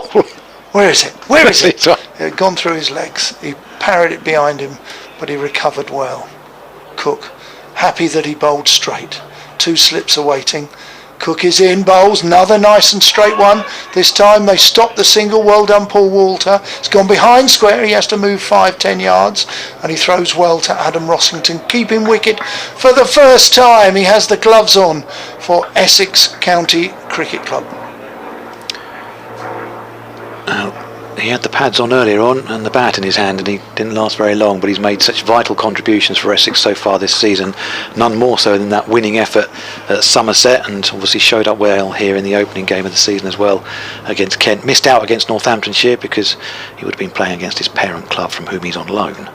Cook is in, bowls nice and straight again this time. See what we were talking about. Now 3 balls in succession have been bowled straight. We've put the man over. He doesn't quite feel as naked as the bowler because of that support on the leg side, and each time he's bowled quite nice and straight, and Kunaratne has hit the ball quite square. Now what that does bring into play is leading edges and an LB. So, you know, from a tactical point of view, that's good cricket and good captaincy. Just probably 2 or 3 overs too late. Cook in again, outside off stump, the ball just carries on in. That's a good looking delivery. A much better over for me from Sam Cook. 21 without loss.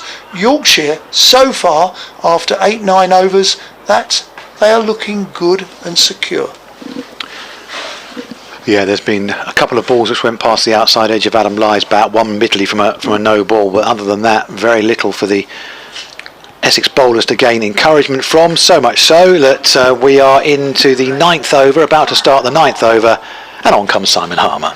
Well, Steckety will probably enjoy coming down the slope from the Hayes Close end, so it's natural. Maybe Shane Snater as well, but Simon Harmer's going to have a go with the new ball. He will make the off spinners play, the left-handers play, and he will probably look to make sure he varies his pace, but he also will try and get just one ball to turn a little bit, which will just put a bit of doubt in both left-handers in their mind. I'm interested to see how the 2 batsmen, left-handed guys here for Yorkshire, play differently. Kunaratne might play Harmer very differently to Lythe. Well, Lythe is standing up to him right now, and there's a ball which he cuts off the back foot, but immediately picks out Steckety, just on the edge of the square there at cover. 21 without loss. I think Simon Harmer will be giving him too much width or dropping it short again, he says, as he comes around the wicket now to Lythe with a slip and a forward short leg in all. Lots of flight with that one from Harmer, but aimed too far into the pads and worked in front of square on the onside, and they come through for a single. 22 without loss, and that brings Dimit Karunaratne on to strike. Both balls bowled by Harmer so far have been quite slow. Just retaking his guard here, Karunaratne. That looks like a middle and leg guard to me from the angle I'm standing at. Wouldn't surprise me as well as if the leg back pad comes into the offside. Harmer in, that's a bit straighter, and pushed back to him by Karunaratne for no addition to the score. 22 without loss. Like Don Bess, Harmer bowling with the sunglasses on.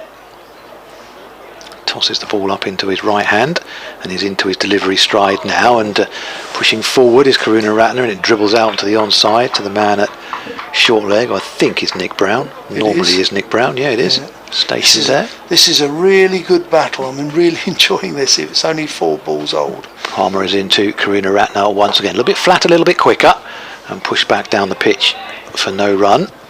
We saw Don Bess go through all his variations of pace, and Jonathan was talking about how Bess had been working on that varying pace and that sort of thing. Well, Harmer's got plenty of tricks in his bag as well, and he's in again. Wide at that one, draws Karunaratne further out of his crease, but he pushes out to the offside where there is no run again. End of the over. 22 without loss are Yorkshire. Yeah, no worries there. Karunaratne smothers the spin. He looks to come forward. He'll be watchful of the pace. He'll try and play the ball on its length, and that is the judging the length, the most important aspect from the batsman's perspective, judging the length from Simon Harmer. Should be gripping stuff, you know, for the purist are really going to enjoy that battle between Harmer and Kunaratne. So this time is the first time with a change of the fielding positions that we're going to see Cook coming in right arm round the wicket to Adam Lyth, who comes across, back and across in his setup, and this was played into the offside with an open face bat, and there is no run. Bit of guarding from Adam Lyth. Just a couple of overs too late. This tactic should have been implied or done a little earlier for me. Making Yorkshire play. Just allowed them to leave a few early doors. Cook in, bowls. Well bowled, plays down to backward point. Well bowled indeed, well played. With an open face, soft hands, allows it goes out to backward point, no run. Just slightly squared up there again, Lyth, but he does play like that, play slightly open when he comes across. It tends to slide off the face of the bat and sort of drop into that point gully region, always along the ground. What is so impressive is that he's able to play the ball late, so he can readjust. That's a good trait for an opening batsman. Lyth waiting, bat aloft. In he comes, bowls into. There's a shout for LB. He's been given. He gets across. He walks across. He just comes across. I'm interested. I have to say, Tim Robinson gives it to the affirmative. He does shuffle across his pads and across the crease, and he has to go. Yorkshire have lost their first wicket, 22 for 1. Sam Cook having now. Really, it's the first time he's bowled at Adam Lyth since he changed his field placing, courtesy of Tom Wesley, the captain, by bringing the extra man over to the leg side so the bowler doesn't feel naked. He can afford to bowl straight, knowing that he's got that extra support on the leg side. And to the affirmative, he gets an LB, which is what we highlighted as a plan. Well, he looked like a candidate, didn't he? Because he has that trigger movement of just shuffling across, and he was playing it into the leg side, so he might have thought, well, that's going down the leg side. Because he's got across there, it looked, I mean, we're not dead behind, but we're not too far of an angle, and it certainly looked like a candidate for LBW. And the umpire took his time, had a think, and then thought, well, he's got across there. Is he in front? Is it going down? No, I'm going to give that out. And if we're being honest, Lyth didn't look completely surprised to be given out either. 22 for 1. That's a good breakthrough for Essex, as you say, Don. Just changed their approach, changed the way they went about things, looking to make them play a bit straighter from Cook as well, and that's what's brought about the results. And that brings George Hill to the wicket for Yorkshire. George Hill, again, he's spent what was it, 154 overs in the field. He bowled. George Hill 20 overs, 2 maidens, 1 for 55. Listen, he's had a day and a half in the field, and he's now, or day and two sessions actually, to be brutally honest. How agile will his mind be? How agile will his body be? It's a right-hander, right and left-hand in combination. Cook bowling to Hill. He's in bowls outside off stump, left alone. Ball just comes back a little bit through to the keeper, Rossington. There is no run. Good carry through from Cook as well. I haven't seen the ball die as much as we did in the Yorkshire innings, or go past low. I mean, maybe it's because we're still relatively early in the Yorkshire innings, but again, it's good carry from Cook, and he's adjusted his sights really well to the right-hander there too. And they'll want to make Hill nervous. They'll want to keep him quiet, because they know Kunaratne will just go about his business for day after day after day after day. He's used to batting, fielding in the heat, batting in the heat. He's an opening batsman, and a quality opening batsman for Sri Lanka. Cook in, driven into the offside. Brown does the fielding on the drive, on the offside. He parries it. There's no chance of a caught catch there. 22 for 1. So Sam Cook, who You pretty looked at your consistently cup for then, Essex. Yeah, I couldn't remember if I'd finished my. I don't want another coffee, but I couldn't remember if I'd finished it or not. You looked disappointed when you No, it's not picked fine. it up. You looked No, it's into just- it and realised you finished it. Well, after the over after next, I'm going to nip off, and Jonathan's going to come back in and join you in because I've got a couple of bits still to do. 3 slips, waiting. Cook in, played off the back foot sensibly, no run there. Kushi is smart there at backward point. He skips round so he can throw it from his right hand side, and the general applause is for the wicket taking Sam Cook. He has the wicket, that of Adam Lyth. LBW Cook for 10, 22 for 1, and Essex have got a wicket now. Simon Harmer will bowl at Kunaratne. He'd probably like a go at the right-hander quite early here, I think, Simon Harmer, but because he knows what a good operator Karunaratne is, and he knows he'll have seen all the top spinners around the world, so he'll be a very good player of spin, especially coming from that part of the world as well, where he'll have seen all sorts. Obviously, Essex also have Matt Critchley to bowl his leggies, as Harmer is in and bowling to Karunaratne. He takes a couple of steps down the wicket and drives along the ground, a sprawling stop from Paul Walter, who sinks to his knees. No run, 22 with that one for 1. Long way down for Walter. Longer way back up. Goes down in stages, doesn't it? Harmer almost brushes past the umpire's shoulder as he comes close to the stumps, and Karunaratne thinks about playing for that. It did just straighten and goes through to Rossington, and there's no run. It's almost sort of a weaving approach from Harmer, where he starts quite close, goes back outside, then brushes past the umpire's shoulder. He comes so close to the stumps. In now, and Karunaratne from the crease plays up to mid-off again for no run. Off the back foot on that occasion.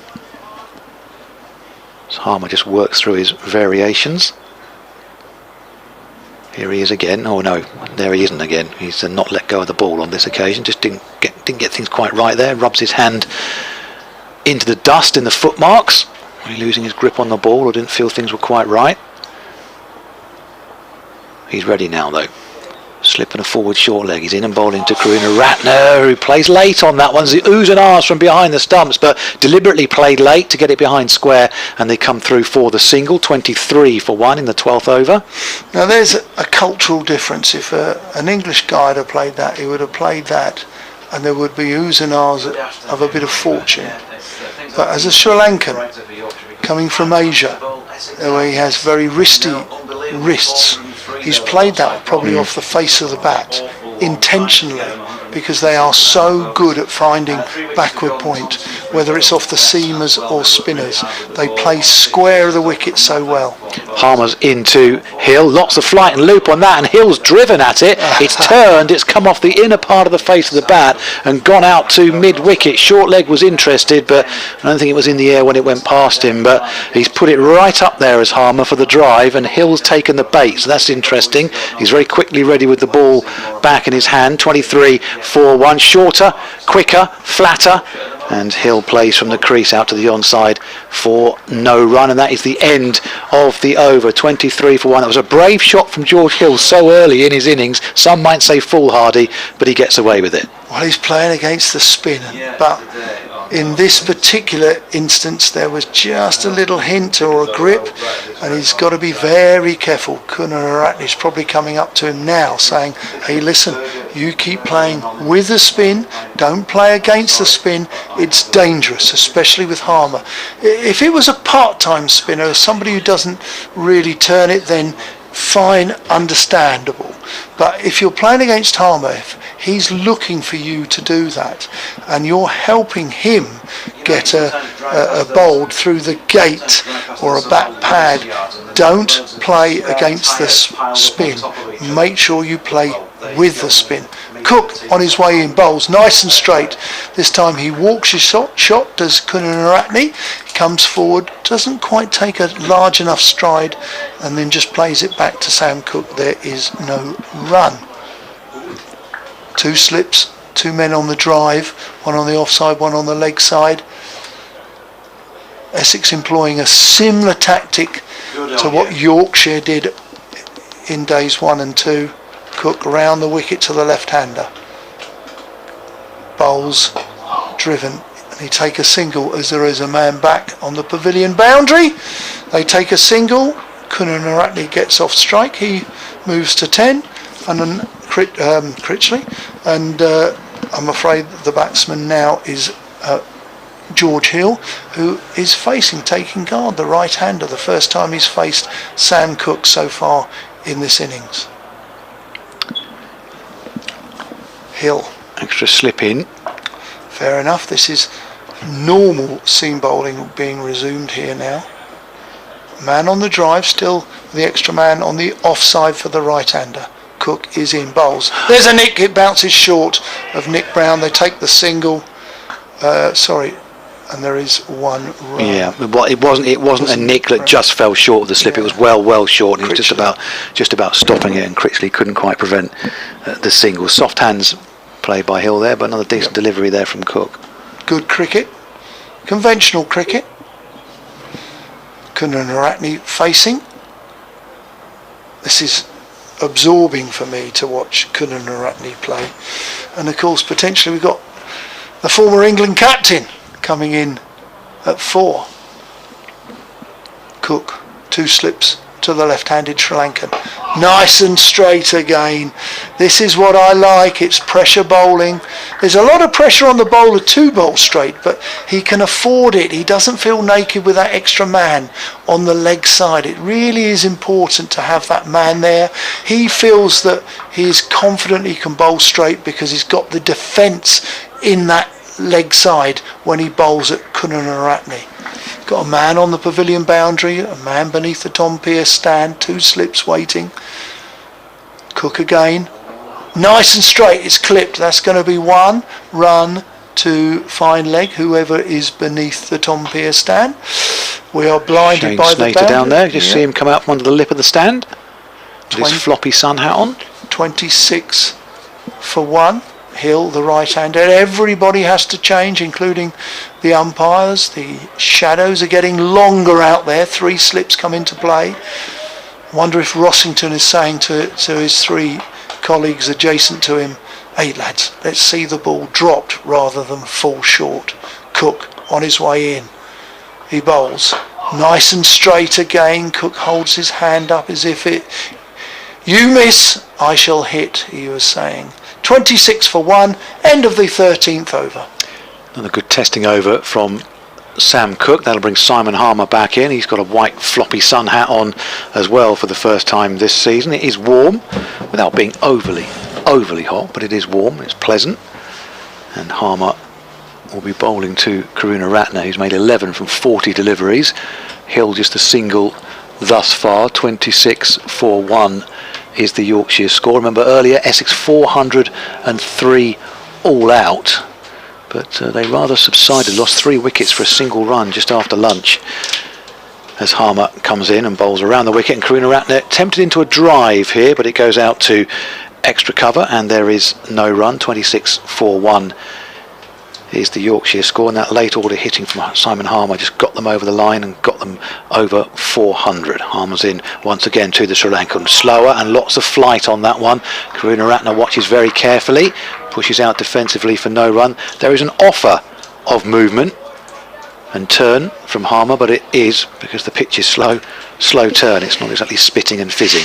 Harmer's in again to Karunaratne, who almost yorks himself but just traps the bat down on it.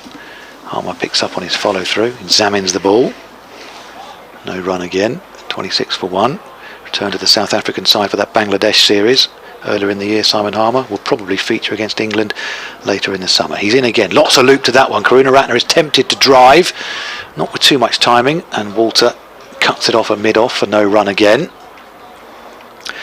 Just a sign of a little bit of intention from Karunaratne that he doesn't want to be dictated to. As Harmer is into him once again, slower, whipped away through mid-wicket. Good diving half stop from Feroz Kushi, and they're still going to come back for a couple of runs because Kushi, having made the initial stop, then had to go behind him and fetch it. He hadn't got any help out there, and they come through for 2 runs, 28 for 1. When Kunaratne plays against the spin, as we just saw then, it was he's very full. He's actually right underneath his eye line. Harmer's into him once again, and again, same shot from Karuna Ratner into mid-wicket, and there is no run. Just say there's been a rain delay at Old Trafford. Lancashire 127 without loss. They're off the field at the moment. That's the end of the over. 14 gone in this innings now. Don's going to be joined by Jonathan. What at Manchester? Raining? Never. As Glenn takes a well-deserved break. Rossington carries the helmet down to the other end. Alistair Cook has got the other helmet. That's probably the fielding helmet as opposed to the keeping helmet. Rossington puts his cap back on.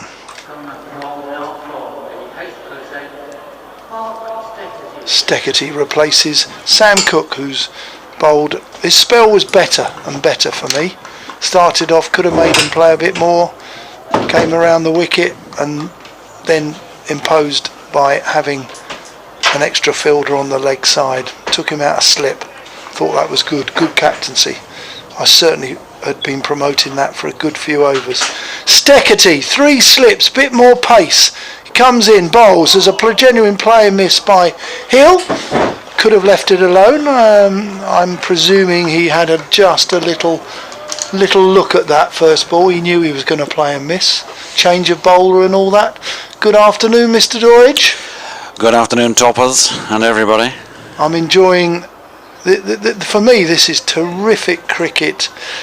Harmer versus Karunaratne. Loving watching it. Yeah, and him as well. I'm enjoying it immensely. That's easy for you to say. Good contest. Steckety comes in, pitched up, driven down to backward point. They take a quick single. Slater has a throw. It hits the stumps. Now, interestingly, they've taken 2. Are they? Yes, they will stick with the 2 because he's hit the stumps. So good bit of fielding there by Steckety, but Karunaratne called. He got home easily and then was very cricket aware by taking an extra run. Yeah, you'd hate to be short-tongued, wouldn't you, pronouncing Dimuth Karunaratne? Steckety to the right-handed Hill, bowls down the leg side. A little bit more pace than anybody else we've seen, but it's down the leg side, sadly. Dimut, by the way, not Dimuth. Dimuth, not sorry, Dimut. Yeah. Is it a silent H? Apparently, and a double T sound, which is mentioned in Lily's latest tweet, who's saying she hopes he gets a big score, which he hasn't since he's been at Yorkshire. Come on, Yorkshire. Really? She says. Really? What's his best score? 30 odd so far. Oh, really? How's he got out on the majority of occasions? Can you remember them? No, I'd have to go back through the scorecards. Oh, George Hill, that's a good shot. Good shot. Genuine half volley, I have to admit, but he's just push-driven it back past Steckety, and it's raced to the Hayes close end. That's a good-looking shot, but a half volley. He's got a couple of good deliveries from what I can remember, actually, out of the 4 dismissals. I'm just interested as an opposition bowler, how he's been dismissed. LB, chipping it. How's he got out? Bowled? Has he missed it? Steckety. This time it's driven for another good-looking shot there. Wasn't quite a half volley, but it was full enough to push drive from George Hill, and this time it doesn't go straight, it goes through extra cover. Right, now Steckety, the Australian, who's a Sheffield Shield, well, he's the highest wicket taker this year in the Sheffield Shield. He's seen this lad now hit 2 drives. Does he stay around that length, or does Hill expect a bumper? Will it be a double bluff? Here we go, Steckety's in. It's driven up to mid-off. There is no run. No ball, there is a run. 2 runs, in fact. Oh, is there? Front foot, no ball. Yeah, he runs down the slope a little bit and over, yeah, he's looking at it. Yes, so first innings at Northampton. Karunaratne caught McManus, bowled Berg. Yeah, good delivery, yeah, I've put down good delivery. 13, he got off 42 in that first innings. Second time around, Yorkshire didn't.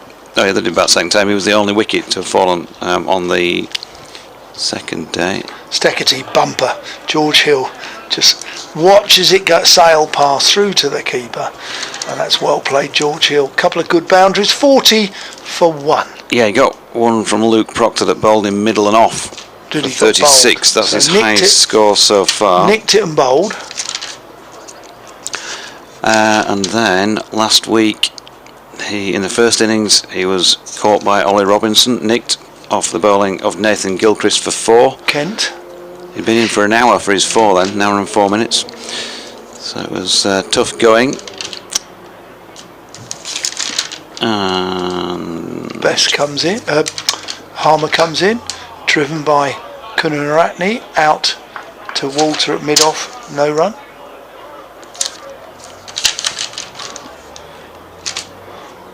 Oh, of course he didn't bat last week, did he? Because they walked out and then they walked off again. Harmer then to Kunaratne. Sorry, so he's batted just the 3 times. What happened last week? They walked on to bat second innings, needing 114 to win with 21 overs left, and they were taken off a bad light, never finished the game. Yeah. Last Sunday. Harmer again round the wicket. Kunaratne pushes into the onside. That ball looked to me as if it might just have held that last ball, Jonathan. This is a cracking individual contest, these two. Slightly open stance, Kunaratne gets a bit of room to work with. That's a superb shot. Yeah. Just waited and he timed that superbly, and there's quite a lot of fielders out there in the offside, but he got it straight through the middle of the lot, and that's 4 runs through extra cover. Well described. He did have to wait for that. Wait, and it was slightly wide, and he invested in it nicely.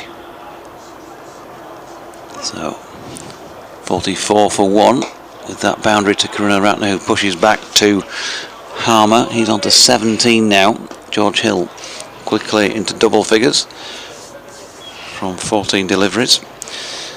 Harmer turns again, comes past umpire Bailey. It's full and driven to the onside of straight this time, where it's stopped by Westley at mid-on. End of the over then.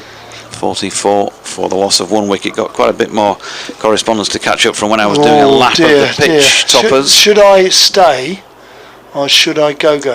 Well, Alan Swinburne was saying please come back to the commentary box, so make of that what you will. Read between lines, I think, there. Oh dear. Suddenly my popularity in Yorkshire. No, he does actually say you do talk good sense, and he is of the same era as you. 4 formats of the game. Come back, Jonathan. Oh dear. Andrew Bevan, or Bevan, I should say. So it might be Bevan. Apologies, Andrew, but I'll try and get pronunciation right by trying it several times. Steckety on his way in. Bowls, this has gone to backward point. Well fielded. He has a shy, but Kunaratne will be in. What a great piece of fielding there. Now, when we talk about finely tuned athletes, Shane Snater was then something that we couldn't have done back in the day. That was a tremendous bit of fielding at backward point where he saved a certain 2, 3 or 4. Andrew says, just heard your reply. This is directed at you, I think. Although several people are tagged in it. Yes, to a concertinaed 100. It's meant to be quick, and it works at that, in my opinion. I like the idea of first class starting late April. Not sure where the 50 over comp fits in, unless it can be played in 3 weeks, group games, semis and final. Steckety around the wicket to Kunaratne, who clips him off his leg. He's going to take 1. It could go in a gap. He's gone for the 2nd, and it's gone. It's well fielded, actually, I think, the applause, but he takes 2. 2 easy runs there, down to fine leg. Go on, read it. 40, I'm thick-skinned. 4020 Live, which is a magnificent rugby league magazine, a very, very, on rare occasions, do make a contribution, but it's great stuff to read. Get yourself a copy. I'm not on any commission for that, but Steckety in, played into the leg side. It's a nice straight delivery, no run. Great little tweet here, which is retweeted a Lee Centurion's tweet of a dog on the pitch while the team is training and calling for an Eddie Waring impression. You remember the famous scene with the dog on the pitch in a rugby league game? BBC Grandstand Saturday afternoon. Gosh, probably. Probably. Lining up in the defensive line with the team, and they couldn't get the dog off the field. Oh, and Eddie really? Waring was commentating. Oh, really? Yeah. As Steckety comes in, well bowled, played into the offside, nice and straight. Essex making Kunaratne play deliveries here.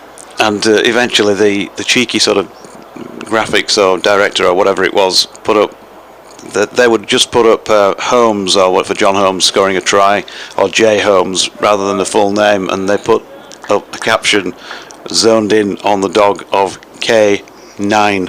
K9. Right. Lovely. Classic. Some people thought it was funny. It rubbed quite a lot of rugby league fans up the wrong way. Steckety in. Kunaratne plays up to, just closes the face slightly, nothing worryingly, but he plays up to mid-on. There is no run. In everything that I've said this afternoon, and you've had the opportunity to pause for thought where I've been on commentary. Look, everything that I've talked about or looked at or investigated at or proposed at, everything has one thing at the heart of it, and it's nothing to do with me. This is a decent bouncer. Kunaratne goes underneath. It's the end of the over, through to the keeper. 47 for 1 off 17. There is one thing, Jonathan, we've talked about not knowing how old you are. I'm 58, all right, and I have to say, and you come from cricket-related Yorkshire, okay? There used to be so many cricket clubs. I presume there are still many more up there than there are in Essex, Suffolk, Norfolk, where cricket clubs have been falling off the cliff. Participation numbers have been worrying. My only concern about all of this is I'm not the future, and with respect for me, nor are you. The future is the kids. We've got to get youth involved and engaged in the game. Harmer bowls into the offside. There is no run. So it's all to do with the youth. I want the youth enthused, excited, and they have to be engaged. And if we don't get the youth involved, it doesn't matter how many members you got, there won't be cricket in the future. Harmer to Hill, pushes into the offside, no run. And that's all I'm genuinely interested in. I am not the future, sadly, nor are the members. We are having days 7 and 8, by the way, to this game, so Toppers can finish off his point about all this. As Harmer comes in, and with an open face, Hill runs that down through third man. He's going to get one and back for a second. I might not get home tonight. I'm worried. I'm worried about going to Yorkshire for my summer holidays. Eh? I might get kidnapped. Where are you going in Yorkshire for your summer holidays? Not telling you. Not telling you. Here's Harmer, and that's pushed firmly forward this time by Kunaratne. There's no run. Has anyone seen that Topley? He was last passing Scunthorpe. Sonny Scunny. Here once again is Harmer. Good delivery, and he's got that through, but no, he's got an inside edge. Oh. Dear me, that looked like it had beaten Kunaratne and taken middle and off. Wow. And he played it so late, He did. that it was just almost impossible until you saw the ball disappearing off behind him into the distance to detect that he'd got an inside edge on it. So his bat saves him. 50 up for Yorkshire. Well described, because we haven't got a replay, we haven't got the live action. It was an inside edge that went for 4. Here he is again, and this time Kunaratne dropping out into the offside. Harmer can't believe it. That was the proverbial moral victory, but it cost him 4 runs. David Bates says at least we stuck at it. Harmer's always going to be the fly in the ointment, whether hitting sixes or taking wickets in abundance. Looking forward to a good start by the openers after tea. Well, there you go. We've lost one of them already. Andy says Toppers has a point on quality over quantity. Sadly, the game survives on TV money. And I think I might have read that one actually before I left the building beforehand. Don't worry, read it again. Let's just delete there. Delete, I think. Delete. And what else have we got? Tim Atkinson says, tell Don it's not what he's saying. The fact he keeps on saying it and saying it and saying it and saying it. 3 slips awaiting. and Steckerty's in, and they play bowls a nice delivery, which Hill comes forward and plays into the offside for no run. Sean in Roundhay says, why does that young pup Toppers call himself senior? Kid now's nout. Goodness me, don't start taking years off him as well. Please do. I feel old these days. 3 slips waiting for Steckerty, paciest bowler here on show.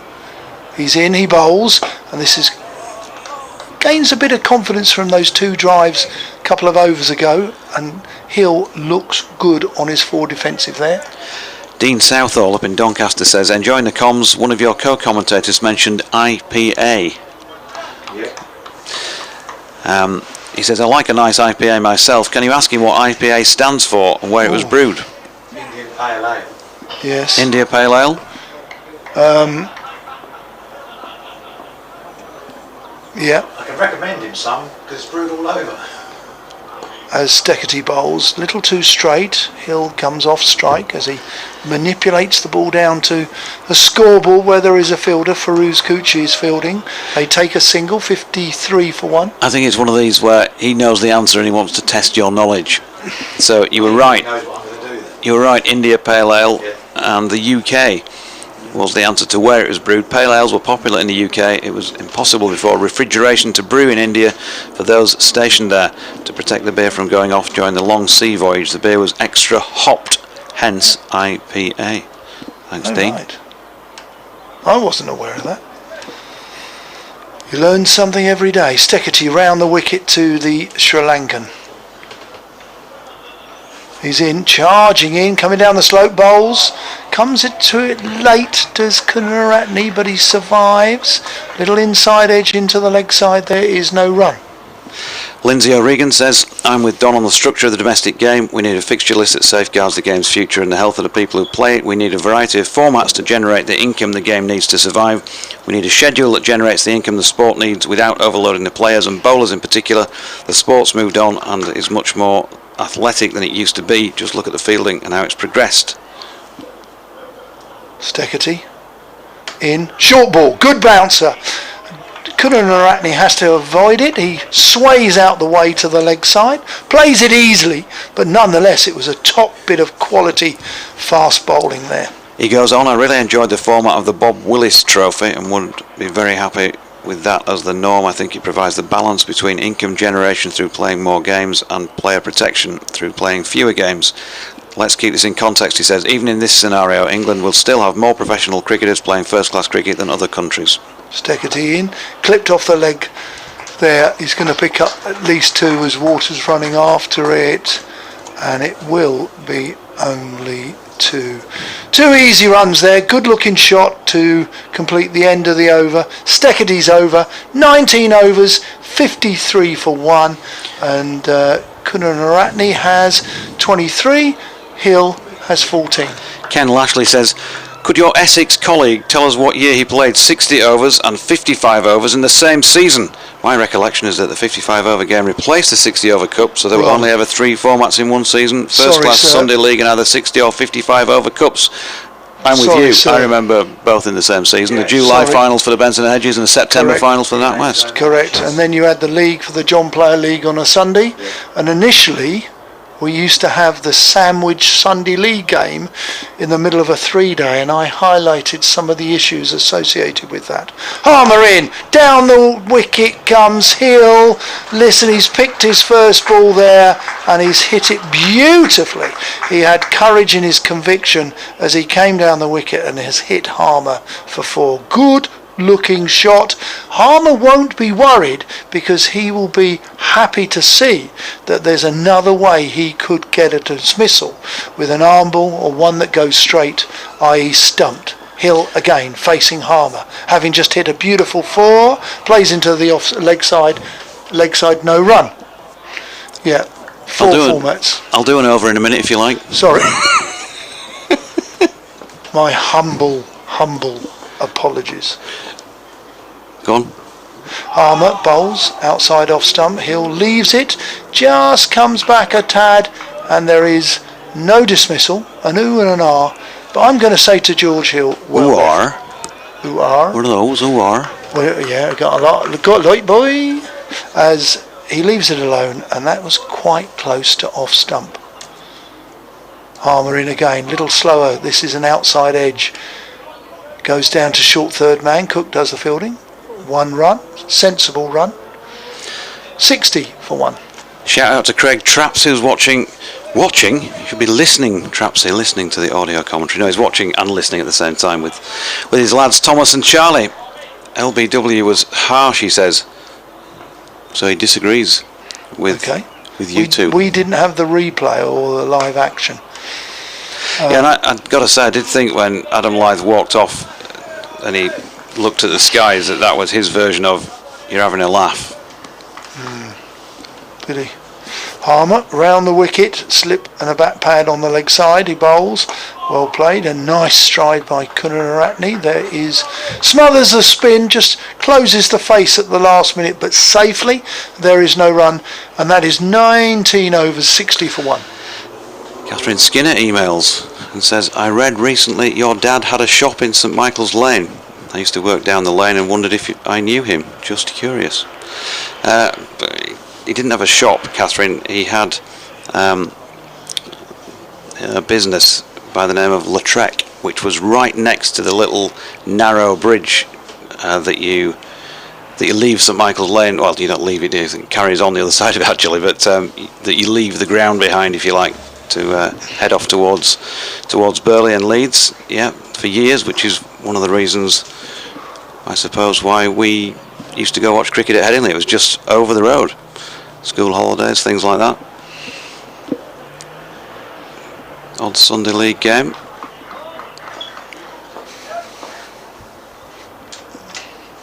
So we're going to see Steckety coming towards us then. Quickest bowler in the match, I would imagine, as Hill plays him comfortably, drops that into the leg side. There's no run. Seen quite a lot of Karunaratne up against Simon Harmer. George Hill, one of the features of his play is that he plays spin well, good user of feet. He plays the ball late. Still obviously learning the game, batted really well for that personal best 151 not out against Northampton, so it will be a real test, won't it, for him against this sort of quality player if he's out there for any length of time. Here's Steckety, and with an open face, Hill runs that down to point. Yeah, Snater round. It's like Johnny Depp, isn't it, fielding at point with his bandana on. He is, isn't he? The old Pirates of the Caribbean, definitely. The other thing about Hill is that he's had 150 odd overs in the field. Yep. You know, that is an education once again. Mind over matter. He's got to look at playing each bowler, each seamer differently. Steckety, Cook, and then obviously Snater. Very different bowlers. And here's Snater round the wicket to the left-handed Karunaratne, who's just pushing slightly away from his body, but there was a bit of width to the delivery as well, and there's not a massive cordon in place, so he was able to get away with a ball that was slightly aerial for a moment, and they've got back for 2.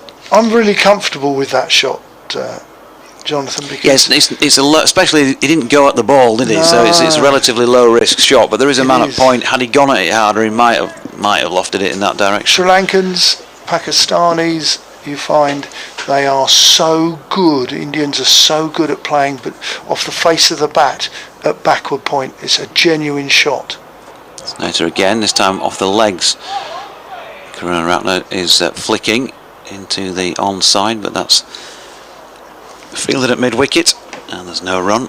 Generally speaking, the culture in our country is you play with the full face of the bat straighter, but in the subcontinent you're taught and you learn to play the ball so much later and squarer. It becomes part of their batting culture, and we see it in the IPL, the way they score boundaries through backward point off the face of the bat. Here we have Snater again up there to drive, and more of a push up to Sam Cook. At mid-off, no run.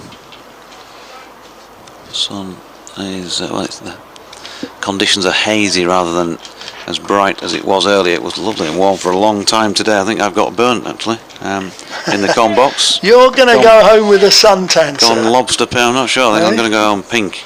I'm going the same colour as the t-shirt that you described earlier. Scunthorpe maroon.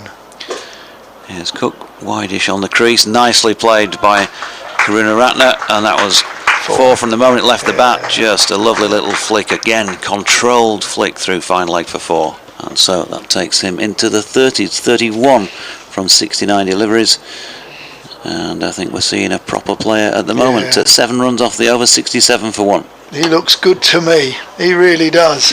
What did you say his top score was? In fact, I've got that somewhere because I did it 36, so he's close. This season, yeah. He's close. He's close. He's probably been motivated by the great Alistair Cook and then the up-and-coming Paul Walter. And he's saying, I want a bit of that. I'm going to make this Chelmsford crowd watch me. And that's, you know, that's a serious bit of motivation, that is. I want them to watch me. And he looks good enough. I've seen him score runs abroad. I've been on various England tours to Sri Lanka. And I know he's a decent little player. And we're seeing it this afternoon. And Joe Root's to come, and I'm sure he'll be excited to bat with Joe Root, having watched Joe Root score centuries in Sri Lanka. As Harmer bowls, this is clipped into the leg side. He comes and meets it, does Hill. Like in the last Harmer over, he's used the first ball to come down the wicket. Again, Harmer's bowled a bit straighter, so it's gone a little bit wider on the leg side as opposed to so straight, but good use of the feet. Noticeably, it's the first ball of each over so far. Couldn't say any more than that really. Good use of feet again. Harmer won't be worried. He'll know that that's an alternative way of getting dismissal because he could run past one. Harmer again bowls. Little quicker, little shorter, played into the offside safely, no run. Yeah, look, if he carries on bowling for any length of time and George Hill's out there, it's just going to be interesting just to watch how the young player deals with, you know, a real top pro. One of the best finger spinners in the world. Harmer gives it a bit of air, goes back to Harmer, threatens to throw, but he doesn't throw. Fields well off his own bowling. Huge buckets of hands he has to get round the ball, to give it a bit of pivot and spin the ball as Harmer bowls again, this time a bit quicker. Hill, equal to the task, plays forward with, smothers the spin of the ball back to the bowler. Walter has just come back a few yards at halfway to the boundary at long on, this time driven. Closes the face, plays with the spin safely back to the bowler, no run. It's not fair. He shouldn't be allowed to field it long on and long off, should he, Walter? It's like being able to have somebody standing halfway up the stand to take a catch for you. He is. What's all that about? He is. Harmer in again, slightly slower, played into the leg side. That's a good, well played, George Hill. Well bowled, Simon Harmer. Score 71 for 1. We've had 22 overs. Yeah, and just good to see, as you described, how he used his feet to get that ball away for 4, and then, you know, he didn't get carried away with it. He just played out the rest of the over. Got good temperament, George Hill, and I think he's going to be a nice player to watch for a long time to come from what we've seen of him so far. He's just exchanging pleasantries with his partner out there, and that'll do him world of good as well. He's batted with a few top pros now in the opportunities that he's had in the last couple of seasons, and he's getting a different angle on things here from Karuna Ratner. They parted company, went to opposite ends of the pitch, and then they've come back together again for a second chat. It looks as though we're going to have a change of bowling, and it looks as though it's going to be Shane Snater. The umpires have got together. They've got the ball. Harmer's gone to get the ball box because I think he wants an input into the ball. They're changing it now. I wonder what happened, whether it was the 2 hits from George Hill off Harmer did it cannon into the wall beneath us or hit a post or do something? I think we've got a pause in play here, Jonathan, for a change of ball, I think. Yep, it looks very much the case. Harmer's having a chat with Rob Bailey. Tim Robinson's doing the same with Alistair Cook. And George Hill is just having a drink, which has been brought on the field to him by James Wharton. James Wharton, right, okay. Yeah, drinks for the two players while there's a bit of a break for change of ball. Harmer's had his two penneth. I want that one with the nice big proud seam, please, boss. Good pro. Maybe a bit of shine on one side. They might just get a bit of drift for me as well. Harmer and Maharaj in South Africa have dominated the Test series against Bangladesh, where they opened the bowling together and won the game, didn't they? Two spinners in a Test match. That was at Harmer's home ground of Port Elizabeth, St George's Park.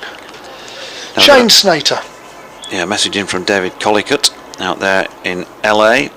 It says Yorkshire are going to need 350 plus in the first innings, in his opinion. You can have your say, by the way, on at Toppers Senior, at BBC Essex Sport, at Jonathan Doidge if you're tweeting. As in comes Snater, and that's a roundabout leg stump and pushed to mid-on by Karuna Ratner, no run. Email addresses are bbcessexcricket@gmail.com and bbcwestyorkshiresport@gmail.com. What else have we got coming in from you? Dominic McMullen.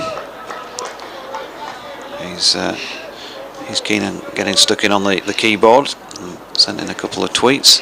Come to those in a moment because Snater coming in round the wicket past Robinson. Edged and dropped. Well, two can play at that game then, as Simon Harmer has palmed one over the bar at second slip. Thickish outside edge. It was going quickly. Another one that wasn't an easy chance in this game and has been grassed, so it isn't just Yorkshire who put them on the floor.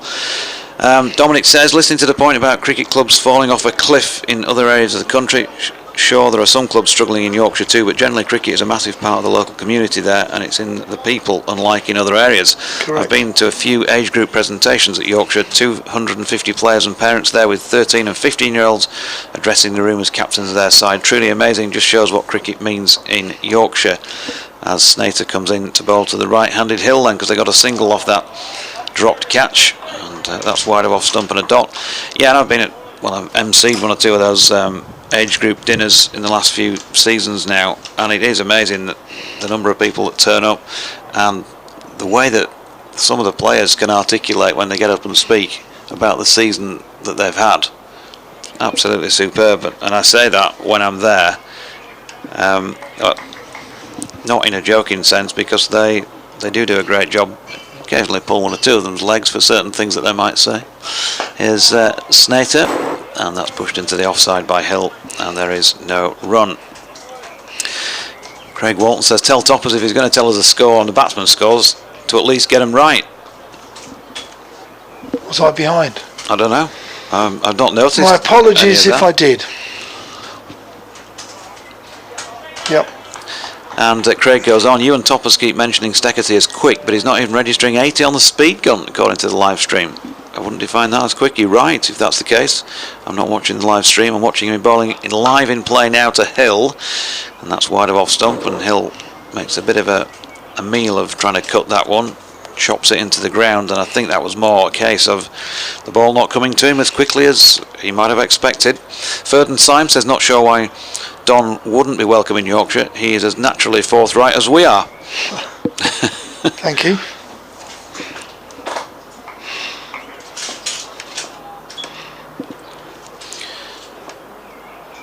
Give you some scores from elsewhere in a moment, then I've got to nip off and do a 5:20 for BBC Tees. Meanwhile, end of the over as Hill pats one back to Snater at Canterbury.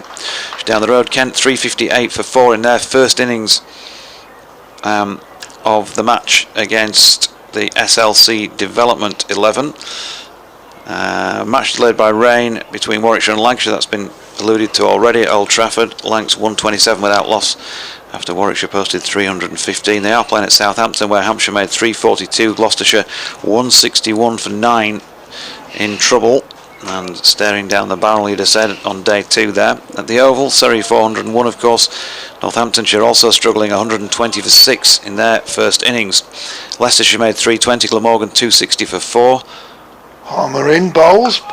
This nearly gets through, but gets a bat on it at the last minute. Does Kunaratne. There is no run. And finally, Sussex 392 and Middlesex 214 for 6, also getting into murky waters at Hove. Harmer around the wicket to the left-hander. This time he comes and lunges with a big front foot. There is no run. Good defence. We've got a tweet from Lily Ayumi, do you call it? As this time it's forced off the back foot. They look for a quick single, but they can't get it. No run. She says, enjoying the commentary because we're keeping her company on her journey to home from Suffolk to Yorkshire. Harmer in, little slower, gave it a bit of air. This time Kunaratne comes forward, plays with the full face of the bat into the safe leg side against the spin. It was safe. No run. I think she must be swimming back home. It's taken a while, that. She's enjoying the commentary, so she's taking her time. But this time a little quicker, played off the back foot into the offside. No run. And missed the score at Worcester because it wasn't in sequence with the rest of them on the website I've got here. But Durham 580 for 6 declared, of course. We know all the Ben Stokes story. Worcestershire 138 for 4. Quicker ball, cut, waited for it, cut it straight back to backward point. That's the end of the over. No runs off that last delivery. Yorkshire, in reply to Essex's 403 all out, Yorkshire are doing nicely on 72 for 1. I'm sure our great pal Bradders would disagree, but it's one of those games, isn't it? Ben Stokes returns to county cricket, Division 2. You know, half a mind as a Worcester coach to sort of shake hands, you know, and say to Durham, listen boys, you just have the points, we'll give the bowlers a rest for another week and we'll approach another game that we might have a chance of winning. Gosh. Save ourselves the effort. Yeah. That's not the way to play sport, is it, Toppers? Not the way at all. Just remember, they'll have a day off on Monday, a day training Tuesday, Wednesday they'll be travelling, Thursday they start all over again. Snater to Hill pushed into the offside, and there is no run. With whoever's fit to bowl. Yeah, demanding. We're very lucky, professional cricketers, to have such a career. They really are, and they know that. They know that. As we all were all those years ago. Here comes Shane Snater again then. A straight delivery. Hill solidly behind it, into the leg side he pushes, and Walter, who'll be feeling absolutely fine and dandy, won't he, today? This last couple of hours out there in the field, it'll pass in a flash. He'll be going back through some of those delightful strokes he played. First ever first class 100. On a sun-baked day at Chelmsford, don't forget that. Hey? Yep, the man facing now ticked that box just a couple of weeks ago himself and made it to 151. Shot. And he's punching into the offside this time, but it's straight to cover and there's no run. Just going to leave it with you for a moment or two, if you can just cut my microphone. Hill facing Snater, who's got a bandana on, 3 slips are waiting. Or is it 2 slips in the gully? I'll look where Critchley ends up. Harmer's dropped one, a sharp chance, diving. Kunaratne off Steckety. It would have been a tremendous catch. Snater in, this time a ball that bounces. I have to say it's played nicely with high hands into the offside. There is no run. Practice is leaving it as well. Snater, who has enjoyed some very fine performances with, well, a little bit with the bat, but in particular the ball, and has kept Jamie Porter out of the side just for the moment. From the Hayes close end, here he comes. His second spell of this innings, bowls nice and straight. This time Hill goes back and across, plays with a full straight bat, plays it back to the bowler, no run. Cook and Harmer and Rossington are having a word with Fine Leg. They're sort of, I think, encouraging him to move squarer quietly, possibly come in a bit.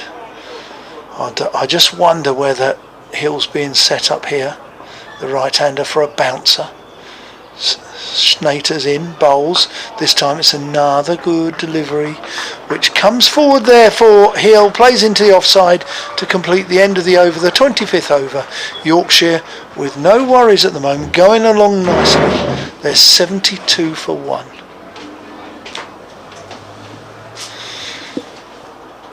Cloud, bit of cloud cover now. We've had sun for most of the day.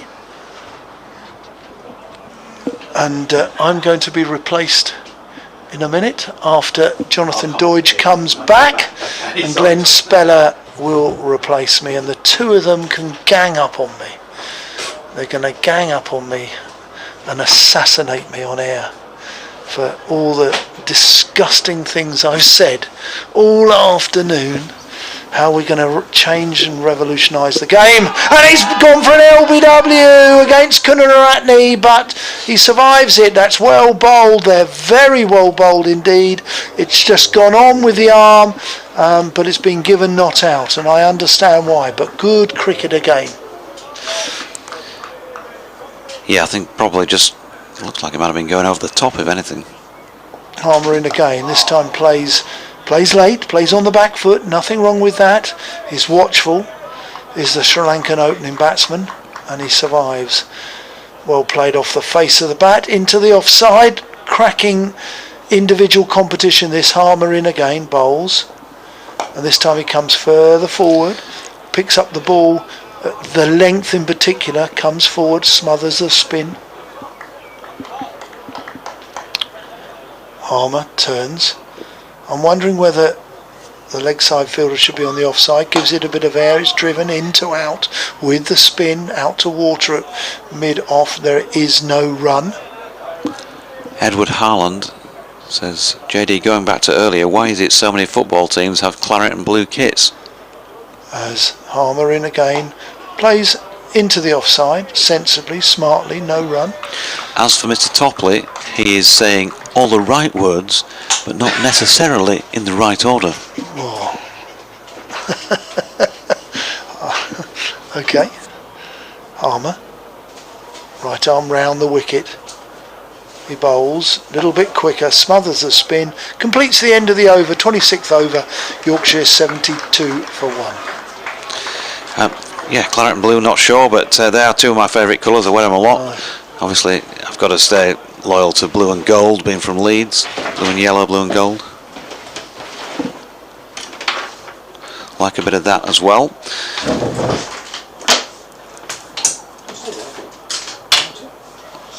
And so, we have Yorkshire 72 for the loss of 1. George Hill 24 off 43. Dimut Karunaratne 32 off 83.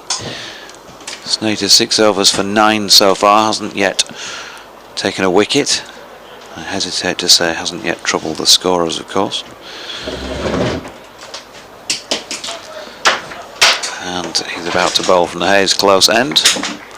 Having a change in the commentary box. I think the lads are actually taking the desk out and replacing it.